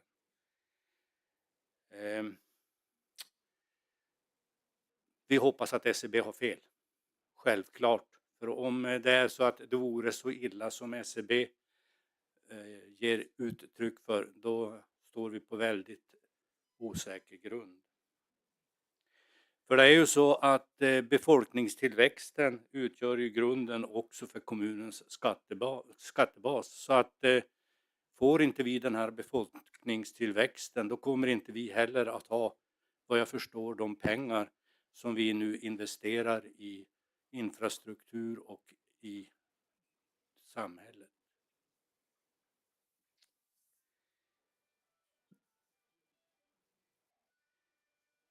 Målen för ekonomin. Ja, vi är medvetna om att under planperioden görs avsteg från de här långsiktiga målen för god ekonomisk hushållning. Men självklart så då känner vi en stor oro inför upplåningen som på sikt ökar till över 4 miljarder kronor. Och det innebär att den här satsningen som nu görs, den binder ju upp våra medborgares så att säga förmåga att leva och bo i den här kommunen med kommande infrastruktur. Inte bara nu utan för möjligen också för flera generationer fram. Så vi hoppas att alla beslut som tas är mycket kloka och övervägda. Och vi anser nu att när det gäller kommande investeringar att vi ska vara synnerligen restriktiva och förbehållsamma med att öka kommunens låneskuld ytterligare. Vi är i den situationen nu att det krävs eftertanke innan vi går in och tar på oss ytterligare investeringar. Men vi har ställt oss bakom det här, vi har trott på den här utvecklingen. Vi har inte haft alla inflytelser och har inte alla inflytelser. Och vi hoppas och tror att det här går bra. Men vi erkänner ödmjukt, vi har oro inför den stora upplåningen som sker. Tack för ordet. Tack så mycket för det. Och då är det Boden-alternativet och Anders Pettersson som har begärt ordet. Varsågod Anders. Tack ordförande. Leif började i morse när han beskrev vad vi skulle pyssla med idag som att en av ärenden kanske var det allra viktigaste ärendet som vi behandlar i fullmäktige under året. Och så är det ju. Vi stakar ju ut lite grann av inriktningen åtminstone 3 år framåt. Och jag skulle vilja säga egentligen mer än 3 år framåt. En inriktning mot någonting. Och precis som Claes säger, vi är ju uppe i ett skede för närvarande som är otroligt spännande, positivt och utmanande på väldigt många olika sätt. Förra året, ni som kommer ihåg ett år bakåt i tiden, då pratade vi väldigt mycket och dividerade väldigt mycket om befolkningsutvecklingen. Och det var dessutom anledningen till att strategiska planen då blev återremitterad, därför att oppositionen då tyckte att man skulle se över befolkningsutvecklingen, därför att vi tyckte att den var orealistisk som den såg ut vid fjolårets behandling av strategiska planen. Nu har vi en ny prognos där vi ser att uppräkningen, förändringen utav vår befolkning i antal är ordentligt omräknad och i våra ögon betydligt mer realistisk än det som vi hade att förhålla oss till i fjol. Det är en rimligare uppräkning. Den är positiv, men ändå realistisk på ett sätt som vi tycker stämmer ganska väl överens med vad vi uttryckte vid fjolårets debatt. Det här har också inneburit, kan vi se i det förslag som nu ligger på bordet, att både investeringar och verksamhetsförändringar har skjutits framåt i tiden i flera avseenden. Och det var ju precis det som vi yrkade på vid fjolårets debatt också. En mer realistisk befolkningsprognos innebär att man ser saker och ting på ett lite längre perspektiv. Knuffar saker och ting framför sig, anpassar investeringar och åtgärder till den här befolkningsökningen på ett annat sätt. Trots att man nu skjuter på saker och ting och förändrar takten i investeringar, så är det precis som Claes säger, under de här närmaste åren så är det ju ganska stora ekonomiska underskott som vi får dras med. I en artikel i Dagens Nyheter så uttryckte Claes sig ungefär så här, att vi i Boden får räkna med att gå back närmare 1,5 miljard fram till år 2026. Det är ju det vi har att leva med.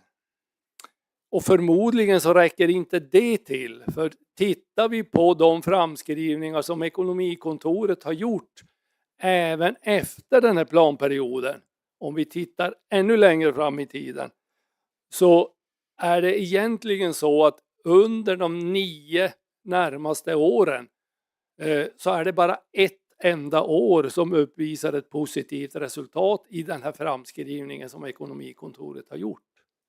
I övrigt är det negativa resultat även efter den här planperioden, som det ser ut idag, utan att då förändra någonting och sådär. Och det är trots en uppräkning av befolkningen utifrån den prognos som man har lagt. Och det är dessutom en förutsättning att nämnderna ska kunna påvisa åtminstone ett nollresultat i sina verksamheter. Och det vet vi ju, precis som Tobias har varit inne på, att vi har framförallt socialnämnden som brottas med stora ekonomiska underskott som man ju måste hantera på något sätt för att åstadkomma de resultat man ser framöver. Sen var Lars-Åke inne på oron och farhågorna kring det här att en kommun som Boden drar på sig sådana gigantiska låneskulder som det handlar om. Det här är ju också någonting som man får en oro för själv. Vad kommer det att leda till? Hamnar vi i det läget att vi måste låna upp medel motsvarande kanske 4 miljarder kronor som man visar i det här underlaget, ja då innebär det ju, som det ser ut idag, räntekostnader på kanske mellan 80 och 100 miljoner kronor om året. Som vi ska inrymma i den här kommunala budgeten. Som vi ska täcka genom en ökad befolkning och så vidare.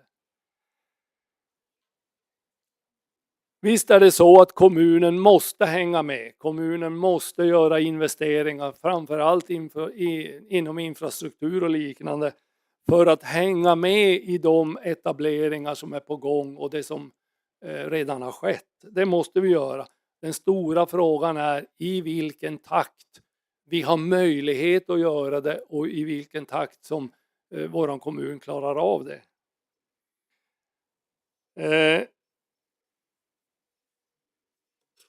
Det är bra att vi har en av punkterna i det beslut som finns med här på tavlan, att nämnderna och styrelserna ska anpassa sina investeringar och om det är möjligt skjuta fram dem i tid, lite grann utifrån hur förändringarna kommer att bli inom befolkningen. Jag tycker det är en bra skrivning och det är viktigt att verkligen poängtera att man jobbar utifrån det som står i den beslutspunkten. Så det tycker jag är bra. Vi hade tidigare ett ärende här för någon timme sedan när vi behandlade riktlinjer för god ekonomisk hushållning. Och de riktlinjerna som vi lägger fast här i fullmäktige, det är ju också sådana riktlinjer som våra revisorer kommer att titta på när de gör sina granskningar framöver. Har kommunen nått upp till de mål man har lagt fram? Har man inte gjort det och i så fall varför? Så det är ett viktigt beslut som vi har tagit i fullmäktige. Och det förslaget, det handlar ju om att vi på sikt, som det står, på sikt så ska vi komma dit här att kommunen har positiva resultat motsvarande 4% av skatteintäkter och utjämning.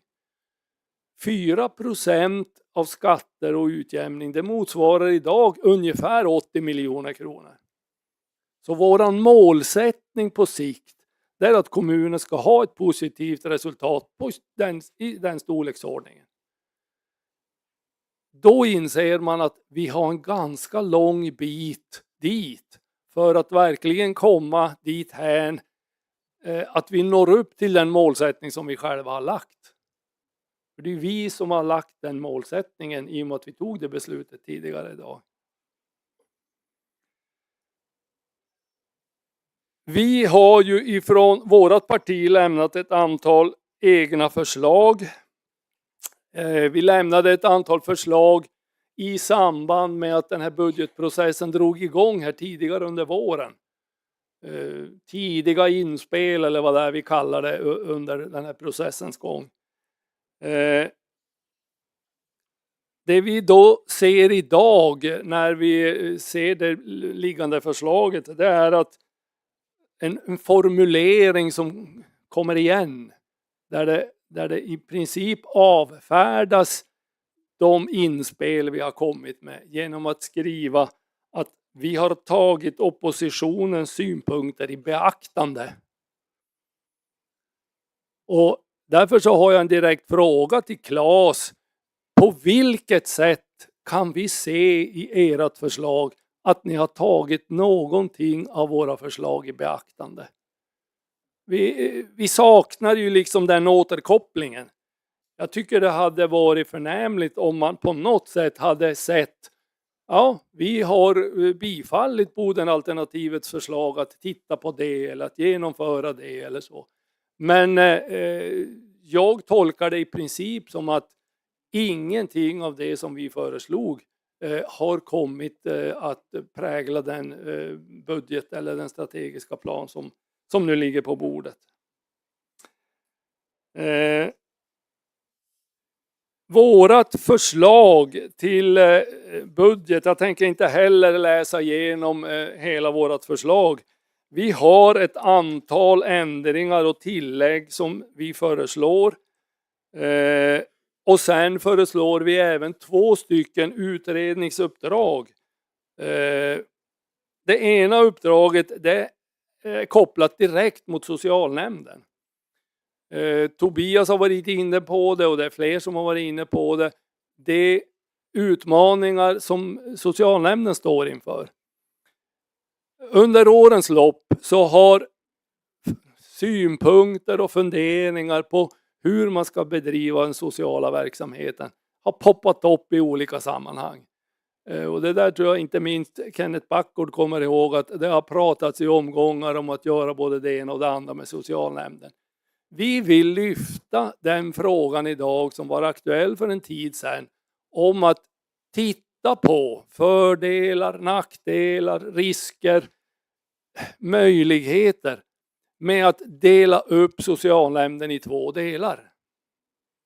En äldrenämnd och en omsorgsnämnd. Det skulle göra de verksamheterna mera överskådliga, kanske lättare att fördjupa sig i och hitta de här källorna till de höga kostnaderna som vi har. Vi tycker att det kan vara värt att titta på en sån utredning för att då sen kunna ta ställning till om det där är en väg framåt. Vi tror att det skulle hjälpa till i arbetet för det här med att komma till rätta med nettokostnadsavvikelserna. Och det andra uppdraget, det är att vi tycker att även om det nu ser ut som det gör med investeringar av olika slag, så måste man våga titta framåt.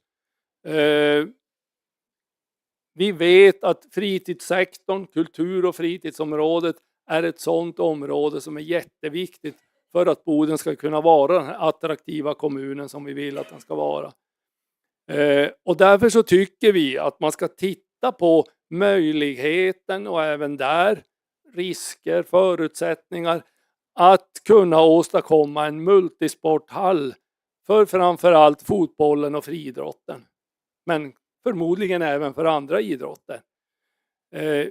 Vi tycker att man ska våga vara offensiv när det gäller även sådana saker. Vi föreslår inte att det ska byggas, men vi föreslår att man ska titta på möjligheterna att anlägga en sån hall. Och sen kan ni läsa innantill de yrkanden som vi har, och vi kanske återkommer till de yrkandena lite längre framåt i tiden. För vad jag kunde utläsa av Claes inlägg så har han i alla fall inte yrkat avslag på de förslag som vi har lagt fram i våran budget. Tack! Tack så mycket för det, och då går ordet till Centerpartiet och Astrid Sundström Lindström. Varsågod Astrid.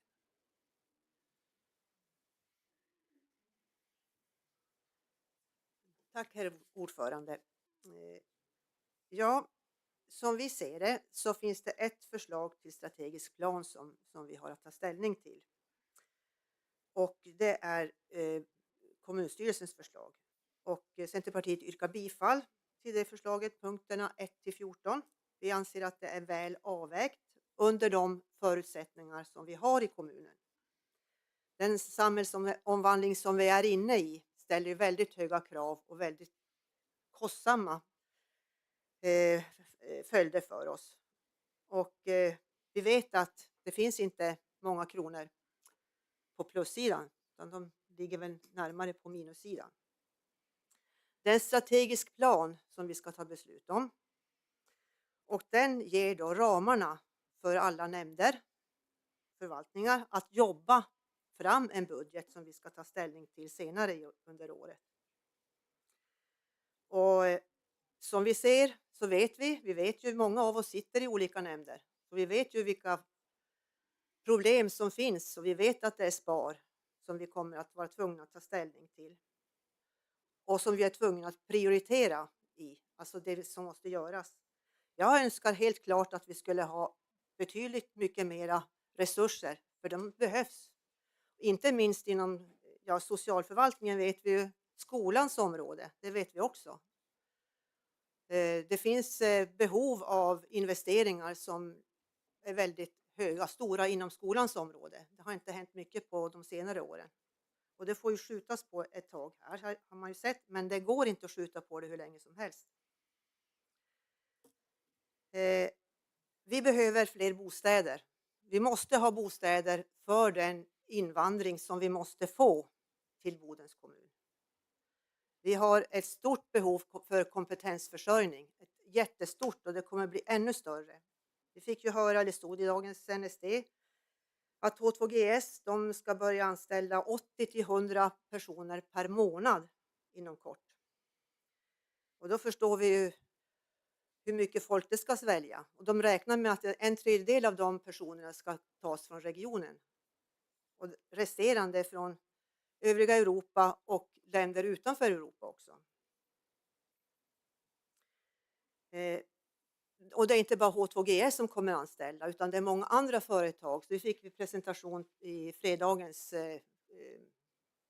företagsfrukost. Det var flera olika företag som trädde fram och talade om hur många personer de kommer att behöva anställa. Och vi vill naturligtvis att de ska bli bosatta i Bodens kommun och kunna betala skatt här. Vi vet att vi har en stor personalbrist inom socialförvaltningen. Vi har ett jättelikt problem, särskilt märker man det under sommaren. Vi har det även inom utbildningsområdet. Så det kommer vara en oerhört stor konkurrens på arbetare, vilka som ska kunna anställas. Det är de företag som trädde fram i fredags, det de sa det var att vi kommer inte kunna konkurrera med löner. Man kan inte höja lönerna hur mycket som helst, utan man måste jobba med andra saker. Man måste jobba med att trivas på jobbet. Att man känner att man tillhör ett team. Att man kan känna sig stolt och känna att man gör en insats i det arbete man har. Jag är helt övertygad om att det finns många människor som hellre jobbar med människor än med annan form av arbete, teknik och annat. Att jobba med människor, man får ge och man tar emot. Det behövs mycket positivt. Och vi kommer att behöva väldigt många som skulle vilja jobba inom sjukvården, inom omsorgen, inom skolans värld också. Förskola, skola, hela vägen. Så det här är utmaningar och vi måste jobba med det. Vi måste se till att vi är varandras, vi bygger varandras arbetsmiljö. Och det ska man tänka på även här. I alla sammanhang så bygger vi varandras arbetsmiljö. Men som sagt var, jag yrkar bifall till liggande förslag till beslut, till strategisk plan. Tack! Tack så mycket för det. Och då går ordet till Vänsterpartiet och Conny Sundqvist. Varsågod.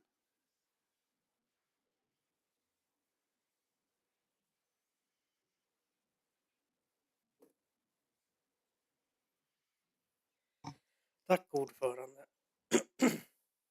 Fullmäktigekamrater. Vänsterpartiet ser att Bodens kommun fortfarande står inför mycket stora utmaningar, men också stora möjligheter.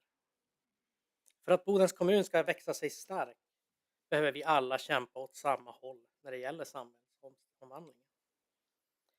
Men att kämpa åt samma håll innebär inte heller att vi alltid kommer att ha samma åsikt i sakfrågor. Alla partier i Bodens kommunfullmäktige vill Bodens bästa. Det är vi övertygade om. Därför är det viktigare än någonsin att vi alla är lyhörda och prestigelösa i våra ställningstaganden i framtiden. Vi har ett antal tilläggsyrkanden som jag kommer bara göra korta nedstamp i. Exempelvis att 6 timmars arbetsdag eller 30 timmars arbetsvecka med bibehållen lön prövas vid ett boende, en hemtjänstgrupp samt ett gruppboende. Där har vi också sett att partier på nationell nivå har rört sig i den här riktningen och vi hoppas därför att få bifall. Att Bodens kommun tillsätter en utredning för vilka grönområden som ska skyddas från bebyggelse. Det här är ett viktigt steg att ta eftersom att annars kommer Boden att bli ett betongblock. Att Bodens kommun planerar för att i förlängningen köpa tillbaka Medborgarhuset och göra det till ett föreningarnas hus. Här handlar det om att vi måste ha en levande fritid och ett levande kulturliv. Att Bodens kommun gör en översyn av kommunens kostnader för konsultarvoden. Om dessa anses för höga ska åtgärder vidtas för att minska kostnaderna. Här finns det pengar att göra. Bodens kommun har höga konsultkostnader. Vi yrkar också att Bodens kommun utreder möjligheterna för ett kommunalt byggbolag. Här handlar det alltså om att Bodens kommun ska ha möjligheten att bygga de bostäder som Bodens kommun behöver när ingen annan vill göra det. Tack för mig, ordförande.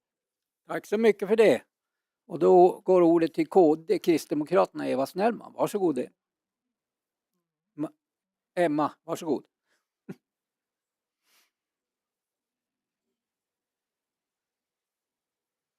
Tack ordförande.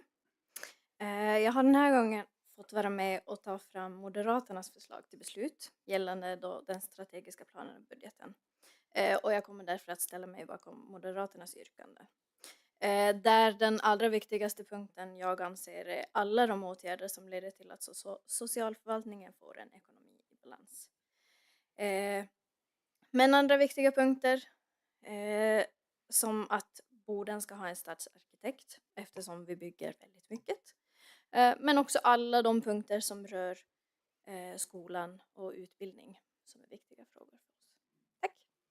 Tack så mycket för det. Och då har vi Sjukvårdspartiet och Kenneth Backor. Varsågod Kenneth.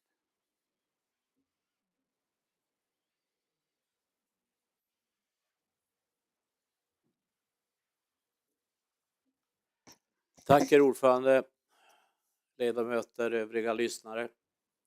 Ja, det är ju en spännande tid, verkligen. Jag tror Claes inledde med att säga att det var mycket roliga saker som hände här i Boden. Och det kan man väl instämma i när man ser på den fantastiska byggnation som sker borta i Svartbyn och ute på sajten. Och det liksom gör ju att man har mycket att hoppas på.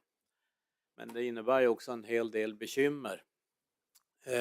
De bekymren måste vi naturligtvis tackla i den ordning de kommer. Och jag kan väl säga så här att lite ovansitt så vara sist i talarordningen, det ska jag säga. Men det är ganska roligt att vara det ändå, därför att det innehåller, jag lyssnar ju på när ni presenterar era planer och jag måste ju säga, övriga partier alltså, då måste jag ju faktiskt säga att det finns ju en del samstämmighet som man kan tycka är positivt. Och jag lyssnade på dig Lars-Åke när du berättade om eran syn från Sverigedemokraterna.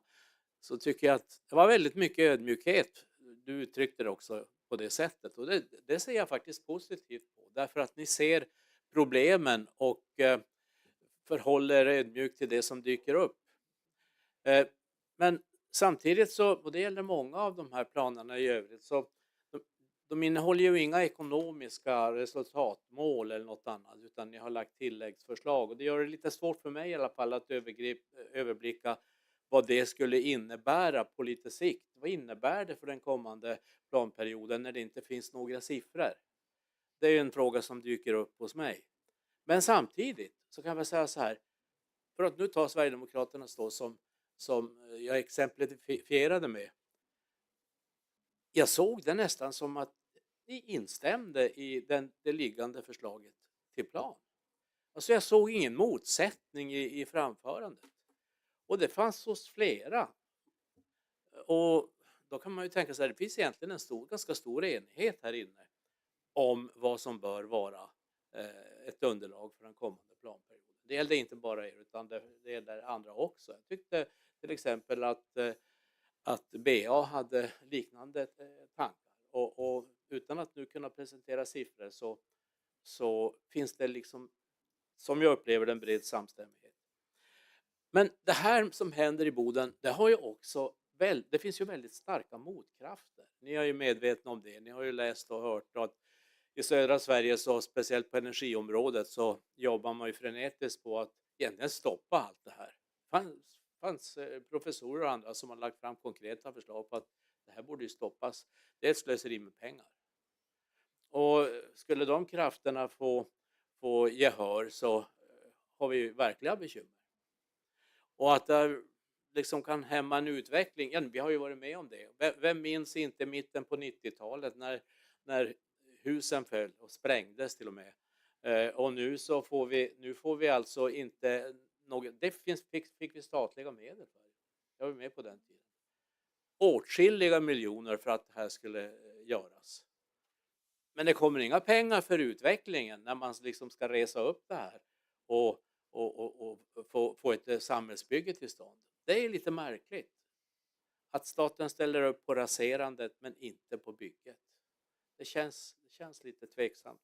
Jag hoppas att det sker en förändring och att den här, kallades det för accelerationsplanen, kommittén eller något, kontoret ska få någon fart på det här och att det kan ske positiv utveckling. Så det får vi verkligen hoppas.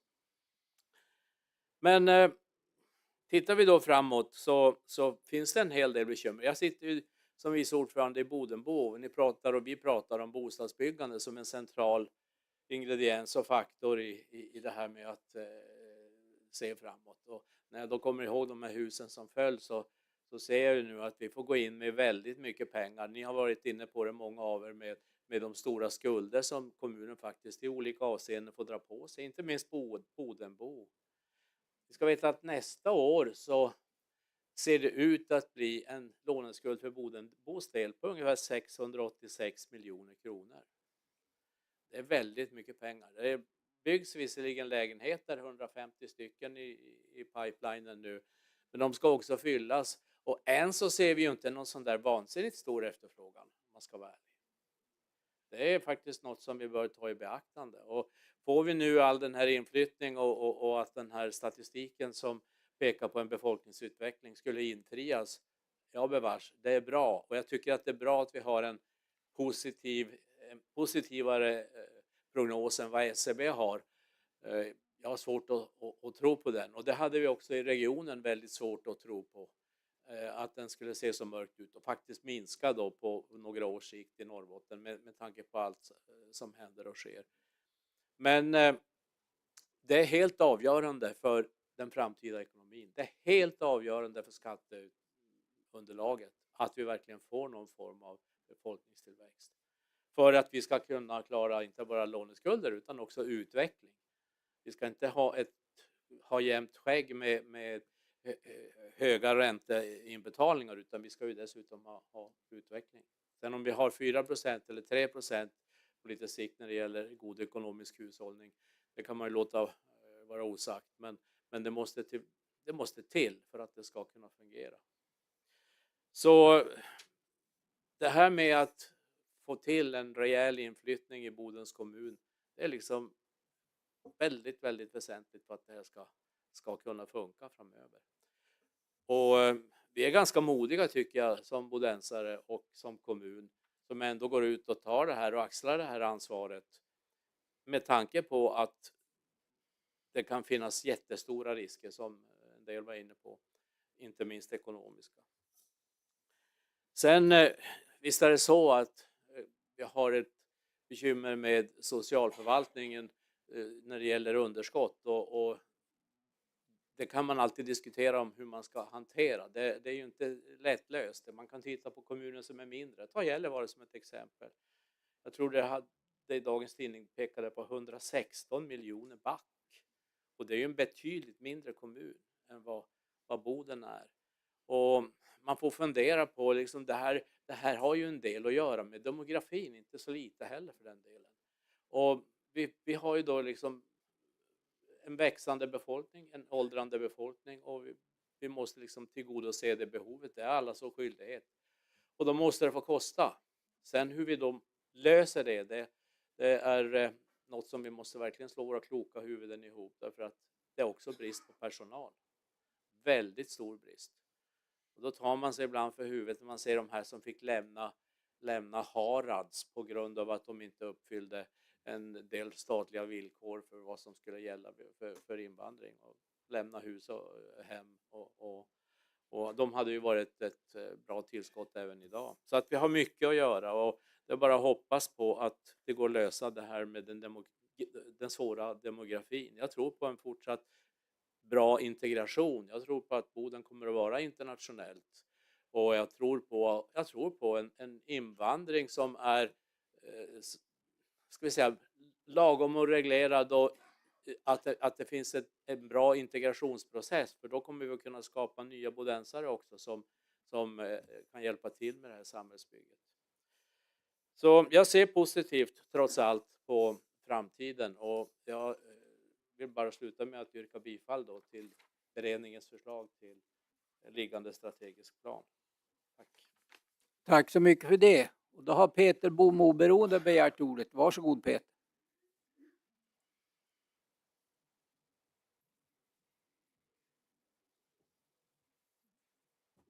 Tack herr ordförande, Bodens skattebetalare och kommunfullmäktige.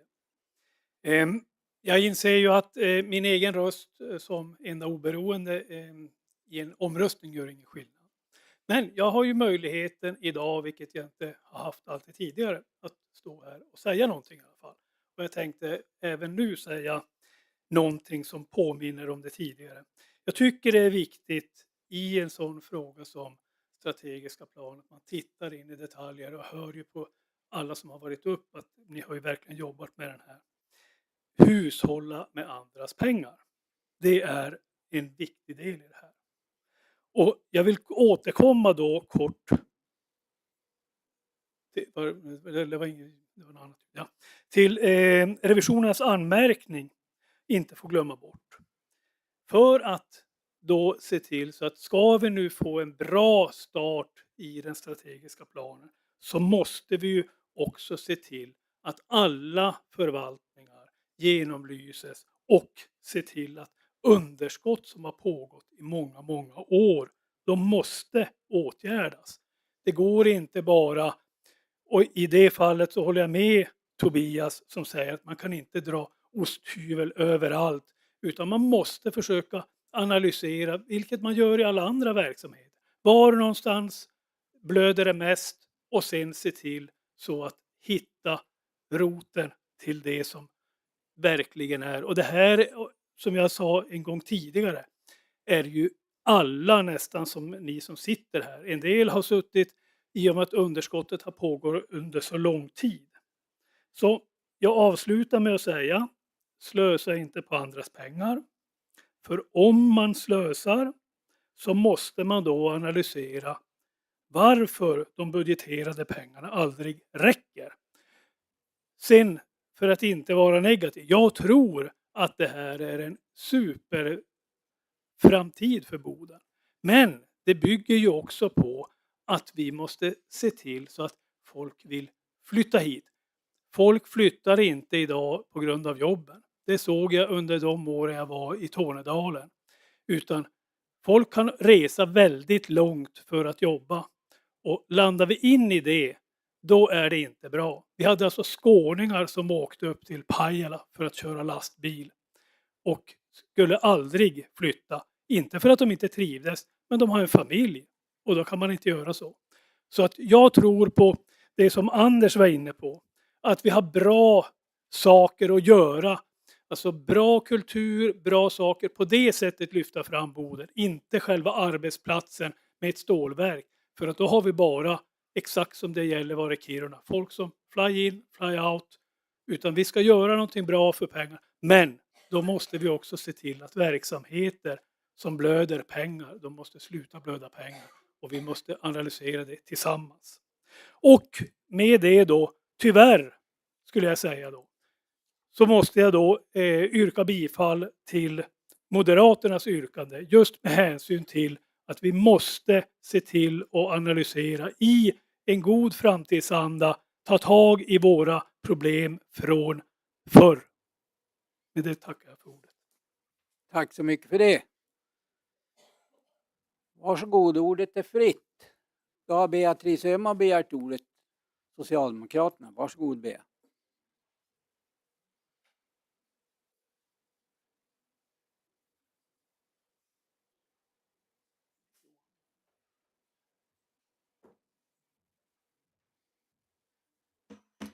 Då ska vi se. Jag tänkte ta ställning till strategiska planen från socialnämndens perspektiv och också de yrkanden som har kommit in. Några allmänna reflektioner först och främst. Den ena är att den första överhuvudtaget är att jag är väldigt stolt över min nämnd. Jag är väldigt stolt över alla i alla partierna som ställer upp på att utsätta sig för den ansträngda situation som alla socialnämnder i Sverige finner sig inför. För att sedan höra att man egentligen betraktas som usel. Jag tycker inte att vi ska ha det ordbruket här. Så. Eftersom jag tänker inte på att vi som är ju då en majoritet naturligtvis ska granskas, kritiseras, ifrågasättas och undras om vi gör det som behövs och om andra kunde ha gjort det bättre. Men man pratar ju också om sina egna.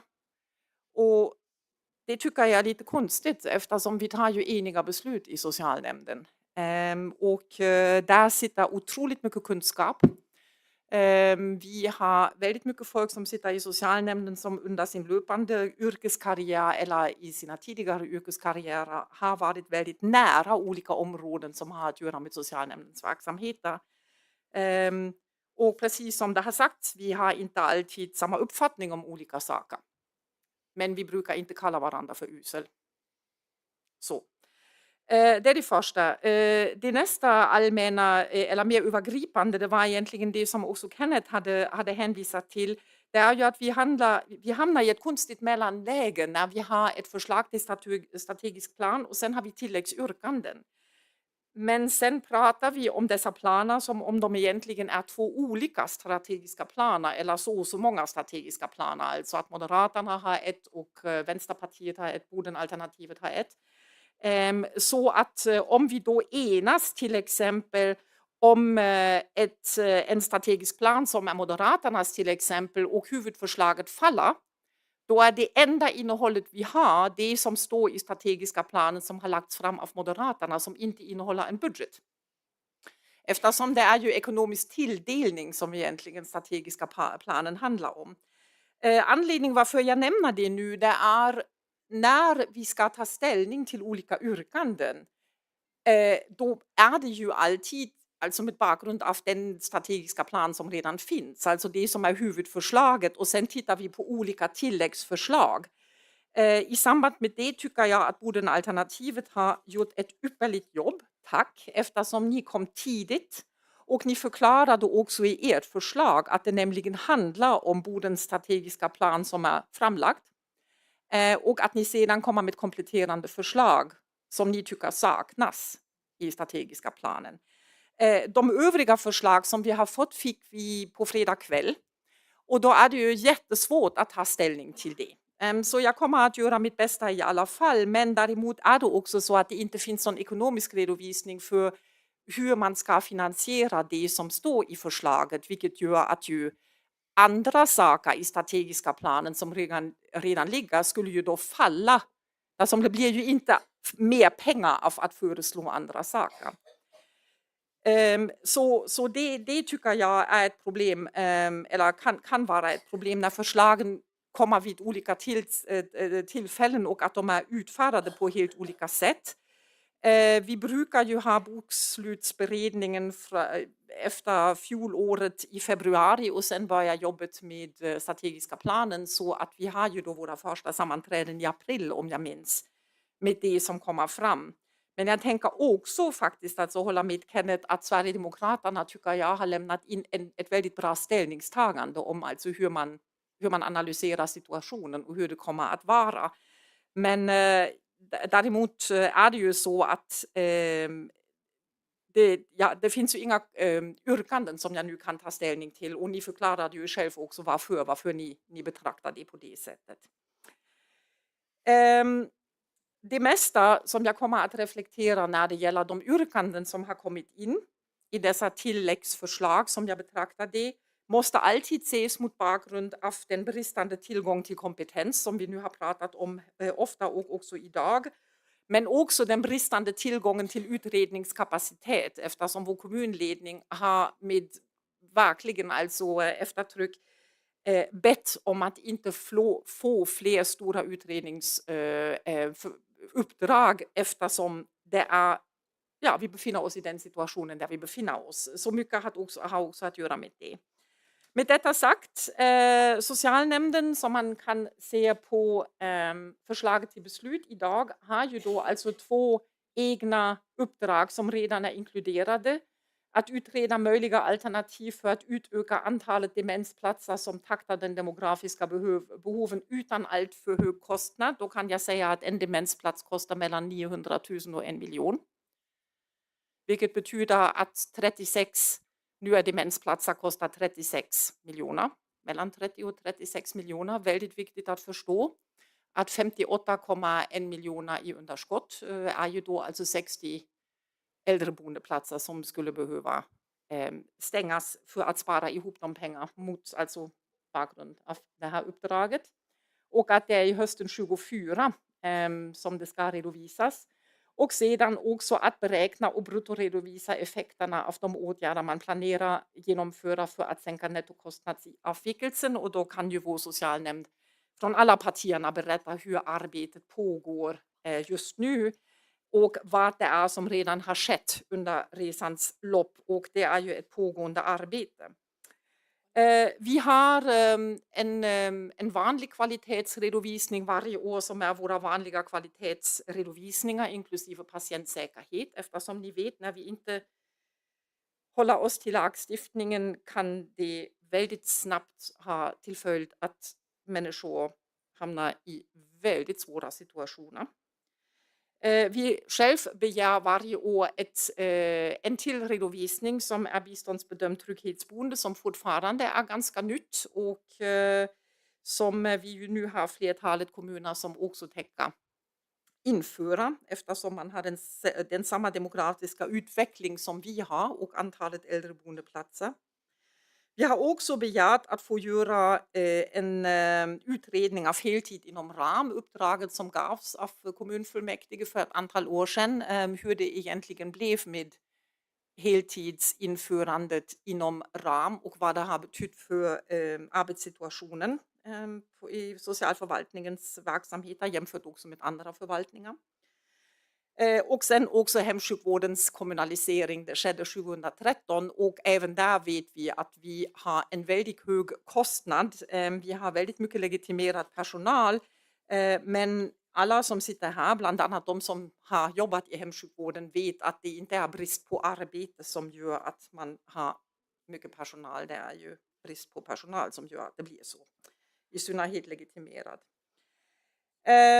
Med detta sagt tänkte jag då alltså kolla på några av, eller egentligen alla av de förslag som har funnits.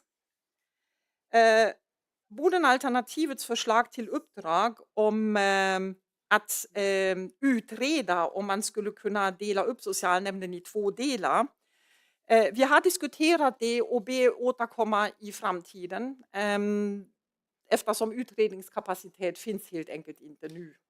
Däremot av egen kunskap kan jag säga att det är någonting som man gör i mycket större kommuner. Det betyder 2 chefer, 2 förvaltningschefer, det betyder 2 nämnder.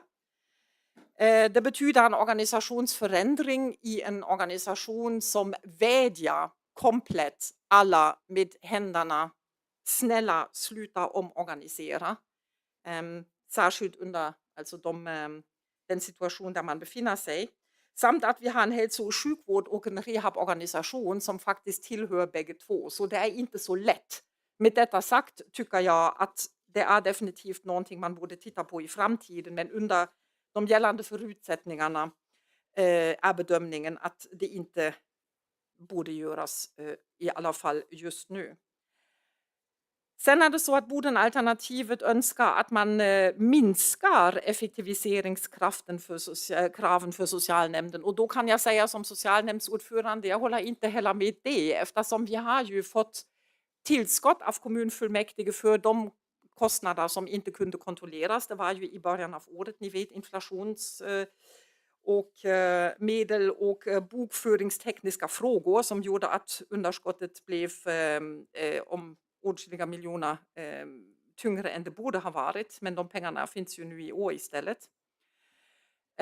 Men det är ju onekligen så att vi har en hög nettokostnadsavvikelse och det är ju därför vi samarbetar med en solution bland annat och har också haft ett uppdrag av Stimo.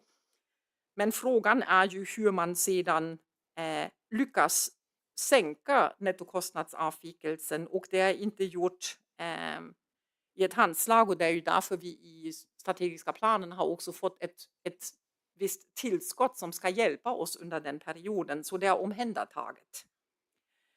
Så på det sättet är det egentligen besvarat Bodenalternativet när det gäller den delen, eftersom ni har ju också själv med besluten i kommunfullmäktige hjälpt till att det har blivit så.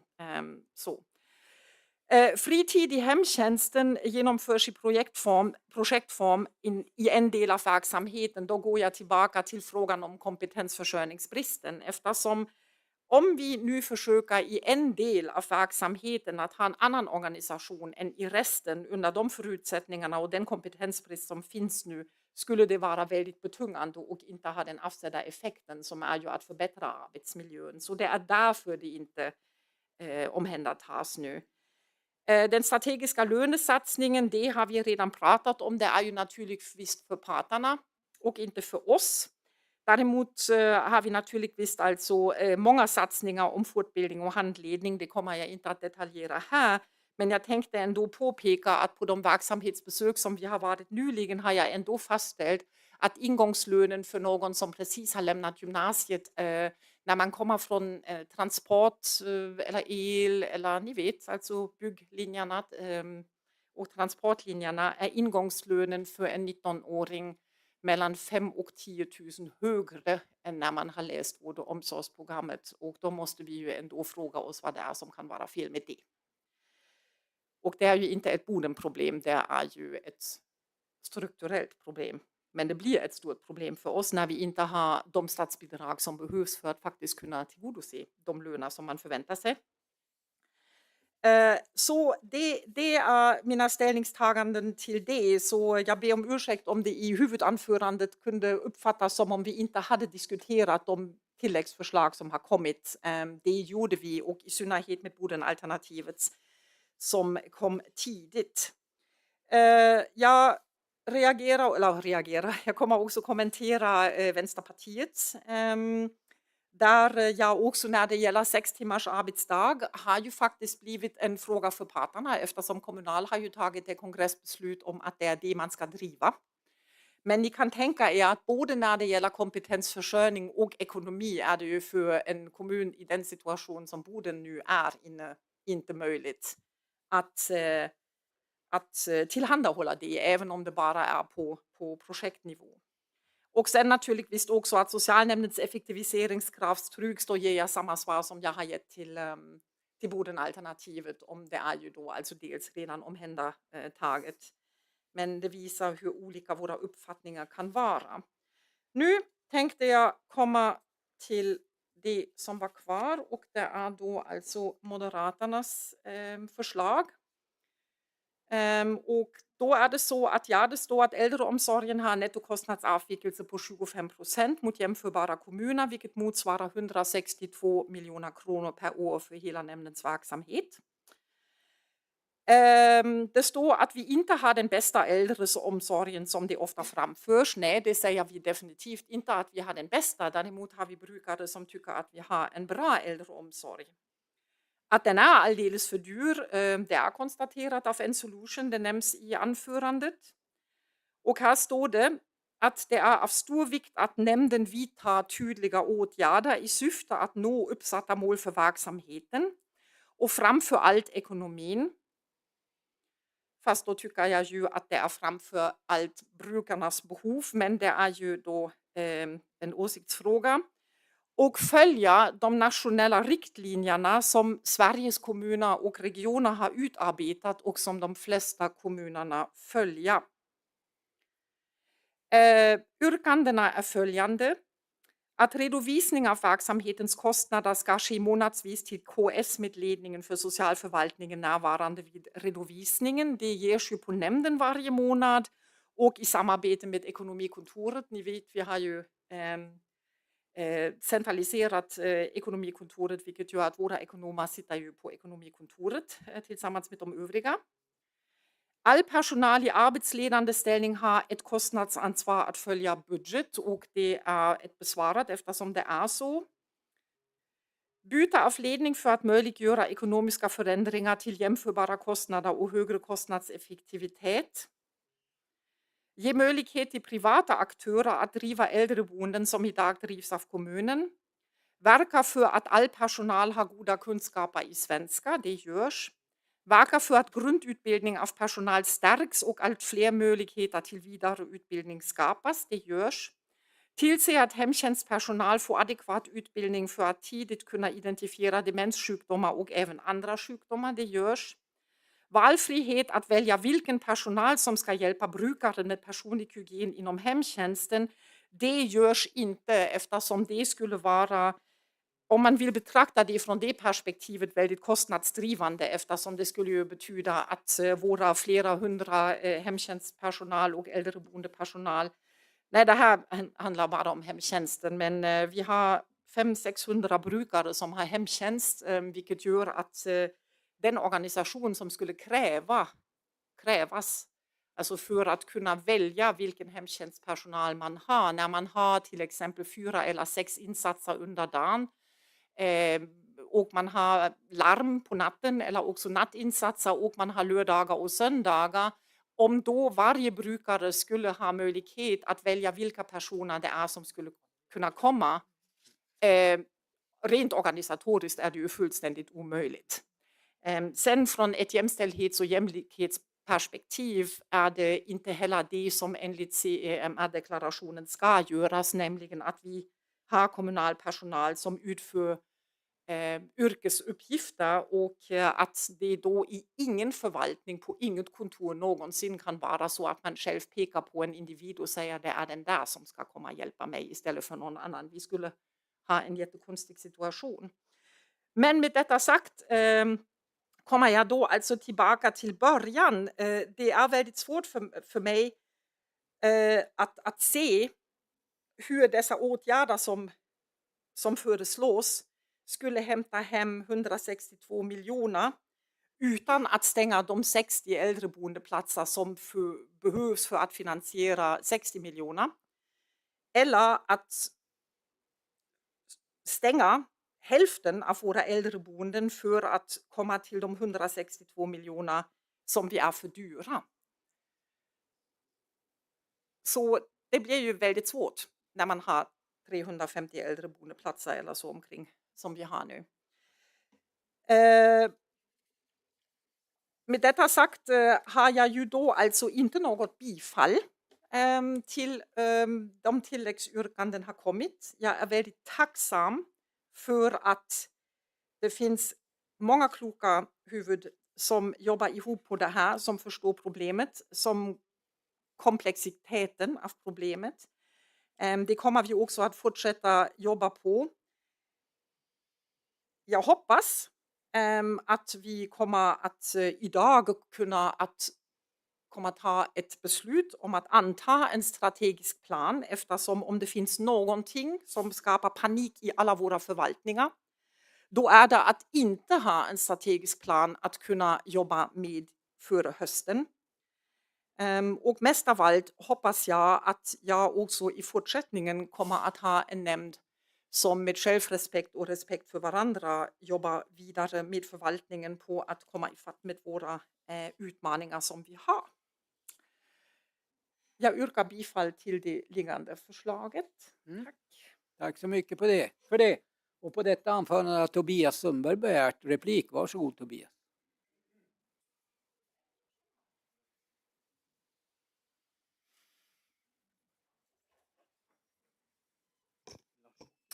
Tack så mycket, herr ordförande. Ja, socialnämndens ordförande Beatrice Öhman här vänder sig starkt emot att vi använder oss av ordet usel för att beskriva den verksamhet som har bedrivits av socialnämnden under det gångna året. Jag tänker att jag läser lite grann ur revisorernas rapport som Socialdemokraterna så förtjänstfullt valde att rösta bort. Där står det bristande måluppfyllelse av ekonomin samt brister i styrningen och intern kontroll av ekonomin inom socialnämnden. Och för detta förtjänas en anmärkning. Framgår senare. Nämndens resultat mot driftbudget det uppgår alltså till minus 58,7 miljoner kronor. Och det är alltså från en budget som är 25% högre än nettokostnadsavvikelsen.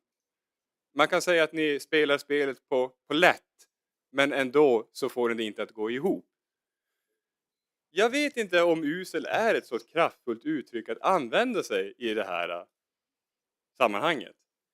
Att sedan säga att ni är alltid överens inom socialnämnden till de åtgärder som vidtas, det stämmer ju inte. Det har kommit förslag, både från oppositionen i allmänhet och från Moderaterna i synnerhet. Och det gäller både förslag inom socialnämnden men även från kommunstyrelsen har vi lagt förslag om hur man kan göra förändringar för socialförvaltningens verksamhet. Sen Socialdemokraterna tog över styret utav Bodens kommun 2010 så har socialförvaltningen gått konsekvent back. Det är dags för ett trendbrott och därför så krävs det vida grepp för att komma till rätta med det hela. Beatrice gick även vidare till att, jag ska inte säga kritisera, men påpeka att vi inte hade kommit med, så att säga, siffersatta åtgärder som kan vidtas inom kommunstyrelsen eller inom socialnämnden. Och det är såklart lätt att säga när man tillhör majoriteten och har en hel kommunförvaltning som kan stå till tjänst med att ta fram siffrorna som man är ute efter. Medan vi inom oppositionen ska göra detta själva. Vad vi däremot kan peka på är att de åtgärder som vi här har tagit fram i allra högsta grad skulle hjälpa till med att få socialnämndens budget i balans. Att säga att de här åtgärderna som jag har föreslagit med att all personal ska ha goda kunskaper i svenska, att grundutbildningen av personalen stärks så att fler möjligheter till vidareutbildning skapas, att det redan genomförs. Ja, men det kanske genomförs i en väldigt liten utsträckning, men vi menar ju att det här ska göras i en betydligt större utsträckning. För personalen inom socialförvaltningen upplever inte att detta görs idag. Att göra det här för en liten grupp personer och hävda på att de här åtgärderna är redan vidtagna, det stämmer inte. Det blir en vilseledande verklighet. Om de åtgärder som vi har föreslagit skulle genomföras inom socialförvaltningen så skulle vi få en förvaltning som är betydligt effektivare, som ger en bättre vård och omsorg till våra medborgare till en lägre kostnad. Att som i Beatrice anförande säga, hur ska vi spara in 160 miljoner? Ska vi lägga ner äldreomsorgen? Ska vi lägga ner si och så många äldreboenden? Nej, det har inte vi föreslagit. Det vi föreslår är att vi ska effektivisera verksamheten. För eftersom att resten av riket uppenbarligen klarar av att göra detta till en lägre kostnad och till en högre servicenivå visar ju på att det faktiskt finns möjligheter att förbättra socialförvaltningen.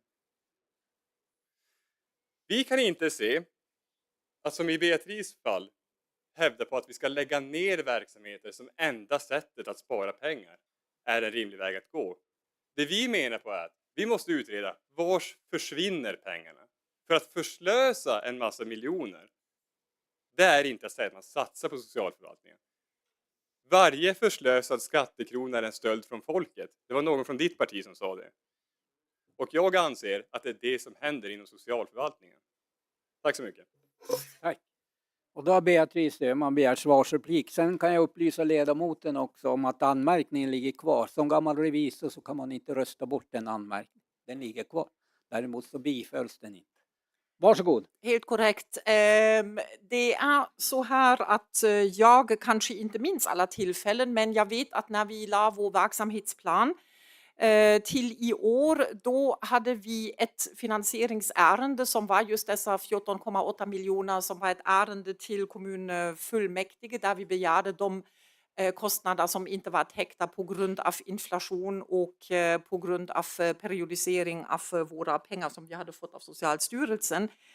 Och då lämnade Moderaterna en blank reservation eftersom man visste inte om man skulle få dessa 14,8 miljoner och med detta var förslaget underfinansierat och i och med att kommunfullmäktige sedan beviljade de 14,8 miljoner blev det ju då finansierat. Så det var det ena. Det andra var att vi fick besparingsförslag i fjol under året för att kunna hämta hem allt som på något sätt gick att hämta hem under den perioden. Och ett förslag hade varit att senare lägga öppnandet av Seniortorget, där ju på korttidsboendet redan hyran är betald, där bedömningen gjordes att det faktiskt kommer att vara en inspaning och en väldigt stor kvalitetshöjning att finansiera den miljon, om jag minns exakt det var. Och då var vi inte överens heller. Då yrkade Moderaterna avslag. Det är de enda tillfällen jag minns där det fanns ett konkret yrkande emot. Däremot vet jag att vi tog ett gemensamt och enigt yttrande om just årsredovisningen och de 58 miljonerna drygt som det handlade om. Nej, det är precis det jag tänker. Jag tänker på de åtgärdsförslag som görs, där vi nu alltså utbildar för få i personalen. Vi har för lite vidareutbildning. Vi har för lite svenska utbildning och vi har för lite demensutbildning. Det ska göras bredare. Det är för mig en kostnadsökning. Det är ju svårt att göra det utan att det kostar pengar. Sen det stämmer inte att det bara görs i liten omfattning. Utan att gå i för många detaljer, eftersom nu pratar vi om fastläggandet av strategiska planer. Men jag tänkte bara komma med de kompletteringarna. Tack. Tack. Och då går ordet till Johan Lund, Socialdemokraterna. Varsågod.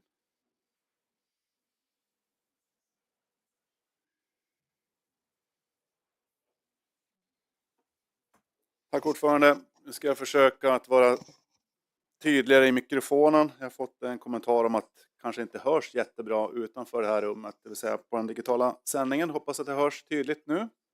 Jag ska försöka kommentera. Jag ska börja med att kommentera de delar som jag ser i förslagen som ligger. Kan säga att vi kommer att skjuta upp en del bygganden på förskolor. Även om det är det som är huvudmålet, är ju både de ambitionshöjningar vi har sedan tidigare att gå till 15 platser från 17 platser per avdelning i förskolan. Vilket inte är en lätt sak. Man har hållit på sedan 2017 och man arbetar med det här hela tiden. Så är det ju inte svårt eller det är inte det svåraste inte att skjuta upp byggandet av skolor eller förskolor eller andra lokaler, utan det är ju just vilka har vi inte råd med att inte bygga? Alltså, vad händer ifall vi inte bygger det här? Och så står vi där och vi ser även i den neddragna dimensioneringen eller befolkningsökningen, så ser vi att det kommer att vara ett förmodat ökat behov för både 1-5-åringar, 6-17-åringar, 6-15-åringar, 16-18-åringar. Det är ganska kraftiga siffror upp i alla de här. Det är ju visserligen till 2030, men då behöver vi börja bygga igår för att komma dit. Vi behöver bygga det här ganska pronto. Och det här är det svåra. Jag har inte svårt med att säga att vi avvaktar med ett byggande. Däremot, vad måste vi bygga för att klara av samhällsomställningen, för att öka befolkningen? Men också för att öka de renoveringsbehov vi har, eller ta hand om de renoveringsbehov som vi har. Den reinvesteringsskuld som vi har i kommunen sedan många, många år tillbaka, utan att peka finger på någonting särskilt. Så att varje generation ska kunna ta sina kostnader. Det innebär ju att vi måste bygga så att nästa generation också kan se på hur de ska investera. Jag är lika ödmjuk som det Lars-Åke uttryckte tidigare. I och med att det här är svårigheter. Det här är inte någonting lätt. Inte för oss politiker, men inte heller för någon förvaltningschef eller ekonomer som inte heller ser några solklara, tydliga lösningar på det här. För i sådana fall så hade det kommit fram. Det är inte så att det här är någon sätter sig emot på något sätt, utan alla försöker ju arbeta med de här. Alla förstår problematiken. Det här man har det. Så att, jo, det är jättesvårt att se hur vi ska kunna pricka rätt. Och det kämpar förvaltningen med jättemycket. Vad i varje byggande, är det här rätt sak? Och man återkommer direkt. Nej, men det här är inte rätt. Nu måste vi göra någonting annat. Och det kan gå ganska snabbt. Man har en inriktning, plan A. Men man måste ju självklart arbeta med plan B. Som det har varit i ett förslag exempelvis på Stureskolans vad som händer, hur ska vi renovera, hur ska vi göra med 7-9. Hur ska vi göra med FT6-skola i centrum? Alla de här sakerna är ju sånt som är flytande som vi självklart måste titta på plan B. Vad är det för någonting? Funkar plan A? Och funkar plan A, då går vi självklart på plan A. Men det står någonstans noterat och ni får slå mig på fingrarna för att komma inte ihåg exakt vem det var som hade skrivit det i sin kommentar. Att det här måste ju självklart vara noga med att vi hittar rätt. Och jag håller helt fullkomligt med om det. Till och med så att det går snabbare ryck. Och nu kommer min majoritet att rycka till mig. Det kommer inte ens att klara av att skriva in i en strategisk plan för det kan gå så snabbt. Vi kanske måste byta inriktning för vi ser att det här händer. Vi har sett andra kommuner i Norrbotten som har fått problem med skolor och luft. Vi har inte det nu. Och så håller jag en konstpaus där. Man vet ju aldrig. Och det är, håller mig vaken om nätterna kan jag säga. Men vi ser då hur man ska bygga, hur vi ska renovera, självklart. En fråga, en ödmjuk fråga, se inte det här som ett nedslag på något sätt utan mer en fråga kring det förslag om medborgardialog om byggandet från Bodenalternativet när det gäller Stureskolans tomt. Jag ser ju inte att det är fruktbart att hushålla med skattepengar genom att fråga medborgarna direkt bara. Utan självklart måste vi bygga på en dimensioneringsutredning, måste bygga på de avvägningar som vi vill göra, som vi vill uppmärksamma och se att det här är det vi behöver omhänderta för att kunna bygga en bra skola för de som finns i Boden och för de som flyttar till Boden. Och det är ju inte bara på den tomten, den fastigheten det här gäller, utan det är ju alla skolor i hela Boden som det påverkar. För flyttarna är så, de hänger ihop självklart. Så det är en fråga där, hur tänkte ni att den här medborgardialogen skulle vara ungefär? För jag är inte emot att man pratar med medborgare, självklart. Men att den skulle ligga till grund för ifall man bygger eller inte. Ser det i alla fall som främmande eller lite avvaktande till. Alltså jag är litet avstånd där kring den frågan. Men självklart har vi ju medborgardialoger om utformning och annat. Men ja, jag stannar där vid den frågan. När det gäller exempelvis då gymnasieskolans estetiska musikprogram så har det varit uppe som en fråga och jag hoppades att det var tydligt när vi i alla fall för nu avslutade den för våren. Den fortsätter den diskussionen. Men att vi tittar på alternativ för hela den, vi ska kalla den musikutbildningar på Björknäs. Det är ju en stark tradition vi har. Men den är inte starkare än att det bara var 5 stycken elever som gick första året nu. De börjar ju andra året snart och vi får se om det ökar. Men även om det ökar till 10 så är det ju inte jättestarkt. Jag säger inte att vi inte ska ha musikutbildning på Björknässkolan. Men kan det vara i en annan form, exempelvis som inriktningar, estetiska inriktningar? Då behöver vi titta på det för att först och främst ha en bra kvalitet på det här. Kunna stärka så att det kanske blir fler som faktiskt tar del av kulturutbildningen på gymnasiet. Och för att inte slösa med skattekronor heller. Men det handlar inte om att göra någonting för snabbt, vilket jag tycker vi visade ganska tydligt. Vi vill inte göra någonting för snabbt, utan där backar vi på det sättet och tar ett omtag och kommer komma förhoppningsvis till någonting som fler hänger med på vad vi gör och att vi kan göra någonting bra av det. Så jag stannar där och ser om jag får någon kommentar. Tack. Tack så mycket för det. Och då går ordet till Lena Pansare, Socialdemokraterna. Varsågod.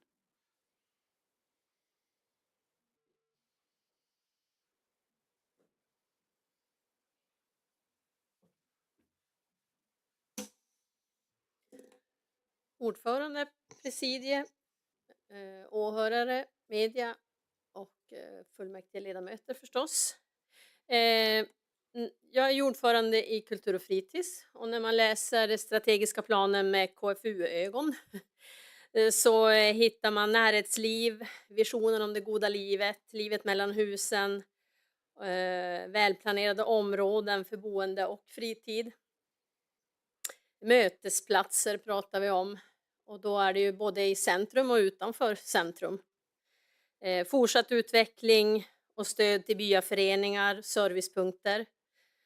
Föreningarna ska ha stöd för att då kunna ta emot alla som flyttar in. Både kulturföreningar och idrottsföreningar och fritidsföreningar.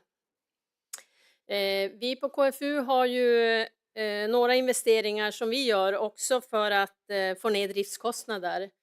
Och vi ser på sikt en bokbuss som behövs. Och den kommer förmodligen att bli ny för att det är svårt att få tag på begagnade. Belysning i ishall, försvarsmuseum. Och vi ser också över elljusspåren, belysningen där. Jag kommer att yrka bifall till beredningens förslag, men jag kommer också att gå igenom några av punkterna som övriga oppositionspartierna har lämnat in. Och jag börjar då med Bodenalternativet som har ett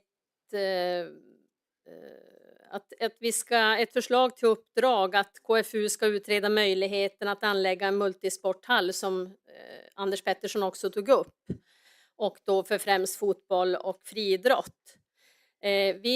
Vi känner ju på KFU att ge olika utredningsuppdrag när de inte finns i pipen, om man säger så, utan det i första hand är det vi håller på med nu, och det vi färdigställer ridanläggningen och det övriga som jag tog upp med bokbuss och annat, så känns det som en lite överbelastning.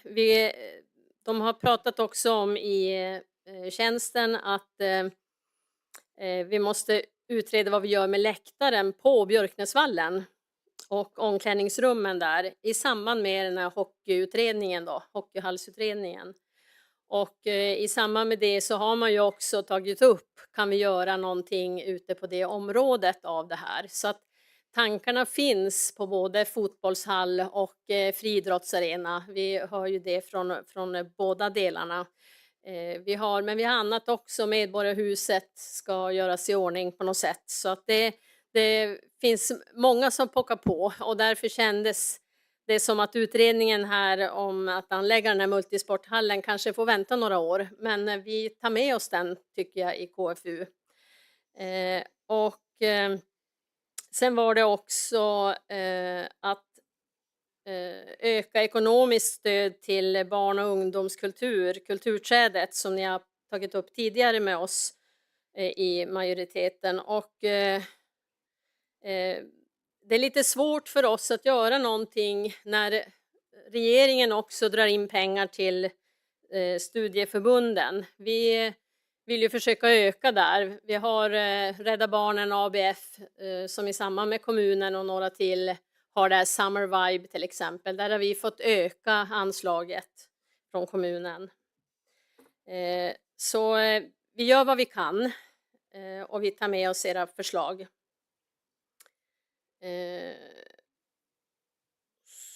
Så, då ska vi se.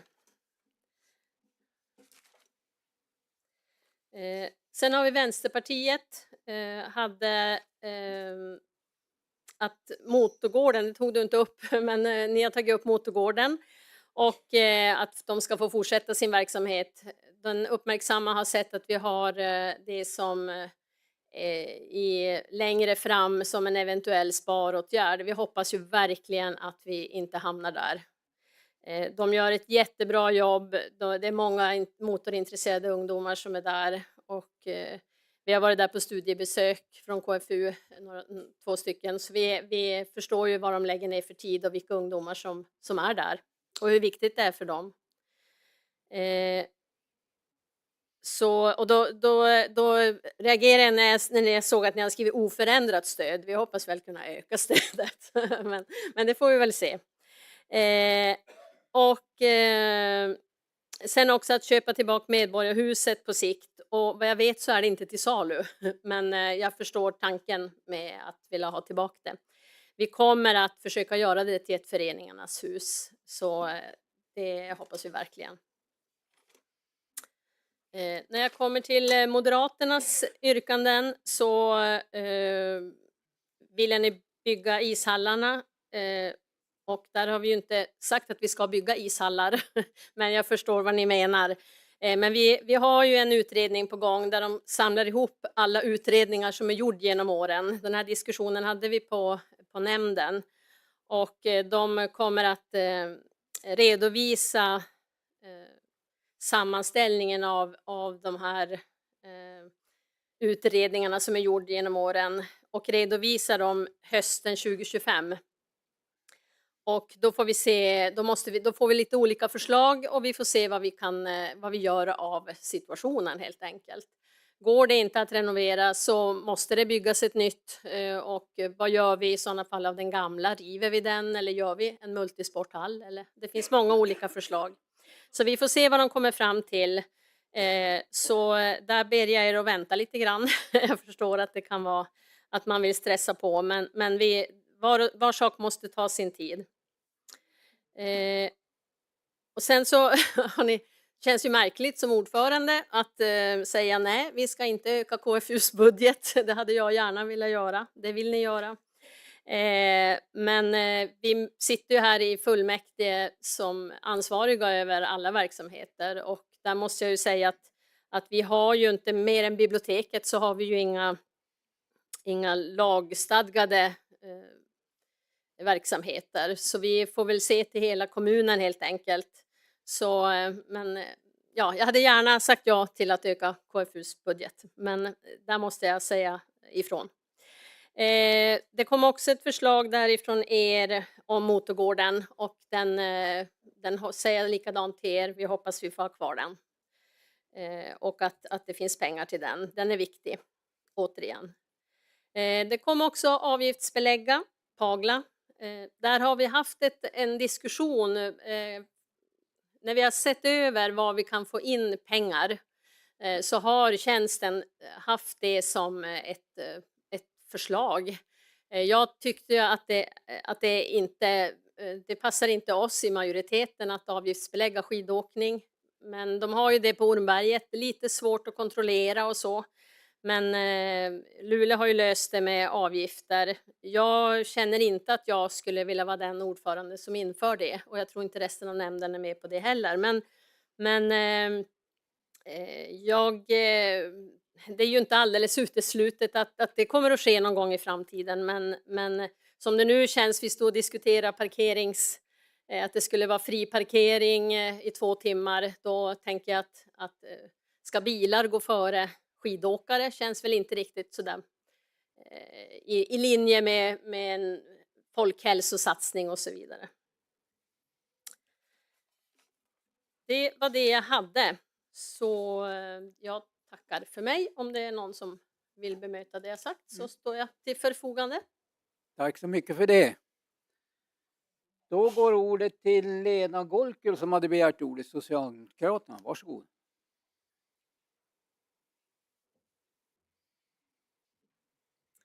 Tack så mycket, herr ordförande. Innan jag glömmer, jag vill börja med att yrka bifall till beredningens förslag. Jag tänkte göra ett nedslag i några av oppositionspartiernas tilläggsyrkanden bara för att visa på att vi har sett över de här förslagen seriöst, även de som inkom i lördags. Jag börjar med Bodenalternativet då ni föredömligt nog var tidigt ute med era tilläggsyrkanden. Där är ett av tilläggsyrkandena att 30 miljoner kronor ska omprioriteras varje år inom befintlig reinvesteringsbudget för att påbörja upprustning av kommunens skolor under planperioden. 30 miljoner ska alltså omprioriteras enligt det här förslaget. Fastighetsavdelningen har ungefär 40 miljoner totalt sett i reinvesteringsbudget nästa år. Skolorna rustas ju upp redan idag såklart. skulle väl gärna rusta upp mer, det är väl inte frågan om det. Men här har förvaltningarna tillsammans gjort en plan, alltså fastighetsavdelningen tillsammans med arbetsmarknads- och utbildningsförvaltningen, där man är överens om nuvarande prioriteringar inom den budget som finns. En ökad volym underhåll med 75%, alltså om man omfördelar de 75% av budgeten till det här. Det skulle ju leda till att både arbetsmarknads- och utbildningsförvaltningen och samhällsbyggnadsförvaltningen skulle behöva rekrytera personal. Vi skulle även behöva hitta ersättningslokaler för att kunna bedriva undervisning. Och om det omfördelas på det här sättet, då skulle ju alla andra planerade arbeten i kommunala fastigheter få ställas åt sidan. Och det tror jag till exempel inte så andra skulle vara så lyckliga över. Så att en omprioritering av reinvesteringsbudgeten, det skulle leda till ökade kostnader för kommunen utan att vi får någonting mer i slutändan utfört. Alltså vi får mindre pang för pengarna. Så att därför så går vi inte med på det tilläggsyrkandet. Vänsterpartiet yrkar att Bodens kommun ska utreda möjligheterna för ett kommunalt byggbolag.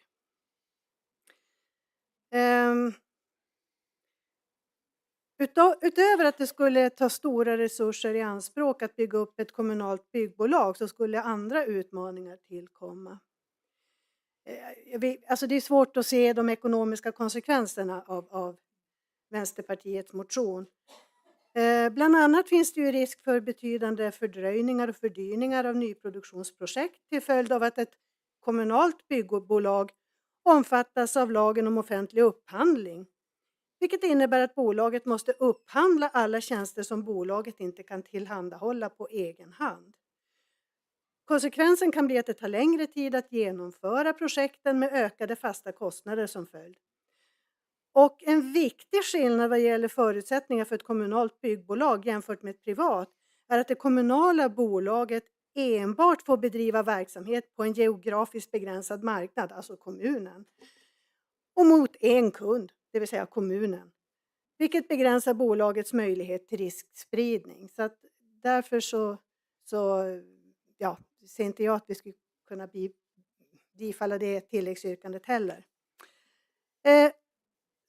Moderaterna slutligen har yrkat att kommunen ska upprätta en servicepunkt i Norrbyarna, Skatamarksbygden. Servicepunkterna är ju superbra. Små stadshus ute i våra utvecklingsnoder.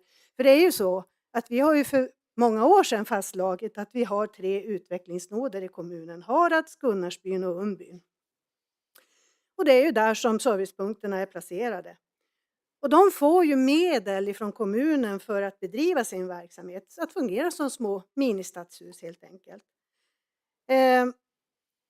Att starta en servicepunkt i Skatamarksbygden skulle ju öka kommunens kostnader med, de har nästan 1 miljon i bidrag varje servicepunkt från kommunen per år. Så nästan 1 miljon skulle det kosta. När vi då ska vara ekonomiskt återhållsamma. Så att jag ser inte riktigt att det är en möjlig väg. Däremot så är det ju inte så att Norrbyarna då, alltså Skatamarksbygden, är utan inflytande i kommunen. Vi har ju det kommunala landsbygdsrådet där Norrbyarådet, alltså Inbyn, Hundsjö, är de ifrån de 2 som sitter då i landsbygdsrådet, där de är väl representerade. Det är alltså Norrbyarådets ordförande Lena Karlberg, tror jag hon heter, jag är så dålig på namn, som kommer från Hundsjö som sitter i landsbygdsrådet, och även då en från Inbyn. Och de är ju med i de dialoger och kommer med inspel precis som andra representanter i landsbygdsrådet och som tas upp sen i den kommunala politiken. Så att med tanke på att vi inte vill öka utgifterna för att starta en servicepunkt med närmare 1 miljon så kan vi inte heller bifalla det yrkandet som jag ser det. Jag vill däremot då passa på att lyfta fram några saker som vi gör i samhällsbyggnadsnämnden. I den strategiska planen så pekas 4 utvecklingsområden ut som viktiga för Bodens utveckling. Bland annat infrastruktur. Och jag vill lyfta fram förvaltningens förmånliga arbete när det gäller den delen. Alltså vägar, gång- och cykelvägar och sånt. Där har vår kompetenta personal ansökt om externa medel. Och det gör de när det är till gagn för oss bodensare. De drog bland annat in 27 miljoner totalt och varav 2 miljoner är vad kommunen går in med. Och sen så får vi bidrag från EU med flera finansiärer. Till projektet Hållbar mobilitet och tillgänglighet till Bodens nya industriområde. Och där kommer det då byggas bland annat en sammanhängande cykelväg till Boden Industrial Park från Resecentrum och en cykelväg mellan Södra Svartbyn och Norra Svartbyn över 4 gårdars-höjden. Det kommer göras massor med mer förstås för de här 27 miljonerna, varav vi då bara behöver betala 2 miljoner från kommunens sida och där resten kommer från externa bidrag. Och där vi alla bodensare har nytta förstås av det här. Så att bifall till beredningens förslag. Tack. Tack så mycket för det. Och här har replik begärt av Tobias Sundberg. Varsågod Tobias.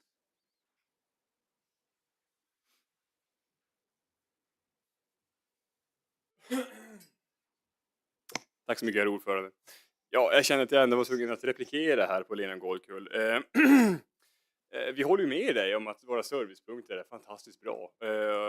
Och de finns ju nu i dagsläget i Edefors församling, de finns i Gunnarsbyn och de finns i Umbyn. Däremot så kan vi inte riktigt hålla med dig om att det skulle vara en för stor kostnad att även införa i Skatamarksbygden. Skatamarksbygden är en bygd som har blivit ganska styvmoderligt behandlad utav Bodens kommuner de gångna 20 åren. Det började med att skolan försvann, sen försvann förskolan, butiken är nedlagd. Det är en bygd som har blivit illa tilltyglad. Och att då hänvisa till att en kostnad på en knapp miljon är en för stor kostnad för att vända den här inte så roliga utvecklingen i den här ganska stora delen av kommunen. Det känns ihåligt med tanke på de beslut vi fattat tidigare idag. 2 stycken ledamotsplatser i landsbygdsrådet, det känns ju som en ganska liten ersättning i förhållande till vad en sån här servicepunkt hade kunnat utgöra för Skatamarksbygden. Vi från Moderaterna tror att för att Bodens kommun ska vara en attraktiv plats att bo på, då behöver vi ha en levande landsbygd. Och Bodens kommun är faktiskt större än de 3 stycken servicepunkterna vi har i dagsläget. Det finns väldigt mycket kommun mellan dem så att säga och stadskärnan. Därför så tycker vi att det vore en rimlig och väl avvägd investering med relativt små medel för att göra Skatamarksbygden betydligt attraktivare att bosätta sig i.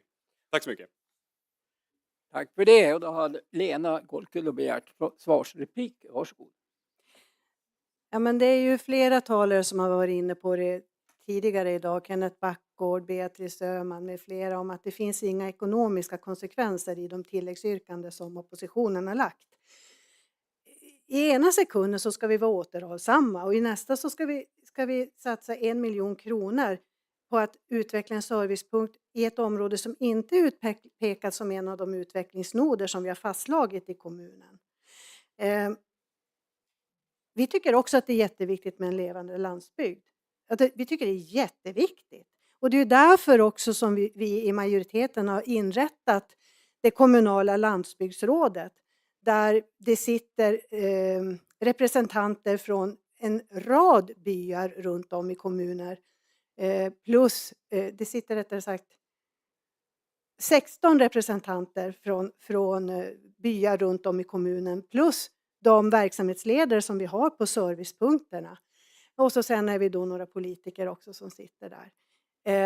Och det är ju för att fånga upp sånt som landsbygden vill göra. Och där vi har en kommunikation också, inte minst nu med vindbruksplanen som tas fram. Har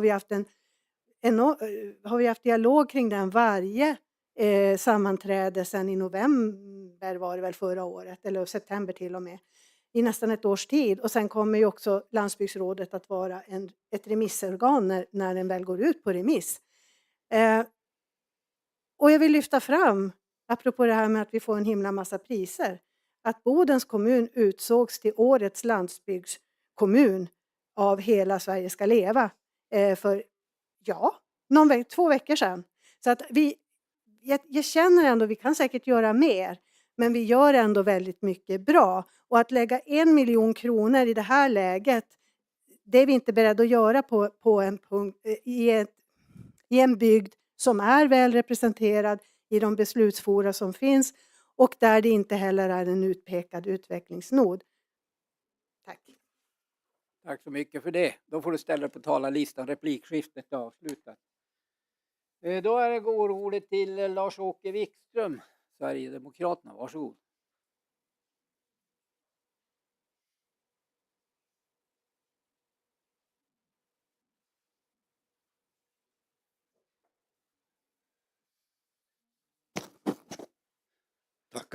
Tack ordförande, presidium och fullmäktige ledamöter. Ibland så brukar man ju skämtsamt prata om att 2 ögon, 2 öron och 1 mun beskriver informationsintaget och också hur man förmedlar att man har tagit emot den här informationen. Vi har tidigare läst nu alla handlingar som vi har kunnat läsa i tid. Och nu har vi lyssnat på samtliga partier till en del. Det kommer säkert att finnas fler. Men nu kommer jag kort att yttra mig. Alltså vi är övertygade om att tjänstens... ursäkta mig, det är fortfarande allergierna som spökar. Vi är övertygade om att tjänstens nedlagda arbete redovisar en korrekt nulägesbeskrivning av drift, investeringar och ekonomi. Och med det sagt så yrkar vi bifall till beredningens förslag. Tack. Tack så mycket för det. Och då går ordet till Claes Nordmark, Socialdemokraterna.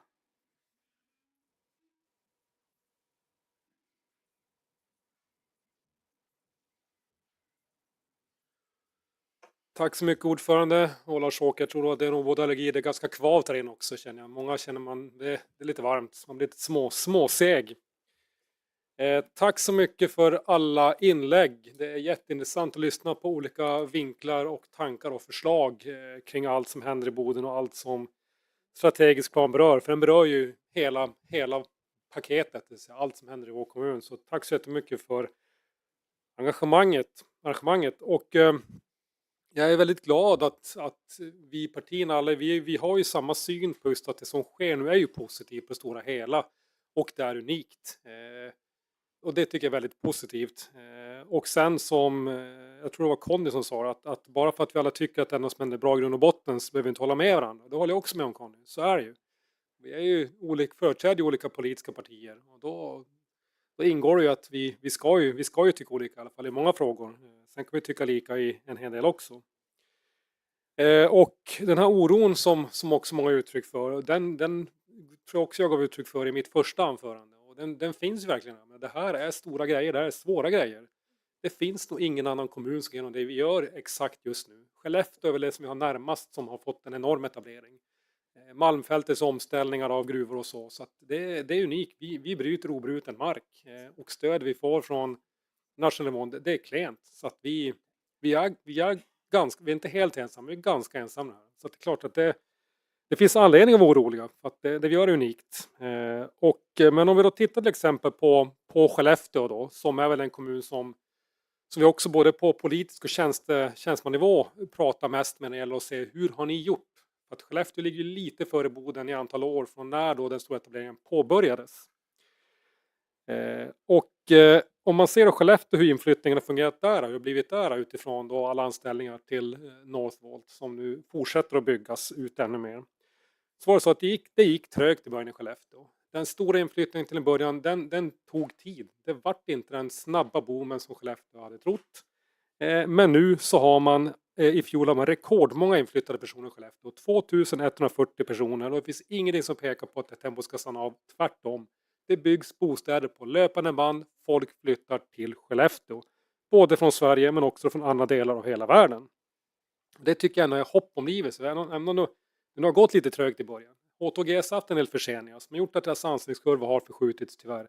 Så ser man nu att H2GS börjar också få upp tempot. Och de har 220 anställda i Boden idag. Där de pratar om i medias officiella siffror.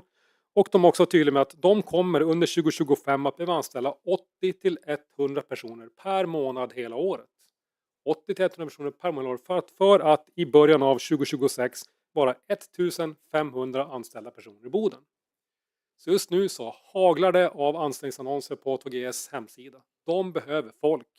Och det är allt möjligt folk de behöver. Det är tekniker, montörer, mekaniker, elektriker, processoperatörer, underhållspersonal, specialistkompetens om vätgasproduktion, deriproduktion, inköp, HR och ekonomi.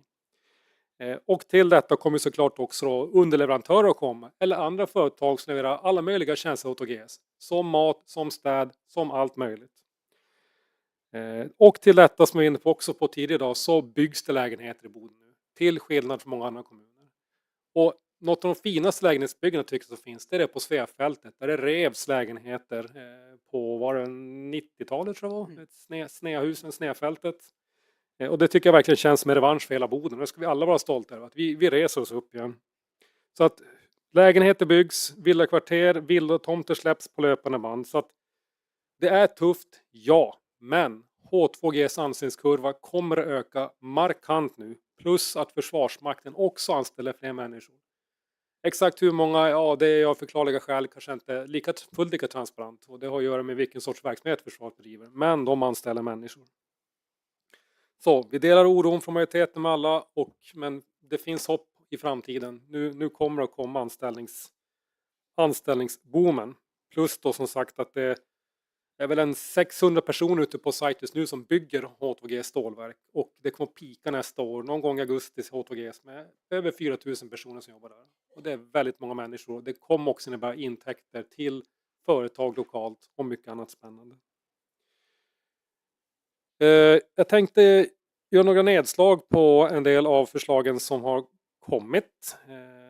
Som sagt, jag tackar så mycket för dem. Och något som Tobias var inne på, det är vad han kallar att majoriteten gör med som man kallar osthyvelsprincipen. Att den inte då är okej, utan att det krävs lite hårdare tag. För att då, som Tobias är inne på, komma till rätta med då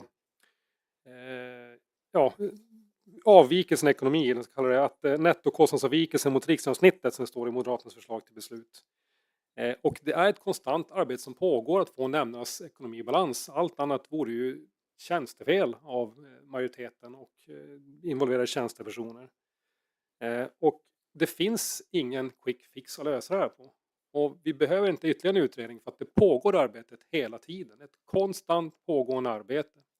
Och vill man ha en quick fix, ja, då måste man nästan föreslå konkreta nedskärningsåtgärder som ger reda pengar.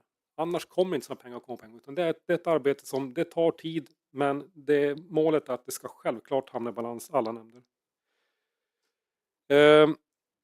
Lars-Åke och Sverigedemokraterna, ja det är olyckligt om ni upplever att ni inte har fått någon framförhållning för en strategisk plan. För det är klart det är ett komplext dokument och det är bra att man får tid på sig att läsa det. Och det är alltid en ambition som både vi har att det ska finnas tid till det. Och så brukar vi också göra så att alla partier kan be kommunens tjänstepersoner också komma och redogöra för strategisk plan. Så man kan ha en dialog med dem också. Det är också en typ av service som försöker erbjuda så att man ska få också den möjligheten. Men det är klart man önskar alltid att det hade funnits ännu mer tid för alla att gå igenom de komplexa dokumenten som det faktiskt är. Och också som vi är inne på Lars-Åke så försöker vi också via budgetberedningar och andra organ hela tiden vara så transparenta som det bara går med hur ser läget ut, vad är det som händer. Ibland har vi extra gruppledamöten för att också vinna oppositionen att kunna se vad är det för beslut vi ska fatta så att oppositionen då kan ha en reell bild av vad som händer och ta ställning till det utifrån det. Så vi försöker så gott vi bara kan. Delar fullt din oro Lars-Åke om infrastrukturfrågor som Luleå hamn och dubbelspåret mellan Boden och Luleå. Och det här är så frustrerande frågor för de kontrollerar inte vi i Bodens kommun. Luleå hamn kontrollerar såklart Luleå och dubbelspår Luleå-Boden det är ju en statlig fråga så att där är ju Trafikverket då med finansiering av regeringen, riksdagen som sköter det. Och Luleå hamn som såg, det var ju bara en anbudsgivare och den var inte riktigt så som Luleå hamn hade önskat sig.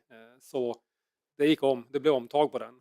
Men vad jag har hört därifrån och från de stora företagen och inte bara från H2G utan också så var det bättre att göra så. För att det var risk att det hade blivit en mindre bra grej om de hade gått på den. Så det är klart, tiden går men Ja.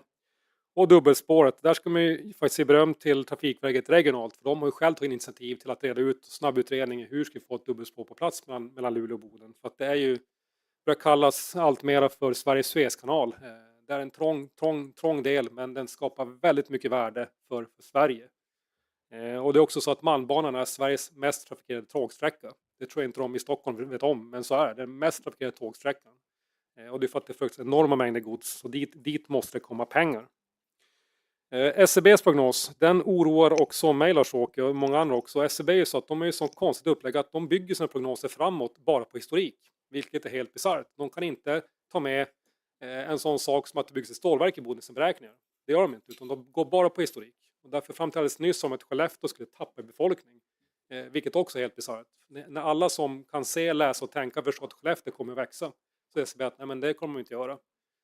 Så det är också frustrerande, för många myndigheter bygger sig också sitt arbete på SCBs prognoser. Så mycket finns att önska där.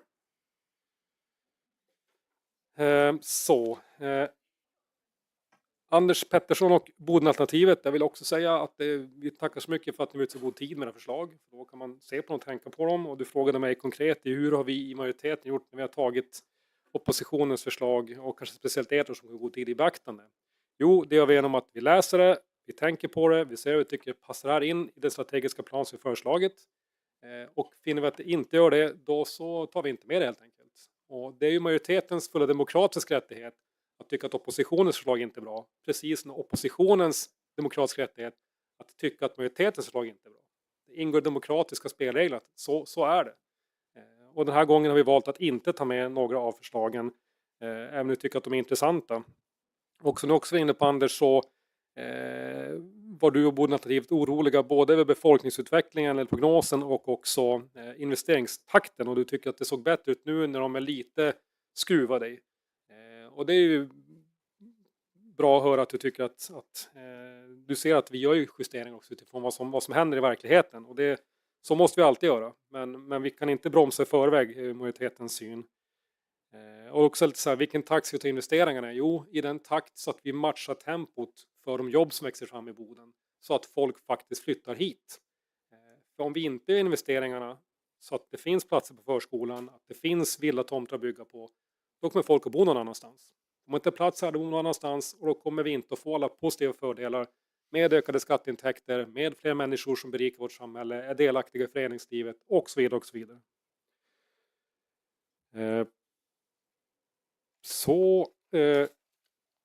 Conny och Vänsterpartiet hade flera förslag. En del har redan berörts av nämndordförande för majoriteten, men jag ska ta något av dem som var kvar som inte berörts. Vänsterpartiet föreslog att grönområdena bör utredas vilka ska skyddas från bebyggelse, och det är såklart väldigt viktigt, och hur grönområdena ska nyttjas eller fredas, det ingår redan i kommunala planer som den fördjupade översiktsplanen och stadsbyggnadsprogrammet, tycker vi för majoriteten. Och Lena berörde också lite om utredning om ett kommunalt byggbolag. Jag vill också bara kommentera det. Jag tycker att det är en väldigt intressant uppgift. Eller väldigt intressant tanke. Men utöver det Lena sa, varför majoriteten inte vill gå med på det. Dels ska utredningen ta mycket energi, men vi tycker också att även om inte marknaden kan lösa alla frågor, så tycker jag att marknaden ska lösa byggandet av olika saker som bostäder med mera. Plus att det också lite osund konkurrens som kommunen också gav sin i byggbranschen. Det tycker vi att vi ska hålla oss ifrån. Emma Snellman, Kristdemokraterna, lyfte upp förslaget om att inrätta en stadsarkitekt. Och den frågan har ju debatterats och diskuterats många gånger här, och jag ska då säga än en gång vad då vi i majoriteten har för argument för att vi tycker att det inte ska införas en stadsarkitekt, och det är för att vi menar att den samlade kompetensen för stadsarkitektfrågor, den finns på samhällsbyggnadsförvaltningen, och dessutom så anlitar kommunen externt stöd i stadsarkitektfrågor. Svårt ord det. Så vi menar att den kompetensen och funktionen redan är uppfylld. Och med det så vill jag yrka bifall till kommunstyrelsens förslag till strategisk plan, och jag vill yrka avslag till alla tilläggsyrkanden som har kommit till den. Tack. Tack så mycket för det. Då går ordet till Sead Maglic, sjukvårdspartiet. Varsågod säga.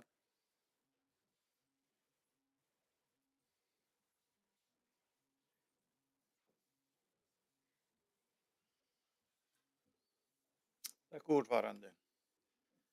Det är bara några ord från miljö- och byggnämndens sida.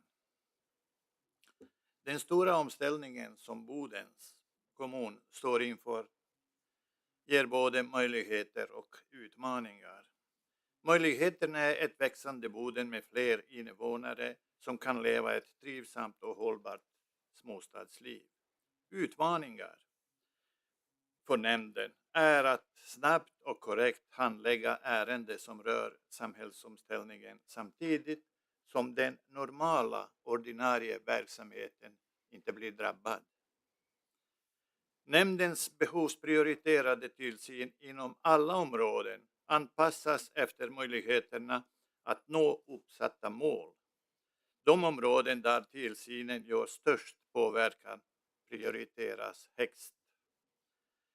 Nämnden kommer att fortsätta arbeta med att utveckla den serviceinriktade myndighetsutövningen, vilket innebär snabb och korrekt handläggning på ett sätt som medborgare upplever som professionellt.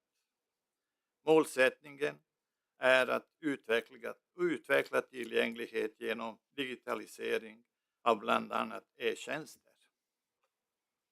Samhällsomställningen som sker i hela regionen utmanar nämndens kompetensförsörjningsbehovet. Huvudfokus under planperioden är att både bibehålla och attrahera kompetens samt att inom enheten arbeta för goda arbetsmiljöförutsättningar och med arbetareutveckling. För att klara kompetensbehoven har ett samverkansprojekt initierats med närliggande kommuner. Målsättningen är att under året teckna ett samverkansavtal där kommunen vid behov kan stötta varandra med kompetens och resurser. Jag är ersättare i region och kommunfullmäktige och kan inte yrka bifall till strategiska planen. Men Kenneth har redan och många andra har yrkat bifall till strategiska planen. Jag vill tacka till de som har yrkat bifall, eftersom enligt mig då har de yrkat bifall till utveckling och framtiden. Tack! Tack så mycket för det. Och då går ordet till Tobias Sundberg som hade begärt ordet tidigare. Du återkallar. Då har vi Anders Pettersson på talarlistan. Varsågod Anders. Och sen Conny Sundqvist har begärt ordet. Tack ordförande. Jag tycker att vi har fått en ganska bra bild över dels majoritetens förslag till strategisk plan, men också samlad bild över det som oppositionen har kommit med. Kommentarer ifrån majoriteten. Dessutom tycker jag diskussionen har förts på en sån nivå som känns bra. Till skillnad från hur det var i fjol. För i fjol kändes det inte bra. Men nu tycker jag vi har en bra bild över hur vi ser på saker och ting. Vi har inspel på olika sätt. Och jag tror väl mig ändå känna att även om inte majoriteten yrkar bifall till alla våra yrkanden så finns det ändå med i majoritetens tänk för framtiden. Jag hoppas det i alla fall. Några grejer som jag skulle vilja kommentera utifrån det som är sagt här. Beatrice Öhman, du var inne på det här med att det är inte så lätt det där med att se över konsekvenserna av en uppdelad verksamhet.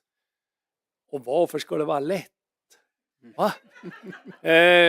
Man ska ju se det som en utmaning för att kanske åstadkomma någonting som blir bättre i slutändan. Jag håller med om att socialnämnden är i ett trängt läge på många olika sätt. Men jag tycker att även den här frågan ska man ha i bakhuvudet. Är det så Även om inte vi är en jättestor kommun där det kanske mer är befogat med en uppdelning. Kanske skulle vara en väg att gå vidare på även för Bodens del. Så jag hoppas att även den biten finns med i bakgrunden här framöver. När det gäller det här med vårt förslag om att minska effektiviseringskraven på socialnämnden, så ser ju vi att där har ju majoriteten lagt förslag som egentligen innebär en utökad ram med totalt drygt 19 miljoner kronor under de 3 närmaste åren för att möta arbetet med den här nettokostnadsavvikelsen. Så på något sätt så skulle det vara väldigt enkelt för dig att yrka bifall till just den punkten. Men så kan det vara. Fri tid i hemtjänsten. Det är ju någonting som vi har försökt lyfta fram under flera års tid. Vi tror att verksamheten skulle tjäna på att hitta lite nya arbetssätt. Vi tror dessutom att det skulle vara bra för verksamheten, inte minst i fråga om kompetensförsörjning framöver. Att man har även sådana här alternativ som man tittar på.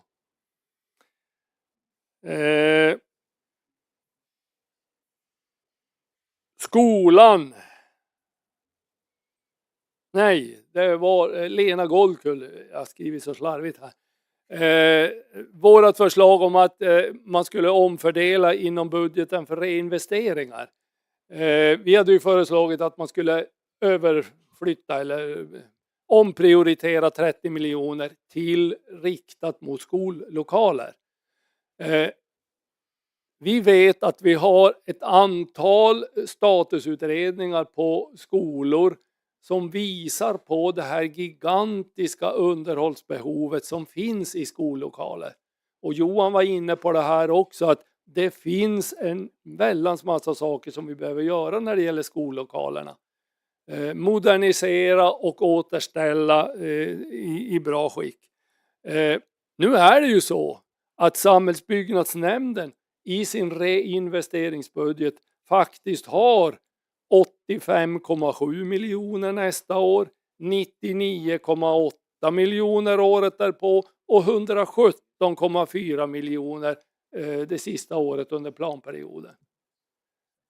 Så att det finns ett utrymme för att kunna göra omfördelningar inom reinvesteringsbudgeten. Okej, kanske inte 30 miljoner, men på något sätt tycker jag att man måste satsa på skollokalerna. För det är där ändå som vi har framtiden.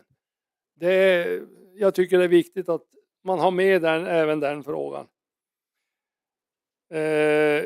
Johan funderade över varför vi hade föreslagit att man skulle fullfölja nu det här dimensioneringsutredningen med en medborgardialog.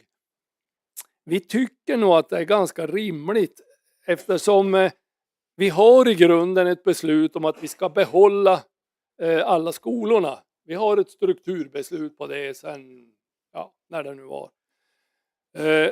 Och då är det ju viktigt att vi ser till att vi har fungerande skollokaler, att skolan kan fungera på ett bra sätt.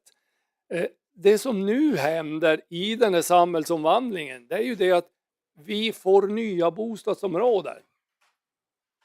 Vi fyller på med bostäder på olika ställen. Och det här får ju naturligtvis konsekvenser över hur kommer upptagningsområden att påverkas? Hur kommer de här enskilda skolorna att påverkas utifrån de förändringarna? Och av den anledningen så tycker vi nog att det inte är helt fel att man genomför en medborgardialog i någon form där man funderar över vilka konsekvenser sådana här saker får. Så att det är lite grann motivet till varför vi tycker som vi gör när det gäller den biten. Sen kan jag ju tycka att det hade varit förnämligt om fullmäktige hade kunnat ge en tydlig signal om att estetprogrammets musikprogram ska vara kvar. I någon form kanske, precis som du säger. Om man nu utreder den här frågan så kanske det ska vara på något annat sätt. Men en signal från fullmäktige att nu står fullmäktige bakom att det är en av de bitarna som ingår i den kultursatsning vi satsar på i Boden. Lena Pansare, den här multisporthallen, utredningen.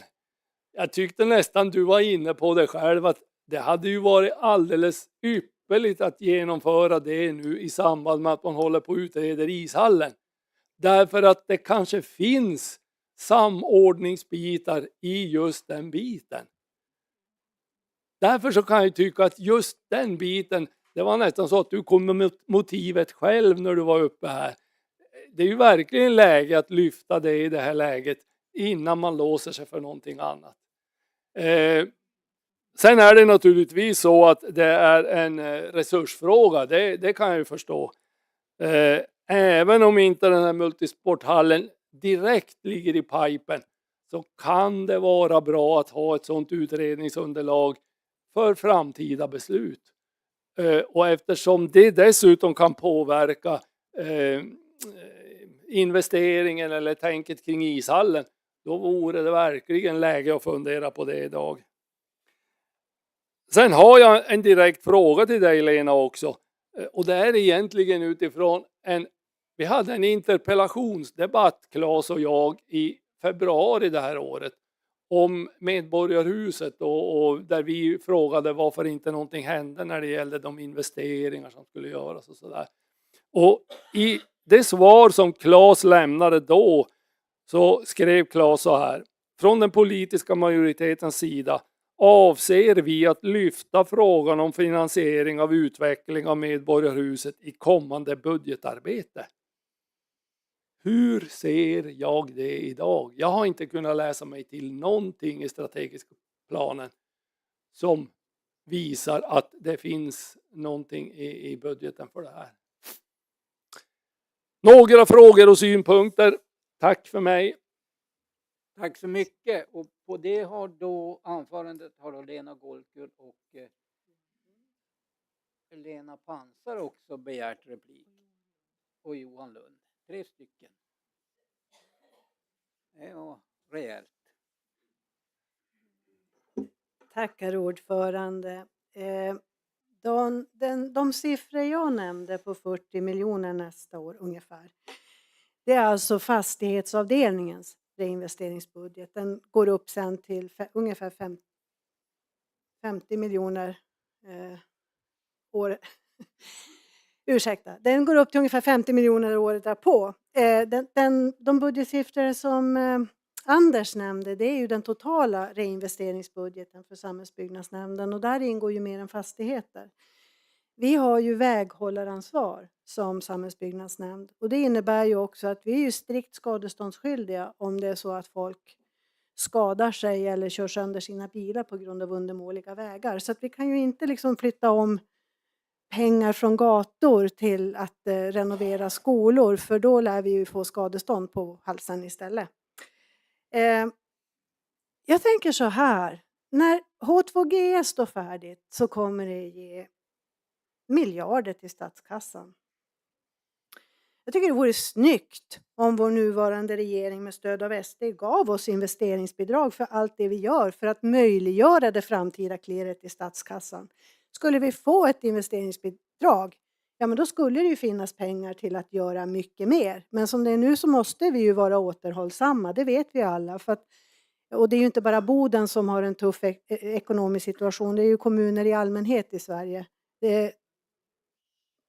Det fanns ju en anledning till att SKR gick ut och sa att kommuner i Sverige, Kommunsverige behöver massor med miljarder för att få budgetarna att gå ihop. Men det har vi ju inte fått. Regionerna fick lite grann, men det räcker ju inte långt det heller. Men som sagt, ett investeringsbidrag vore väl supersnyggt. Då kunde vi göra väldigt mycket mer. Tack. Tack så mycket för det. Då en svarsreplik på det anförandet först. Varsågod, innan du får komma.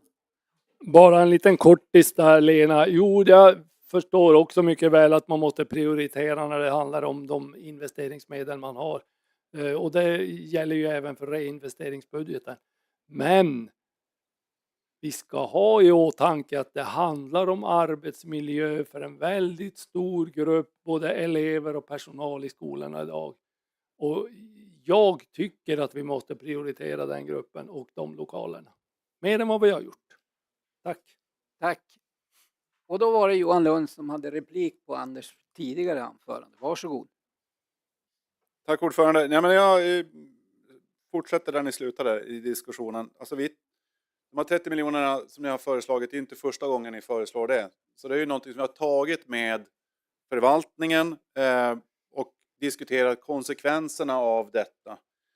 Och det är ju inte så att jag eller nämnden sitter och klurar ut den här skolan eller den där skolan är där vi ska reinvestera eller här ska vi bygga, utan det är ju förslag man får baserat på en vad-uppdrag som politiken ger. Vi ska ha så goda skolor vi kan ha. I vissa fall så märker vi att vi behöver bygga helt nytt. Exempelvis Unnbyn. Och de här exakt hur man ska göra, vart man ska lägga 30 miljoner från det ena, från investering till reinvestering. Det betyder ju också att investeringar kommer behöva ändras på. Och jag vill upplåta det här till tjänsten att faktiskt ta det här. Att man har ett förtroende för tjänsten, att de kommer fram med vettiga förslag och beslut kring exakt hur vi ska göra just nu för att kunna se vad ska vi bygga för någonting. Jag aktar mig lite grann för att själv säga att jag kan exakt hur vilken byggnad som ska göras och vad som ska byggas på den. Det vill jag inte göra. Utan det låter jag experter göra, självklart. När det gäller en annan fråga då, som du nämnde, den där medborgarförslaget och nya bostadsområden som en grund för medborgardialoger. Så det är ju samma sak där. Vi kollar självklart på dimensioneringen och kollar man väldigt noga på både förskolor och grundskolor. Hur ska man göra i den här kommunen? Var kommer folk att bosätta sig? Var finns de nu? Det som är svårare är ju, normalt sett så går det väldigt snabbt för 1-åringar och 5-åringar, den förskolegruppen, att komma. De dyker bara upp helt plötsligt. Ni vet alla hur, men de som är 6-15-åringar, de vet vi ju oftast att de har funnits i kommunen. Vi går in i en ny typ av framtid där vi inte riktigt vet vilka, vi säger 12-åringar som kommer finnas i kommunen om 10 år. De är inte 2 år idag. Det är en helt annan grupp på grund av befolkningsökningen. Att ha en medborgardialog skulle ju... Vi kan lyssna och vi ska lyssna på medborgarna. Men att dimensionera exakt på Stureskolans tomt just av den anledningen blir inte riktigt ansvarsfullt med pengar. Alltså det handlar om att dimensionera på rätt sätt med de pengar som vi har att förfoga över. Jag hoppas att det var ett bra svar nog. Det är inte att förringa att vi ska ha medborgardialog, men att grunda det som låter det väga tyngst för att bygga och hur man bygger skola, ser jag som att inte låta de som vet mest om frågan fatta besluten. Med all respekt för förslaget, och vi ska lyssna på medborgarna. Och den tredje frågan var ju estetprogrammet. Musikestet på Björknäs gymnasiet.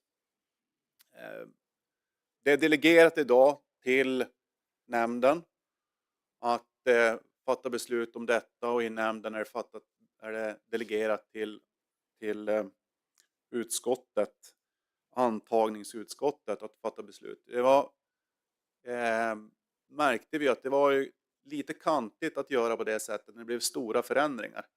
Förankringen behövde göras tydligare, och det tar vi omtag på. Hur det här, i det förslaget som låg på ett nollintag på musikestet, var det ju att ha musikinriktningar på andra program. Det ska vi inte glömma. Det fanns med i förslaget. Samtidigt som det var väldigt få som läste musikestet. Eller estetmusik. Estet med musikinriktning. Och vi vill ju självklart inte ta bort någonting som funkar bra. Men det är ett program som under lång tid har gått från 32 till 24 till 16.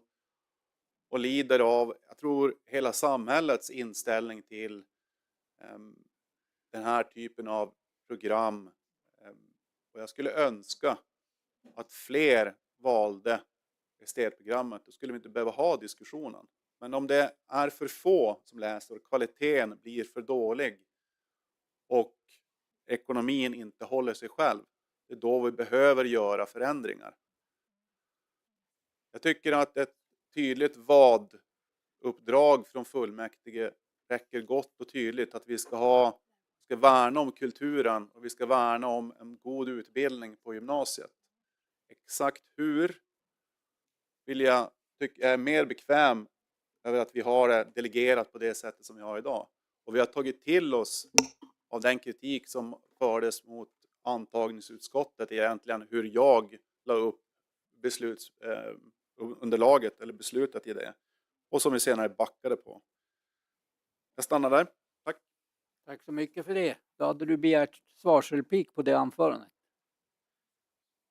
Anders Pettersson, varsågod. Tack för det och tack Johan.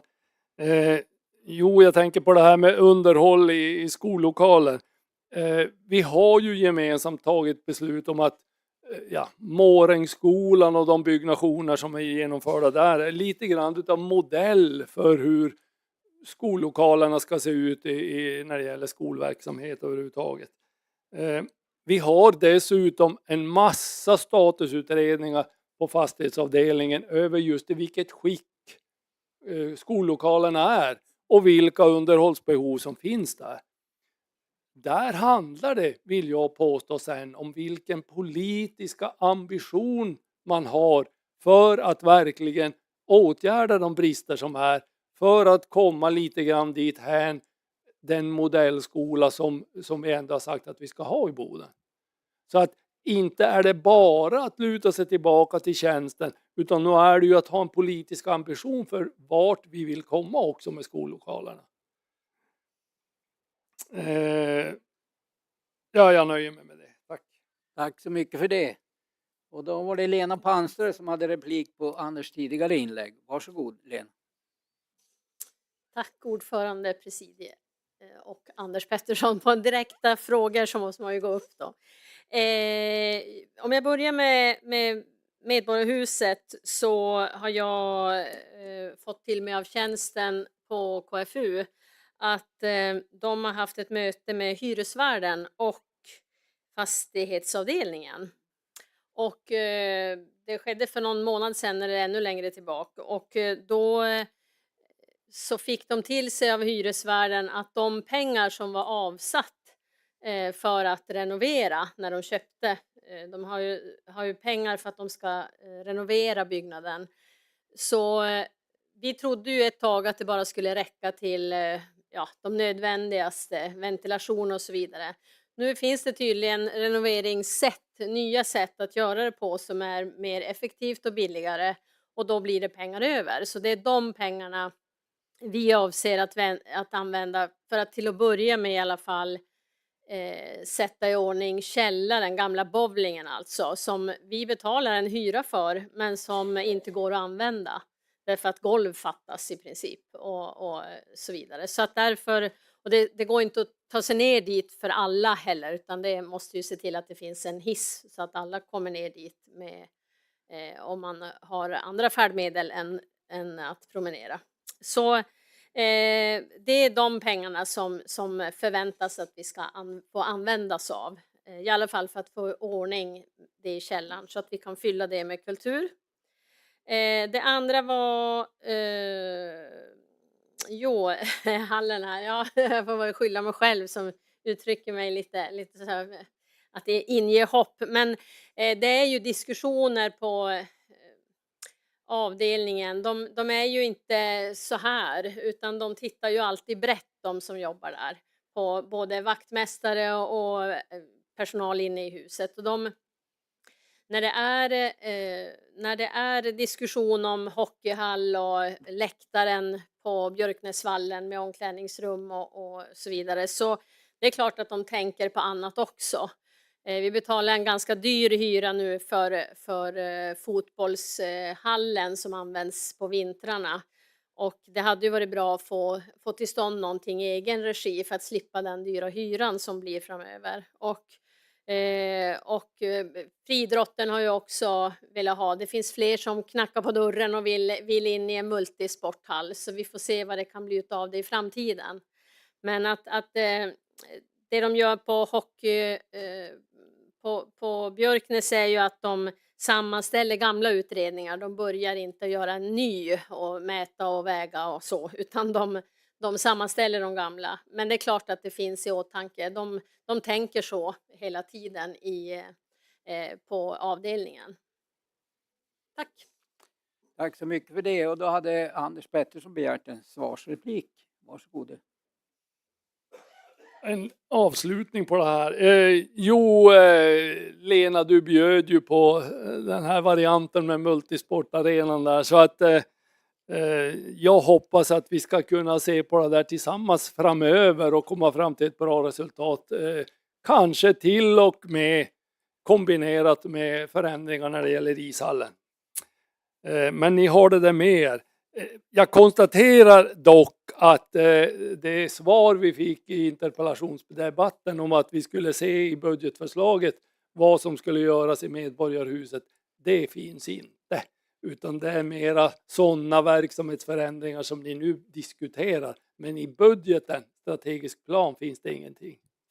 Tack. Tack så mycket för det. Och då är Conny Sundqvist som har begärt ordet. Varsågod Conny.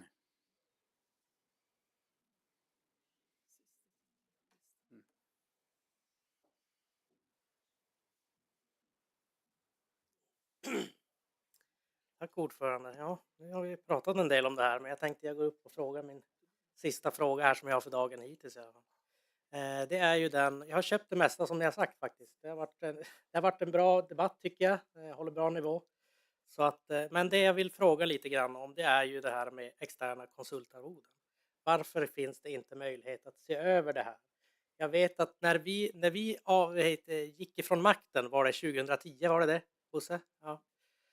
Då pratar vi om siffror upp mot 80 miljoner eller någonting i den stilen. Och det är ju dussintals miljoner det handlar om oavsett. Och här finns det pengar att göra. Så jag önskar ändå att man kunde se över konsultarvodena och se om det finns någonting i dem som vi kan spara in pengar. Tack. Tack så mycket för det. Då ser jag att vi har ingen fler på talarlist. Jo, Egon Paul hade ju begärt ord. Jag ber så mycket om ursäkt, Egon. Beatrice, hade du begärt? Okej. Mm. Då måste vi ta repliker först. Kan du vänta? Mm. Beatrice vill ha en replik på Conny Sundqvists anförande. Då måste ni ta den. Jo, precis. Jag har inte tillräckligt kunskap om de andra förvaltningarna för att komma med ett besked med ett annat yrkande. Däremot tänkte jag ändå passa på att säga att jag håller fullständigt med och att det som jag ser det är ju att man ofta när vi har utredningsbehov, när det är jättemycket som händer, allting vi har nu pratat om idag och alla andra kommunfullmäktige, det är att det är kompetensförsörjningsbrist egentligen på alla ställen, fast jag pratar ju oftast om äldreomsorgen, men det är ju alla områden hos oss också. Vilket gör att jag tror att man ofta då blir gisslan, att man behöver faktiskt alltså den kunskap och jobbet gjort just under den förutsättningen. Då blir det externa konsulter fast vi egentligen borde ha den där utredningskapaciteten inhouse. Men för att ha den inhouse måste man också hamna på ett ställe där man anställer klokt och har rätt stöd på rätt ställe. Så det är egentligen det som jag betraktar som en ond cirkelidé, men jag tror inte att någon av oss är av en annan uppfattning än dig när det gäller att vi ska faktiskt ha kompetensen hos oss snarare än någon annanstans. Så, ja. Tack så mycket för det. Och, du hade begärt en svarsreplik förstår jag. Varsågod, du verkar redo. Tack så mycket ordförande, jag är redo. Precis. Nej, jag vill ändå tacka för svaret, även om jag kanske hade önskat att vi kunde titta över det här som sagt. Men vi har ju hört bland annat kommunstyrelsens ordförande prata om att när vi pratar om stadsarkitekt exempelvis, att vi tar in externa konsulter när det gäller det. Och där har vi ju kanske en möjlighet enligt Moderaternas förslag då att faktiskt ta in en sån inhouse och kanske spara pengar i och med att göra det. Så att jag ser ändå att det behövs ses över konsulter. Tack för det. Och då Egon Palo får du ordet. Varsågod. Tackar som man ska ha sagt. Ordförande. Ja, jag har suttit och lyssnat här och ursäkta mig, några synpunkter i alla fall. När det gäller socialförvaltningen och ekonomin där så har vi moderater under många år hävdat att vi behöver göra en oberoende granskning. Och den oberoende granskningen klargör ju om saker och ting är i tingens ordning eller inte. Och så är saken utagerad. Så att vi har tidigare sagt det och det behöver göras en oberoende granskning utav det. Sen så för några år sedan, jag kommer inte ihåg när, men det är ett antal år sedan, så gjorde vi en skrift från Bodens kommun till regionen. Därför att vi får väldigt mycket icke färdigbehandlade patienter ifrån regionen som kommer att kosta resurser för kommunen. Ibland så tar man dem hem, dubbla hemtjänst och så vidare. Och det här kostar jäkligt med pengar. Och om jag inte kommer ihåg rätt, jag undrar om inte du var med på den tiden, Bea. Jag tror att man skickade från kommunstyrelsen och inte från socialnämnden. Jag är inte helt säker. Sen så att man har större frihet i en hemtjänstgrupp för att testa det. Det var vi skrev i någon motion från Moderaterna för länge sedan som heter Skönsmo-modellen. Och jag bejakar det. Jag tycker det var väldigt roligt att läsa. Att man tänker göra en sån test och se hur det slutar. Sen har jag en liten svart i bägaren. Svenska språket på de som jobbar i omsorgen är till del för dåligt. Och då pratar jag särskilt om de som är dementa och jobbar på demensboende som annars själv har språksvårigheter. Då blir det jätteviktigt. Jag yrkar naturligtvis som vår gruppledare har sagt klokt och förståndigt. Jag yrkar inget annat. Tack för ordet. Tack så mycket för det. Och då har svarsreplik begärts av Beatrice. Varsågod.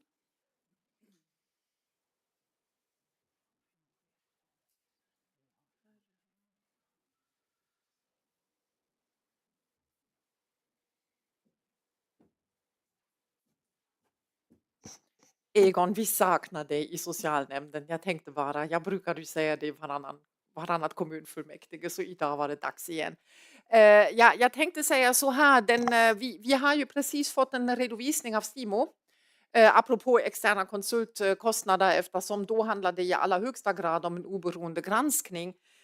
Och den presenterades på socialnämnden, och det som är bekymmersamt i det hela, det är att vi inte fick några överraskningar. Vi vet precis var skon klämmer, vi vet varifrån ineffektiviteten kommer, vi vet vad det är som behöver göras. Men för att kunna hinna i kapp med sig själv behöver man tillgång till den personal som krävs för att kunna lösa just de problem som du pratar om. Vilket gör att alla de beslut som har kunnat tas på basis av den oberoende granskningen, och nu är ju då alltså också eller oppositionsledamöter från nämnden här för att kunna vidimera det, att de beslut har tagits. Och nu kommer vi att se om de är tillräckliga och om vi faktiskt kommer att nå målet med det som då alltså den oberoende granskningen presenterade, som gjordes ju av Stimo.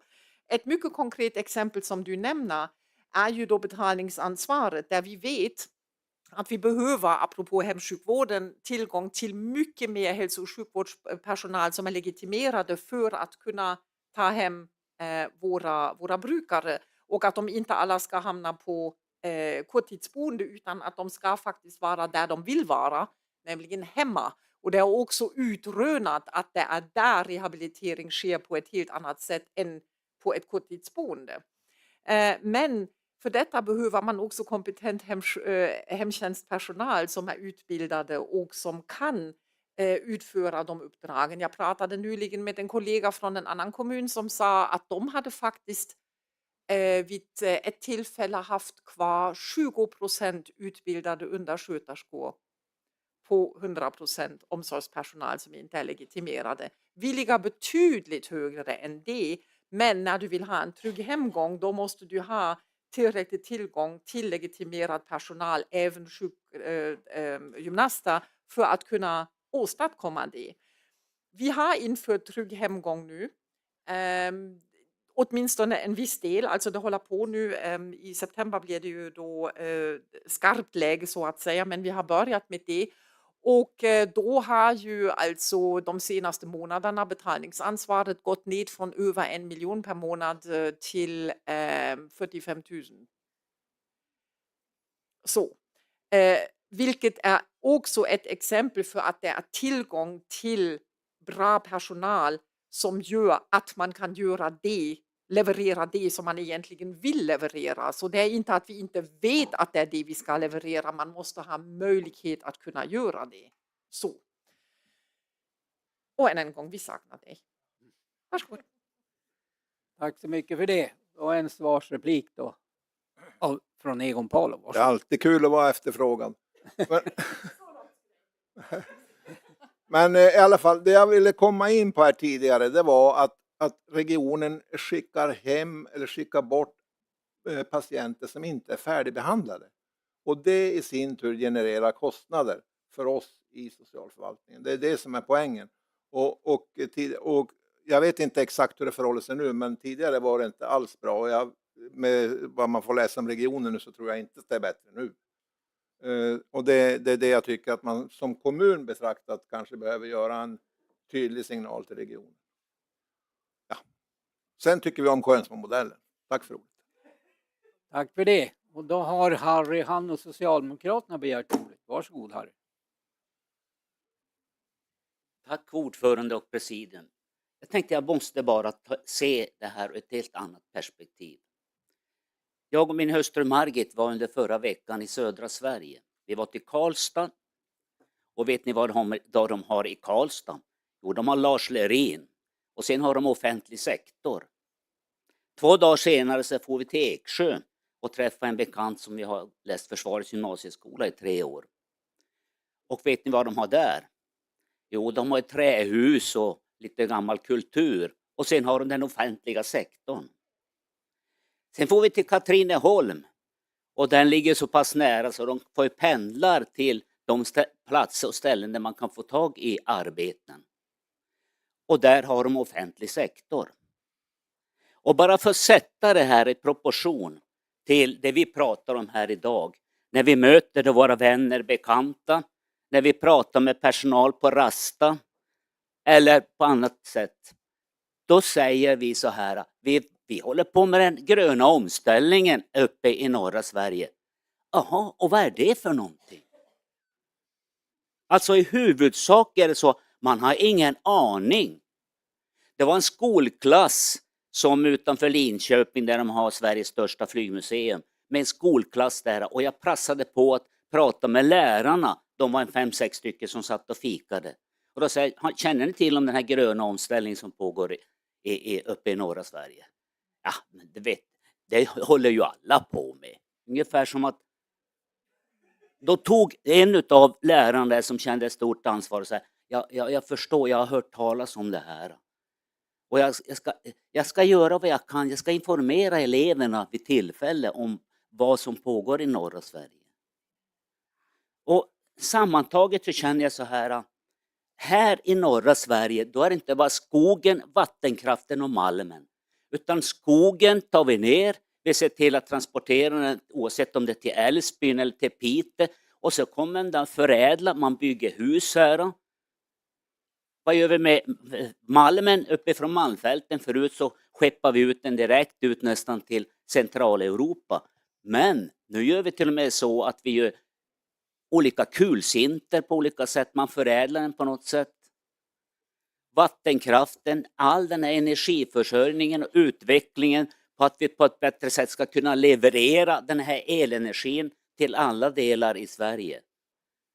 Och så känner jag, vi sitter ju på guldgruva. Det är ju vi som utvecklar Sverige. Och då sitter vi här med den strategiska planen som grund och försöker hitta lösningar på hur ska vi klara av den offentliga sektorn. Det de har som motorn där i södra Sverige. Där kommunen, Statens järnvägar, Försvarsmakten är deras stora så att säga, leverantörer av varor och tjänster. Förutom nu Scania och sådana här. Men alltså, Vi sitter ju i en guldsits. Och jag säger så här, jag ser med tillförsikt fram emot de här 4-5 närmaste åren. Och vi kan inte förlora, vi kan bara vinna. Tack för ordet. Tack för det. Det var något utsvävande men ändå ett intressant inlägg. Tack så mycket Harry. Då gör vi så här. Jag ser att vi har ingen fler på talarlistan nu, men jag tänkte innan vi går till beslut känner vi att vi behöver 10 minuters bensträckare. Jag känner så. Kan vi göra så? Tack.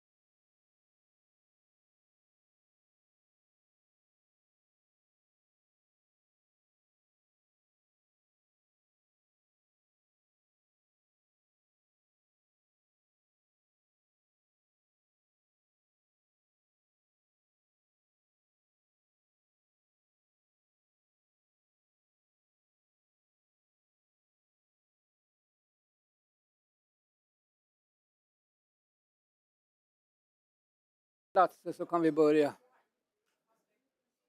Ja. Jo. Är vi då beredda att uppta förhandlingarna? Svar ja. Och då är det så att Peter Bom har lämnat och Katarina Palm går in då istället för Peter Bom.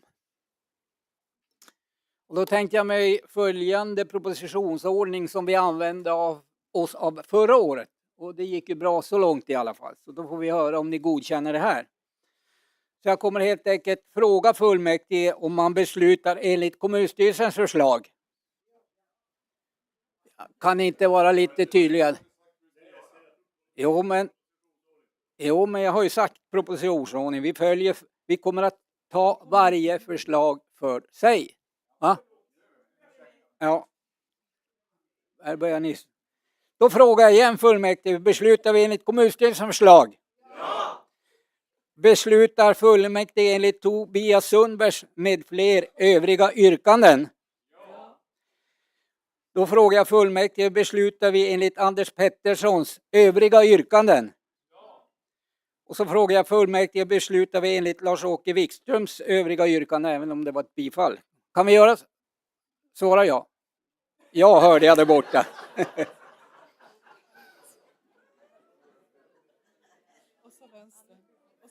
Och då frågar jag fullmäktige också, beslutar vi enligt Conny Sundqvists övriga yrkanden?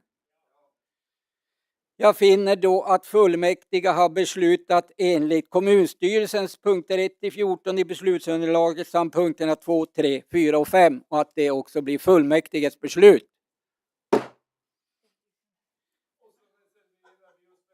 Ja, jag förstår. Då är det reservation. Jo. Jo, men mitt yrkande var ju bifall. Jo, det. Då är vi färdiga med det, men sen ska vi också besluta om revisorernas budget och det är så att det är upp då till fullmäktiges presidium att bereda det ärendet och revisorerna har då yrkat att bibehålla den ambitionsnivå man har på sina medel för nästkommande år. Och sen så sista året så begär man då en liten utökning beroende på att man då kommer att gå med 2 grupper efter då valåret. Kan det också bli fullmäktiges beslut, oförändrade summor? Ja. Var det en ordningsfråga? Aha. Alltså vilket ärende är vi på nu? Jag hänger inte riktigt med. Men alltså vad var yrkandet då? Var det att de skulle få en höjd budget när alla andra får en neddragning? Jag förstod inte. Nej, jag sa att det var ett oförändrat budgetförslag från revisorerna. Men alla andra har ju fått ett neddrag. Då kan jag väl tycka... Ja, men nu vill jag höra om du har något annat förslag så får du lägga det. Jag har samma sparbeting som övriga nämnder och styrelser har, yrkar jag. Men jag vet inte, vi har inte haft uppe det här i gruppen så jag kanske står helt ensam. Jag visste inte ens att det skulle komma som ärende om jag ska vara riktigt ärlig. Så jag har varit lite tagen på sängen. Ja, men det är så att det kommer alltid i anslutning till strategisk plan. Och revisorerna, det finns i handlingarna, revisorernas förslag till budget finns i handlingarna. Jag hoppas ni har läst det, men det verkar inte så. Därför är förslaget då från presidiet att de ska få det budgetäskande de har begärt här. Och då har en replik begärts av Bosse. Varsågod Bosse. Tack ordförande. Det här gör jag av hävd. Jag är oerhört medveten om att revisorerna är kommunmedborgarnas förlängda arm gentemot oss. Och då tycker jag att det är oerhört viktigt att vi också har respekt för deras sätt att genomföra det. Jag blir inte upprörd, jag blir förvånad när man för in revisorerna i den politiska debatten. Tack. Tack. Det är ju så att vi ska ta ett beslut om det här. Nu vill jag höra, fanns det något yrkande från dig Lena här? Nej. Då har vi bara ett yrkande och det är det som presidiet har föreslagit, alltså ett oförändrat medel. De 2 första åren, sen ett litet tillägg det sista året i och med att de går med dubbla grupper. Kan det också bli fullmäktiges beslut? Svar ja. Då är vi inne på ärende 20. Var det någon reservation? Nej, kan jag inte tänka mig. Jo, just det.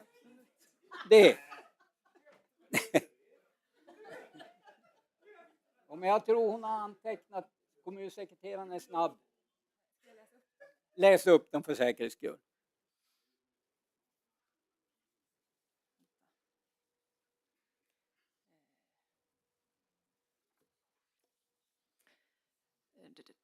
Tobias Sundberg, Anders Pettersson, Anna Selin, Lars-Åke Wikström. Nej, du reserverade inte såklart. Nej, förlåt.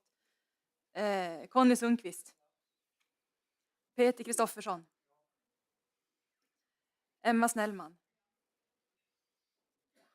Susanne Törnäs.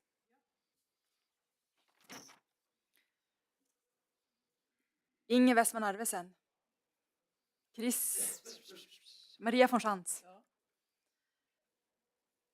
Mikael Engström. Egon Palo.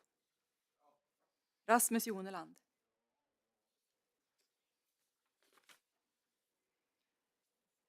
Göran Ahlman. Helena Isaksson.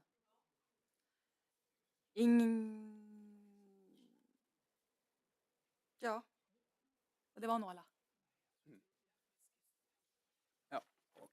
Är då alla har fått vara med? Alla är rätt uppfattade? Svar ja. Då är vi inne på ärende 23 på dagordningen. Det handlar om en begäran om medel för investeringsprojekt avseende exploatering bostadsområde Bodsvedjan. Och här är då kommunstyrelsens förslag att fullmäktige anvisar 1 600 000 kronor under 2024 till samhällsbyggnadsnämndens investeringsram från kommunstyrelsens investeringsbudget för exploatering för utförande av gata inom området. Sen också att fullmäktige anvisar 900 000 kronor under 2024 till samhällsbyggnadsnämndens investeringsram för utförande av VA-anläggning inom området. Och så 3. Att fullmäktige utökar samhällsbyggnadsnämndens driftsram med 123 000 kronor från 2025 för utökade driftskostnader och kapitalkostnader kopplat till investering i gata. Och att fullmäktige medger igångsättning av exploatering. Varsågod, ordet är fritt. Vi har inget på talarlistan när vi då är redo att gå till beslut. Ja. Kan vi då besluta enligt kommunstyrelsens förslag? Ja. Svar ja. Då är vi inne på kommunala val. Varsågod. Ja, då är det Daniel Rönnbäck, Moderaterna, med avsägelse av uppdraget som ledamot i samhällsbyggnadsnämnden. Kan vi också besluta att göra så? Svar ja.